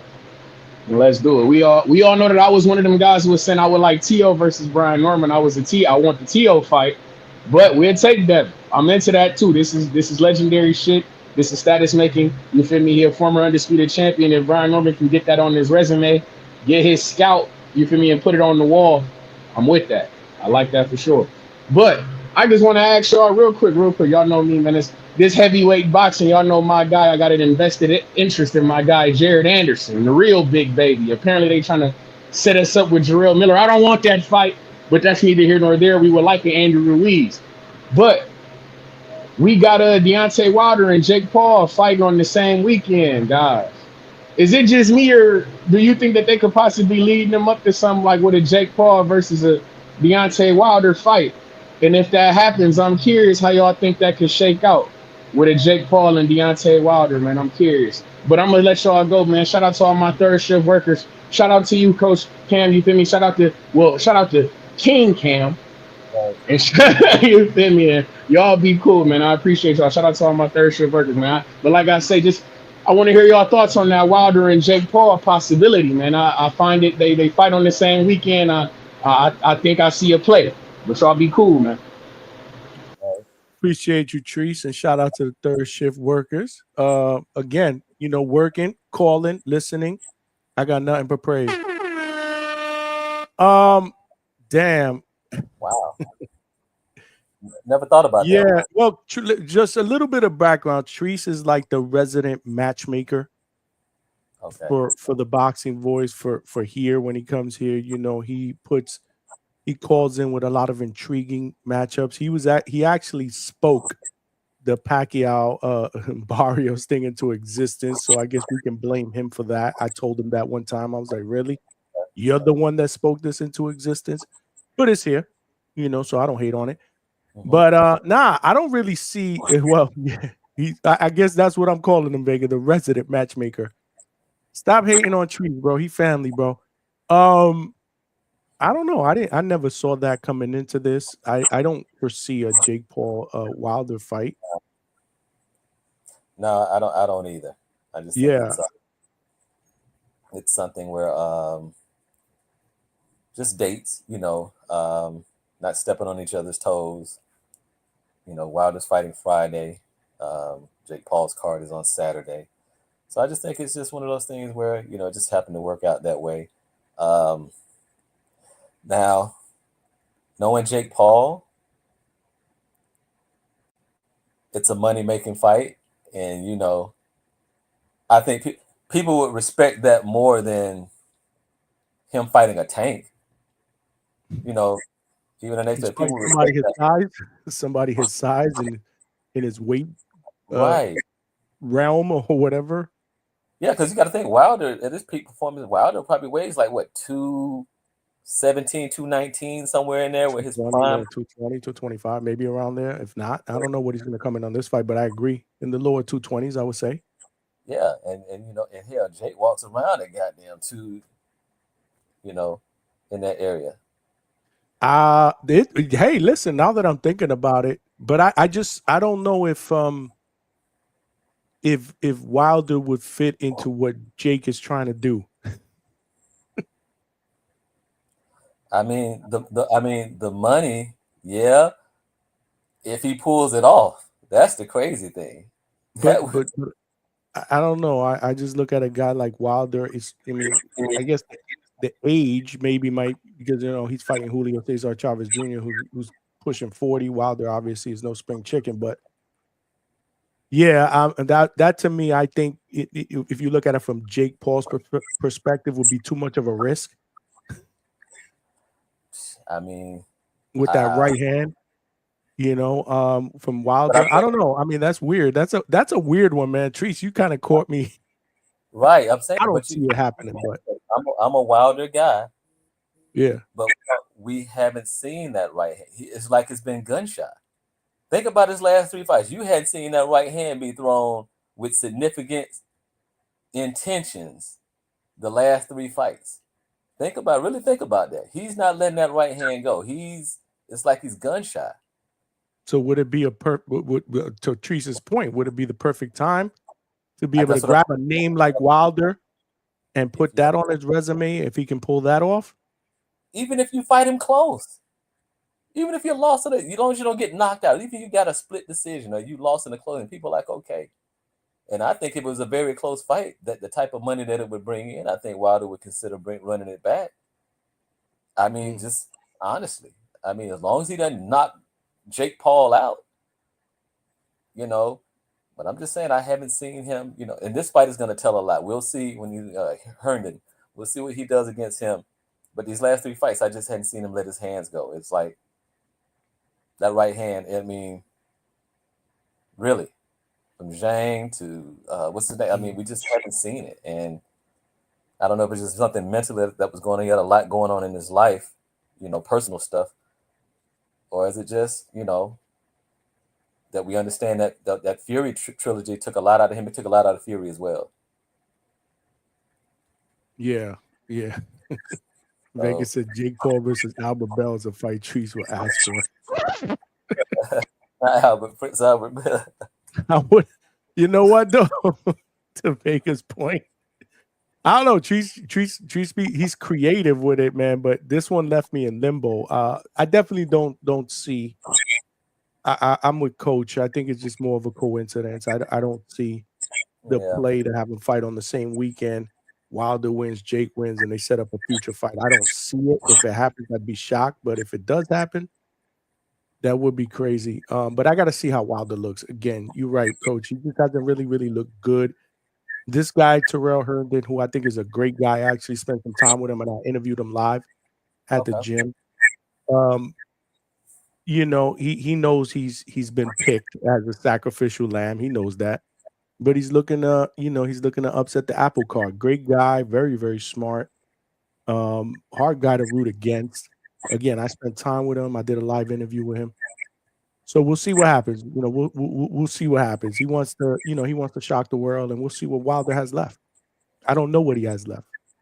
I know that's the thing, but I hope my guy has a lot left in the tank. I like to see him get this win and maybe get a couple more good fights up under his belt, make a good more paydays, and then just take your legacy and you walk away and retire as one of the best to do it.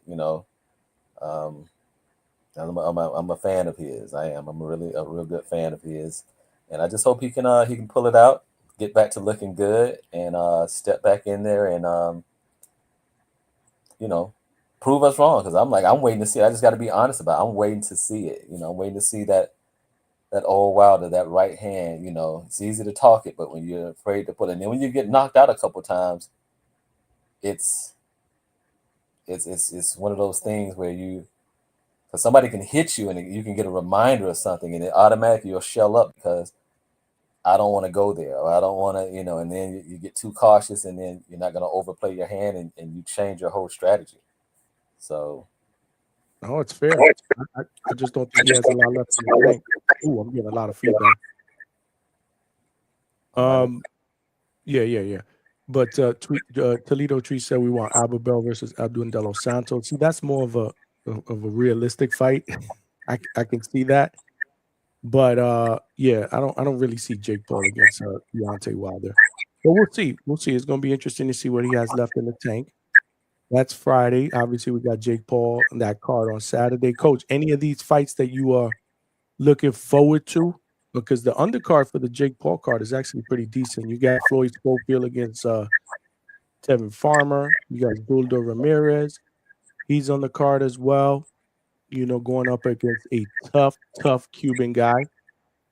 You got and Travius.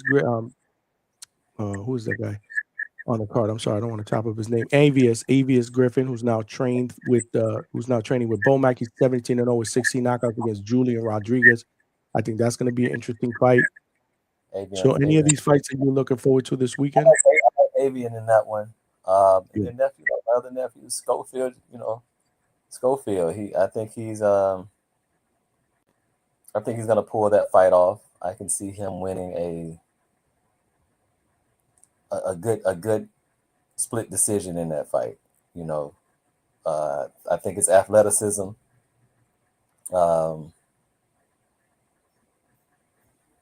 can keep Farmer at bay. You're gonna have to respect the power. And then I just think his athleticism, because he's a real explosive type of guy. He really is. I've seen, I've been around him since he was very young in the amateurs, and but he's a very explosive guy.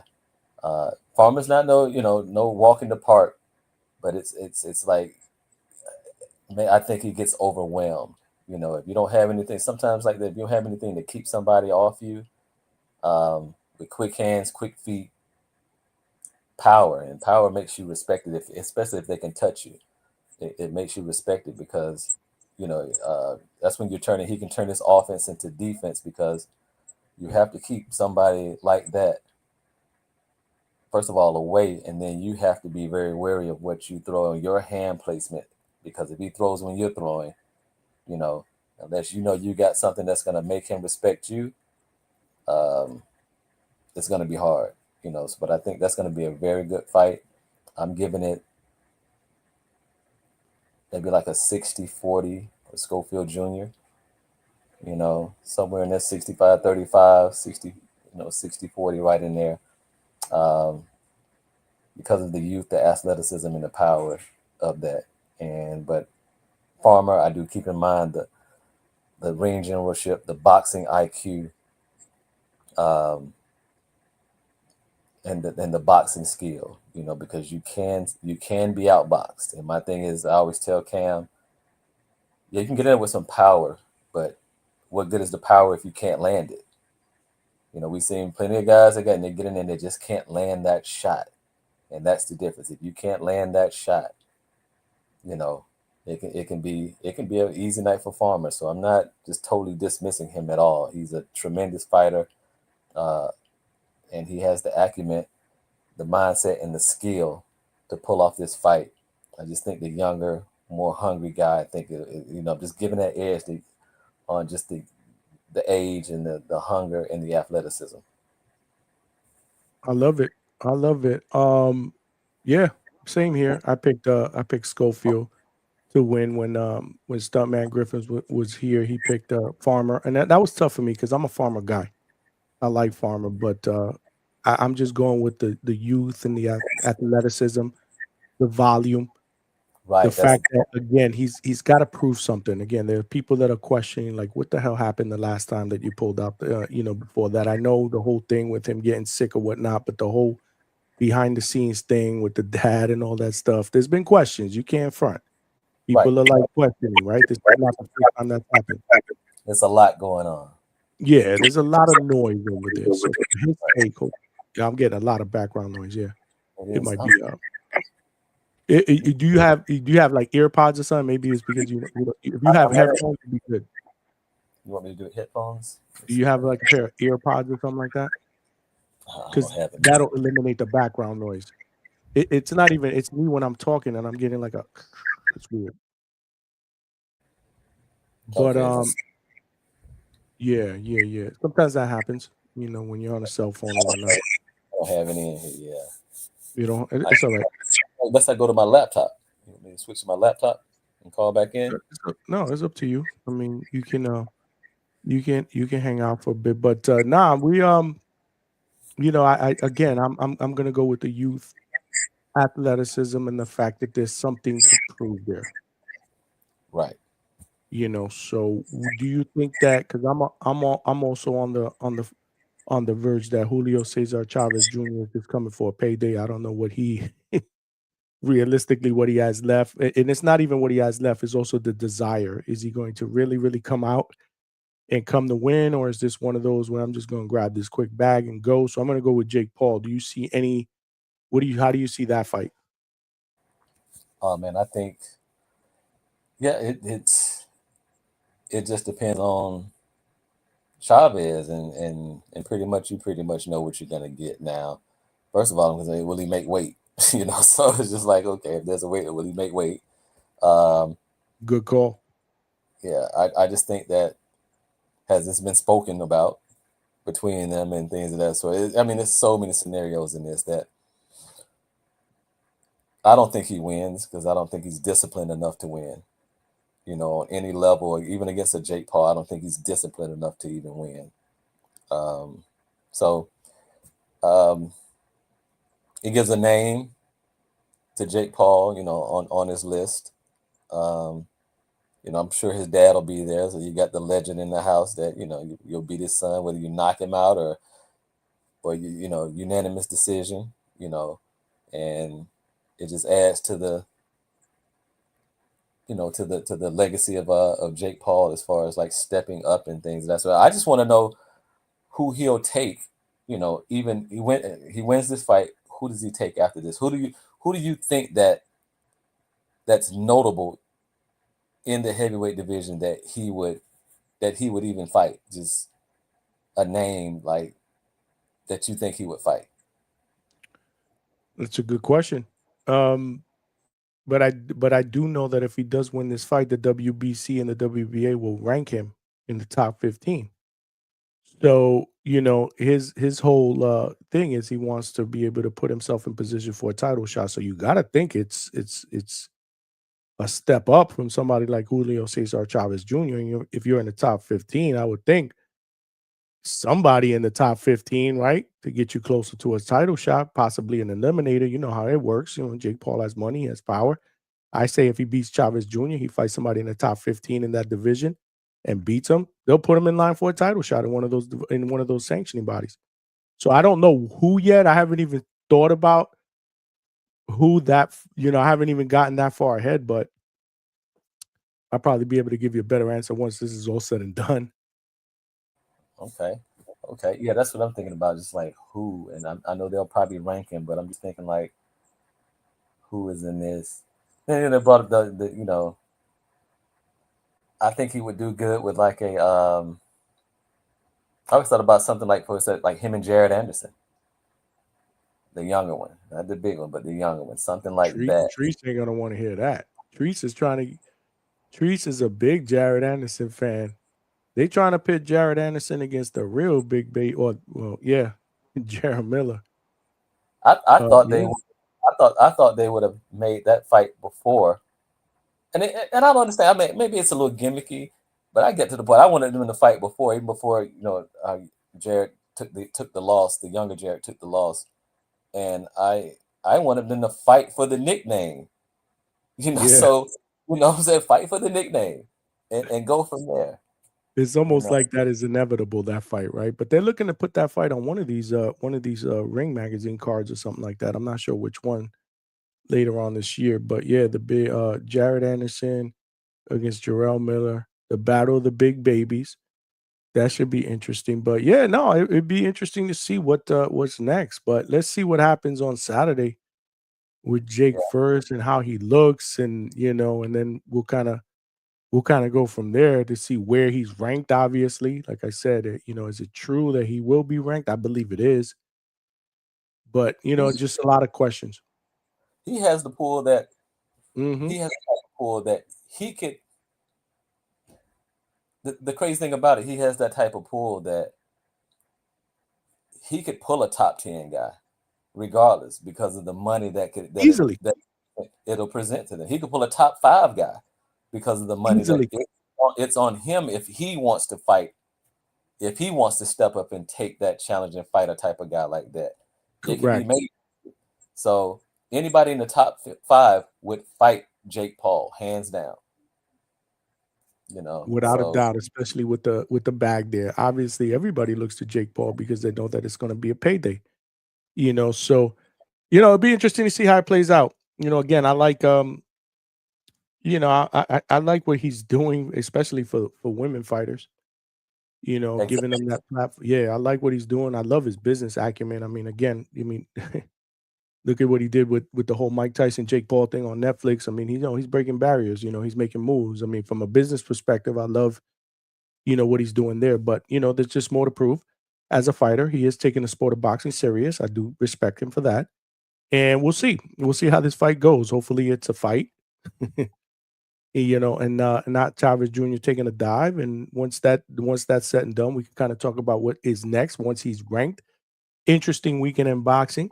But then after that, let's talk before we kind of wrap up, let's talk about my brother, King Cam Walker, July 5th. He up in the building. in Shreveport, Louisiana, on a BLK Prime, Black Prime broadcast. I see he had an opponent, a Southpaw Mexican, that they have him against in Box Rec. So talk to me, Coach. How's he doing in training? Is how are things going, and how is his mindset going into this fight? Yeah, I mean, he's doing great. He's doing wonderful things. He's ready to go. He's poised. He's pretty much already on weight. I think today is what can't win at what 143.7. Fighting at 140. So he's right there. We're good to go on that. Yeah, I mean, he's just excited. Like you said, it's been a minute. We haven't been in the ring since February 1st. So like we said, shout out to BLK Prime for like you said, we signed a multi-year media deal with them to showcase his talent, so they saw some things in him that they wanted to bring him to the platform and help grow the platform. And it's a blessing. So we're looking forward to it. Our opponent, like you said, yeah, Mexican Southpaw, short guy. We scoped him out pretty well. He has some good things about him. My main thing is, even when we're setting these fights up with Cam, even though he's 5-0, we want some tough guys. We want some guys that are going to come to fight, press the limit, because we want to see where he is as we just as we build him up. And we still want someone that has some grit about him, that can bring the fight and just a different dynamic to everything. So, like I said, he's right there on weight. He's looking good in camp. He's poised. He's ready to go. He's ready to shine. He's ready to display his talent in Shreveport, Louisiana. We're at the Sam's Town Casino and Hotel. So we're going to be ready to go. I think we'll get there maybe, Wednesday. Get there Wednesday, and we're going to do media on Thursday, weigh in on Friday, and we're ready to fight on Saturday. Get there. 4th of July is Friday. We're going to continue the fireworks on Saturday, the 5th. And keep it pushing, man. So we come in there, we're gonna light it up. We're gonna light it up Friday. We're gonna light it up Saturday. So, so come on. We're just asking people to come in. See him live or check him out on BLK Prime. And sign up, watch him put on his show, and just shine. We also have one of his cohorts on the BLK Prime platform, Price Sparrow. Is also going to be fighting on that card too. So we're looking forward to seeing him his second fight as a professional. So yeah, hey man, we're ready to go. I've been talking to Kelvin Sparrow, Price's father, and like I said, they're set to go. They're ready. They're training hard, and our thing is just to put on for BLK Prime and help elevate them in this venture that they're stepping off in. And just trying to show that, hey, we're here and ready to make some noise, man. We're ready to make some noise. Man,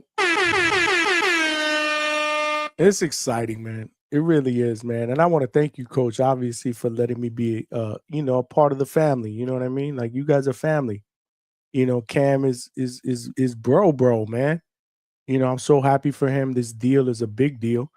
Getting that platform on Black Prime.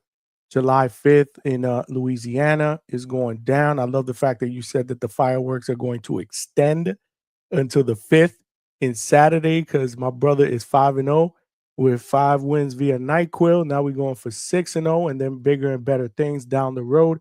Not to mention that one thing I do want to tell you in front of my viewers is that I admire all the work that you're doing behind the scenes. For Cam with, the sponsorships and everything else and the Reebok. This is a big deal, Coach. You know what I'm saying? Like, and I don't know, man. You just, you inspire me. You know what I'm saying? Like, you're doing the right thing, man. And, Cam is headed in the right direction. I know his head is screwed on right. We've had him on in the show before. I wanted to get him on before this fight, but, it's close. It's kind of close quarters, man. And I don't want to kind of interrupt him while he's in like. Haney will make that happen for you. If anybody else, you and Nestor, hey man, you guys are first and foremost. So yeah, we can get him on before his fight. We can get him on actually next week. I can check maybe like Monday, Tuesday, somewhere in there, and we can get him on. So I'll talk to him up, and we'll make it happen. And brother, we'll make that happen for you, family. And first of all, we just want to thank you for allowing us on the platform, because you've given a lot of notoriety to him, brought a lot of eyesight and ears to him and things of that sort. So even allowing me on here to speak about him and just be a part of the family and speak on, other things that are going on in boxing, because like I said, I'm a fan of the sport before anything. I'm a fan of the sport. I respect the sport. I respect the people that make this happen. I respect the fighters because it takes a lot of nuts, guts, and glory, to step in that ring. I'm sorry, and even for the women, it takes a lot. Tits and hits. It takes a lot to step in that ring. The mindset of a fighter to go through things. It's like you really have to step away because, like I said, it's a lonely sport. You got people and fanfare around, but when you step in that ring, it's just you and that opponent, and it's a very lonely sport. And a lot of times, you can't do a lot of things that a lot of friends are doing, especially at a certain age. So these young men that we're watching, these amateurs and things, that's where it starts. When your friends are hanging out and going here and going in, you have to train, you have to run.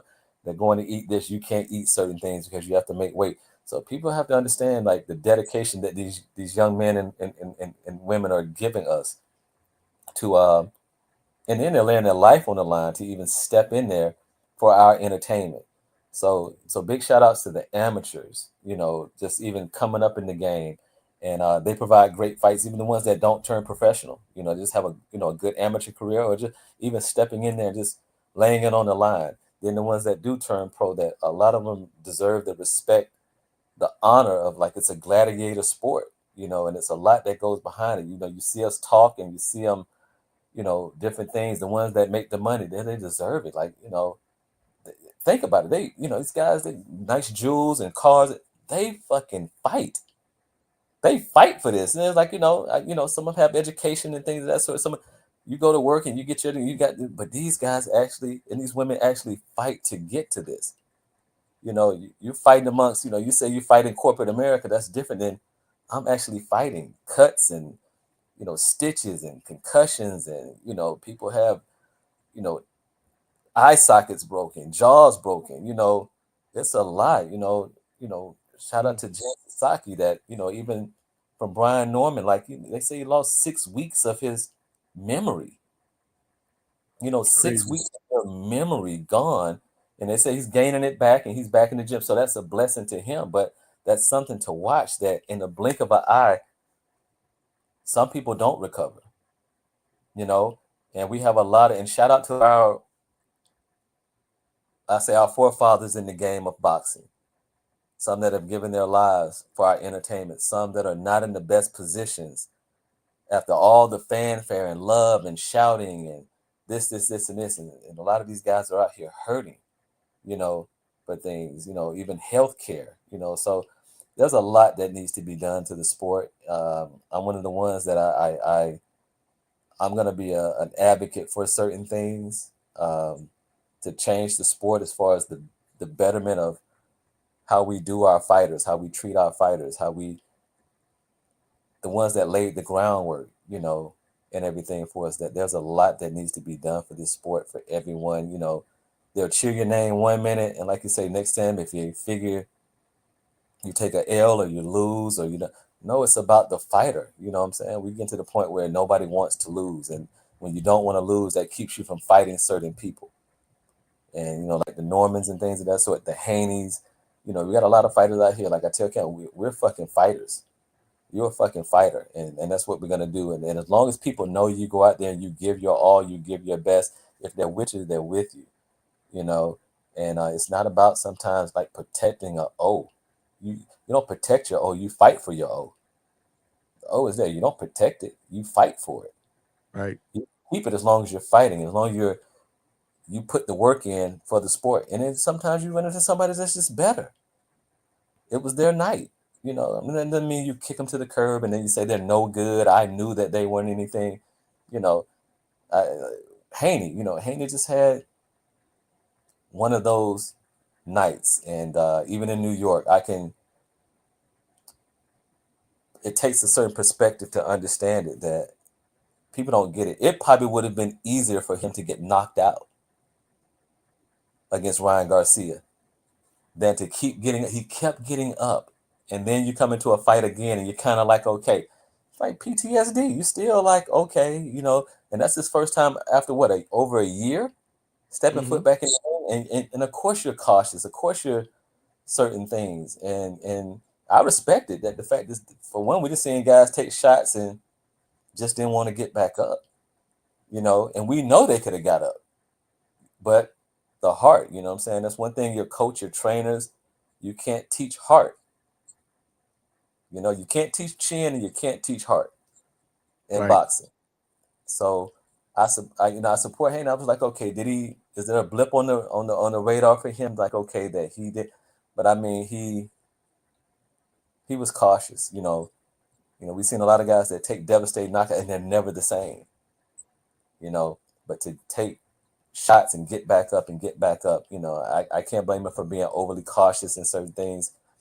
I mean, yeah, my prayers go out to Turkey Al-Sheikh too for paying all that damn money for that shit. But I just like, I like, bro. But I get what they're saying. But I don't think Devin's gonna be Devin. He's gonna bounce back. I think he's gonna be. I don't think he's a ruined fighter. I think it was just that moment of coming back. I think he should have came back a little bit earlier. You see what I'm saying?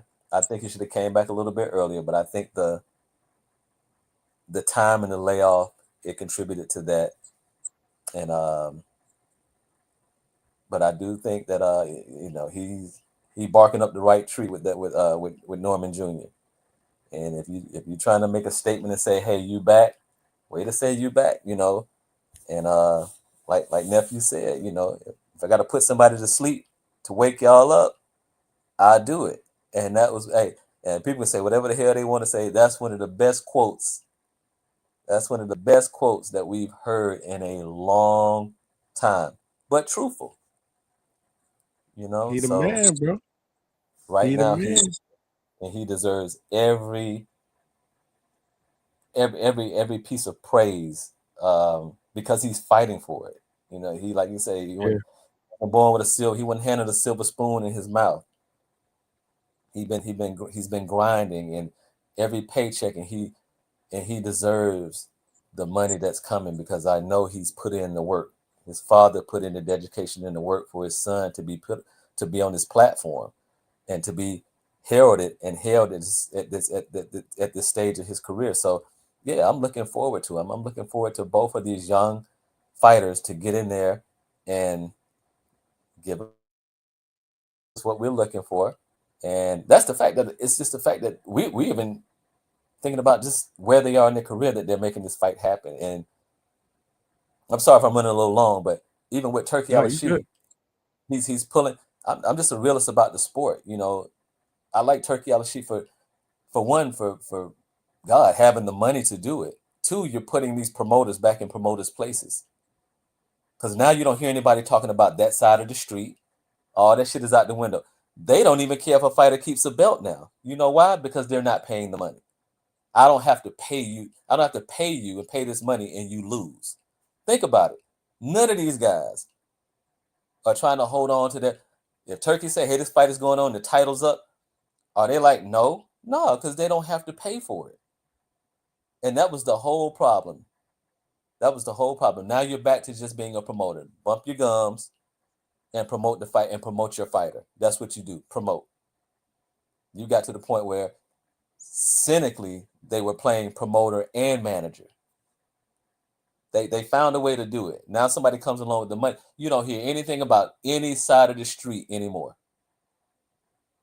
And you have no more excuses from these fighters that are ducking and don't want to fight. Oh, you don't make this much in pay-per-view. You don't sell this many seats. Now somebody's giving you the money that you want, regardless of what they sell. Now, if you're saying no, that just tells who you are. Facts. That's it. And that's just how I look at it. Like, yeah, it tells who you truly are. He's offering you the money, not about any cars or anything like that. If he give you the cars, would you do it? I mean, you wanted cars just even talk about it. I ain't got to put nobody's name out of it. You wanted cars to even talk about the fight. Not saying you'll take it. You even talk about it. That means you don't want the fight. Not at that point in time. So I just look at it. Thank you, Turkey Al-Sheikh, for everything that you're doing. Saudi Arabia, Riyadh season. Appreciate it. I did hit him up and I did tell him, I was like, hey man, start growing your own fighters. Stop paying these prima donnas that are not going to get in there and fight. Get you some fighters, some guys that you're not going to fight. Build them up. Save you a lot of money. Put on good fights. And some of these guys are whip some of them guys you paying all that big bucks, those big bucks to. You know, so Back. yeah, you know, I understand going with the name, and sometimes you see it now. Just having those names up there doesn't resonate to everybody because we see it for what it is. You know, so but big shout out to boxing. I'm looking forward to bigger and brighter things. King Cam, yeah, he's on his trajectory up. He's gonna keep grinding, keep training hard, and we're just gonna, you know, God willing, just do what we have to do what we can do what he came to do what he's in this sport for. This is his livelihood. This is what he chose, and I look at it like I'm just blessed to be a part of it.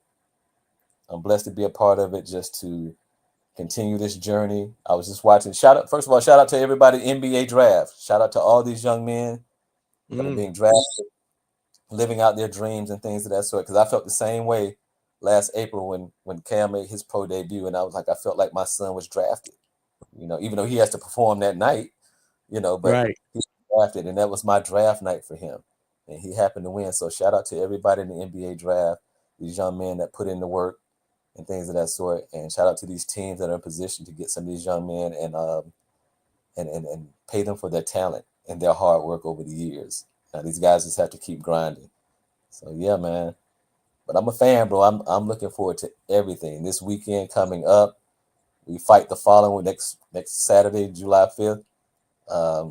King Cam, Can't Sam's wait. Town, Shreveport, Louisiana. We're going for the 6th victory. Hopefully the 6th knockout, but we're going for the win, regardless of the fact. And we're gonna put on a show, man. He's looking ready to perform, and like I said, everywhere he's been, fight of the night, knockout of the night. So that's what we're looking to continue on that streak, and just growing and gaining and keeping it pushing, bro. And thank you, the Hangout spot, Johnny. And shout out to the missus. I gotta say, hey sis, what's up? Shout out to the missus, because hey, you logged some hours, man. You logged some hours on this thing, and I Gotta have to put the say, work in, bro. She know, but she's a supporter. that's what I'm saying. So shout out to sis, because she's involved in this as well. So shout out to her and thank you. So bro, I mean, we're pushing it, man. Anything we can do to help, we're right here, and we always got your back. And I'm gonna make sure I'm gonna talk to Cam tomorrow, and I'll let you know. You just let us know where you can, pin us. Listen, if he can, if not, No, right we're after gonna the fight, I get him right after. Either or. I don't want to inconvenience my bro. You know the deal. It's not an inconvenience, man. We can make it happen. So we'll do it before and we'll do it after the victory. So yeah, be the first one. So we'll make it happen. Coach, I appreciate you, man. You family. I got nothing but love for you. I tell you this all the time. The conversations, the support on the back end. And thank you for helping me, putting me in contact. For those of y'all that don't know, we talking about getting Tony Weeks up in here next Thursday, more than likely, Coach. Yes, you sir. helped me make that happen, so I appreciate you. Tony Weeks, man. That's it. That's gonna be a good one. So far, we got him locked for next Thursday, so hopefully all goes well. All right. Yes, sir. Just let me know. I'll be right there asking questions and chiming in, Nothing but love for you, my brother. We family. Yes, sir. We are family, man. We love you, man, and we appreciate you for everything you do, man, and just being personable with everyone and everything, and allowing us into your platform and your world, and just shining a little light on Cam right now. Like I said, it's a blessing to have someone that he's just starting his career, and just to have a platform like yours to shine like yours. And also shout out to the boxing voice, Nestor, and just being able to shine a little light on him and things of that sort. We appreciate you guys so much. Brian Norman Sr., we love you, brother. Shout out to Michael Williams Sr., Michael Williams Jr., all these fathers, these tag team fathers, man, these father-son combos, man, all of you in here, we love you, we appreciate you. And little guy like me is watching you guys and learning from it. Good, bad, good, bad, and ugly. I'm learning from it, and but we appreciate you laying the groundwork. laying the groundwork that we can follow in that path and see how things go and how things work. Well said, Coach. Yes, sir. All So right, yeah, man. love you, brother, and I'll holler at you later, and I'll holler at you tomorrow about everything, and we'll make it happen, bro. Love you too, Coach. Appreciate you supporting and jumping on, man. All right, yes, sir. Appreciate it. All right, man. There y'all guys have it, man. Coach Cam, Coach King Cam Walker, Marcus Walker in the building. Yo, shout out to all of y'all that have been rocking out, man. This has been a 4-hour show. It started out with a spectacular, phenomenal interview with the WBO welterweight champion Brian Norman Jr. B Storm was in the building, the assassin. Great interview. He talked about, obviously, his experience in Japan, knockout of the year candidate against Jin Sasaki, and more importantly, a fight with Devin Haney that is oh so close. He also told us that they agreed to all the terms. So if shit falls apart, it doesn't fall on the Normans. We're going to clip that. We're going to play that in a short. Because, if shit falls apart, and we're not trying to speak that into existence, we want to see this fight. We want to see Devin Haney against Brian Norman Jr. at 147 for the WBO welterweight championship in November. We want to see it. But at the end of the day, they still got some T's to cross, some I's to dot.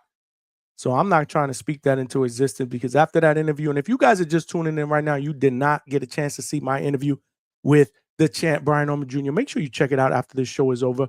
All my shows will go on my YouTube channel, The Hangout Spot. While you're there, call somebody and say, yo, can y'all please subscribe to my mans, bro? Because he doing it up. Right now here at Train, we trying to turn this to a locomotive. We're going to need more passengers in order to turn this bitch into a locomotive. So definitely subscribe to the channel if you're watching this live on Facebook, YouTube, or millions.co, because we streaming on millions.co. That's where we have my site with my live streams and merchandise, shirts and hoodies. Make sure you guys are definitely smashing that like button. Come on and over for millions.co and Facebook and subscribe to the channel. We are growing by the day, man. This is how we're doing it up. But if you didn't see my interview with the welterweight champion, make sure you check it out after the show. Then we also had on the panel prospect, 5-0, 154-pound prospect who is fighting on July 25th, Ebenezer Stuntman Griffith. He was on the panel, and we just had Coach Marcus Walker, who is the father and coach of my guy, Kamari A. King Cam Walker, 5-0, 5 knockouts. He's actually fighting next Saturday, July 5th, Shreveport, Louisiana, on a BLK Black Prime card. Just signed that deal, baby. This is the first fight on that deal. Exciting young prospect on the rise. I'm telling you, man, they all family, bro. We surrounding ourselves here at the Hangout Spot with future champions, current champions, future Hall of Famers, bro, because that's the path that we're on, man. That's the path that we're on here at the Hangout Spot, man. So definitely tune in if you didn't see that. My guy Bugatti Mods with the $5.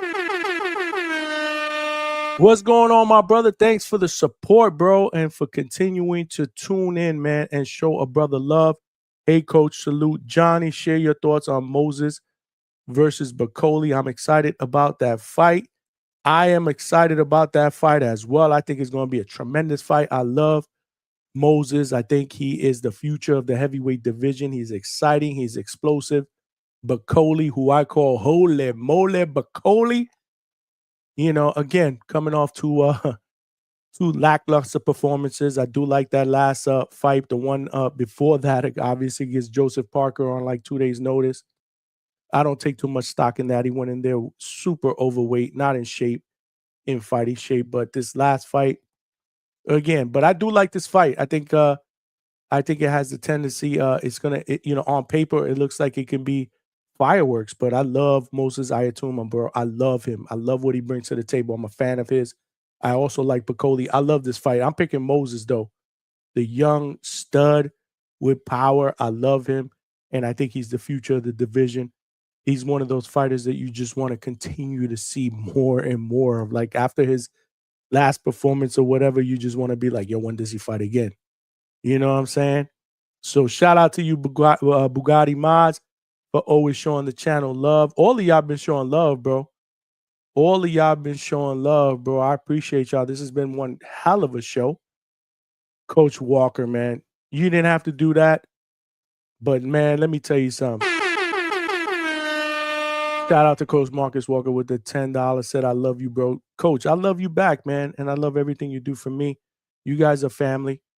You know, I will continue to support. You're always going to be a part of the Hangout Spot family. And I'm always going to show you love and support. And I'm always going to support my brother King Cam.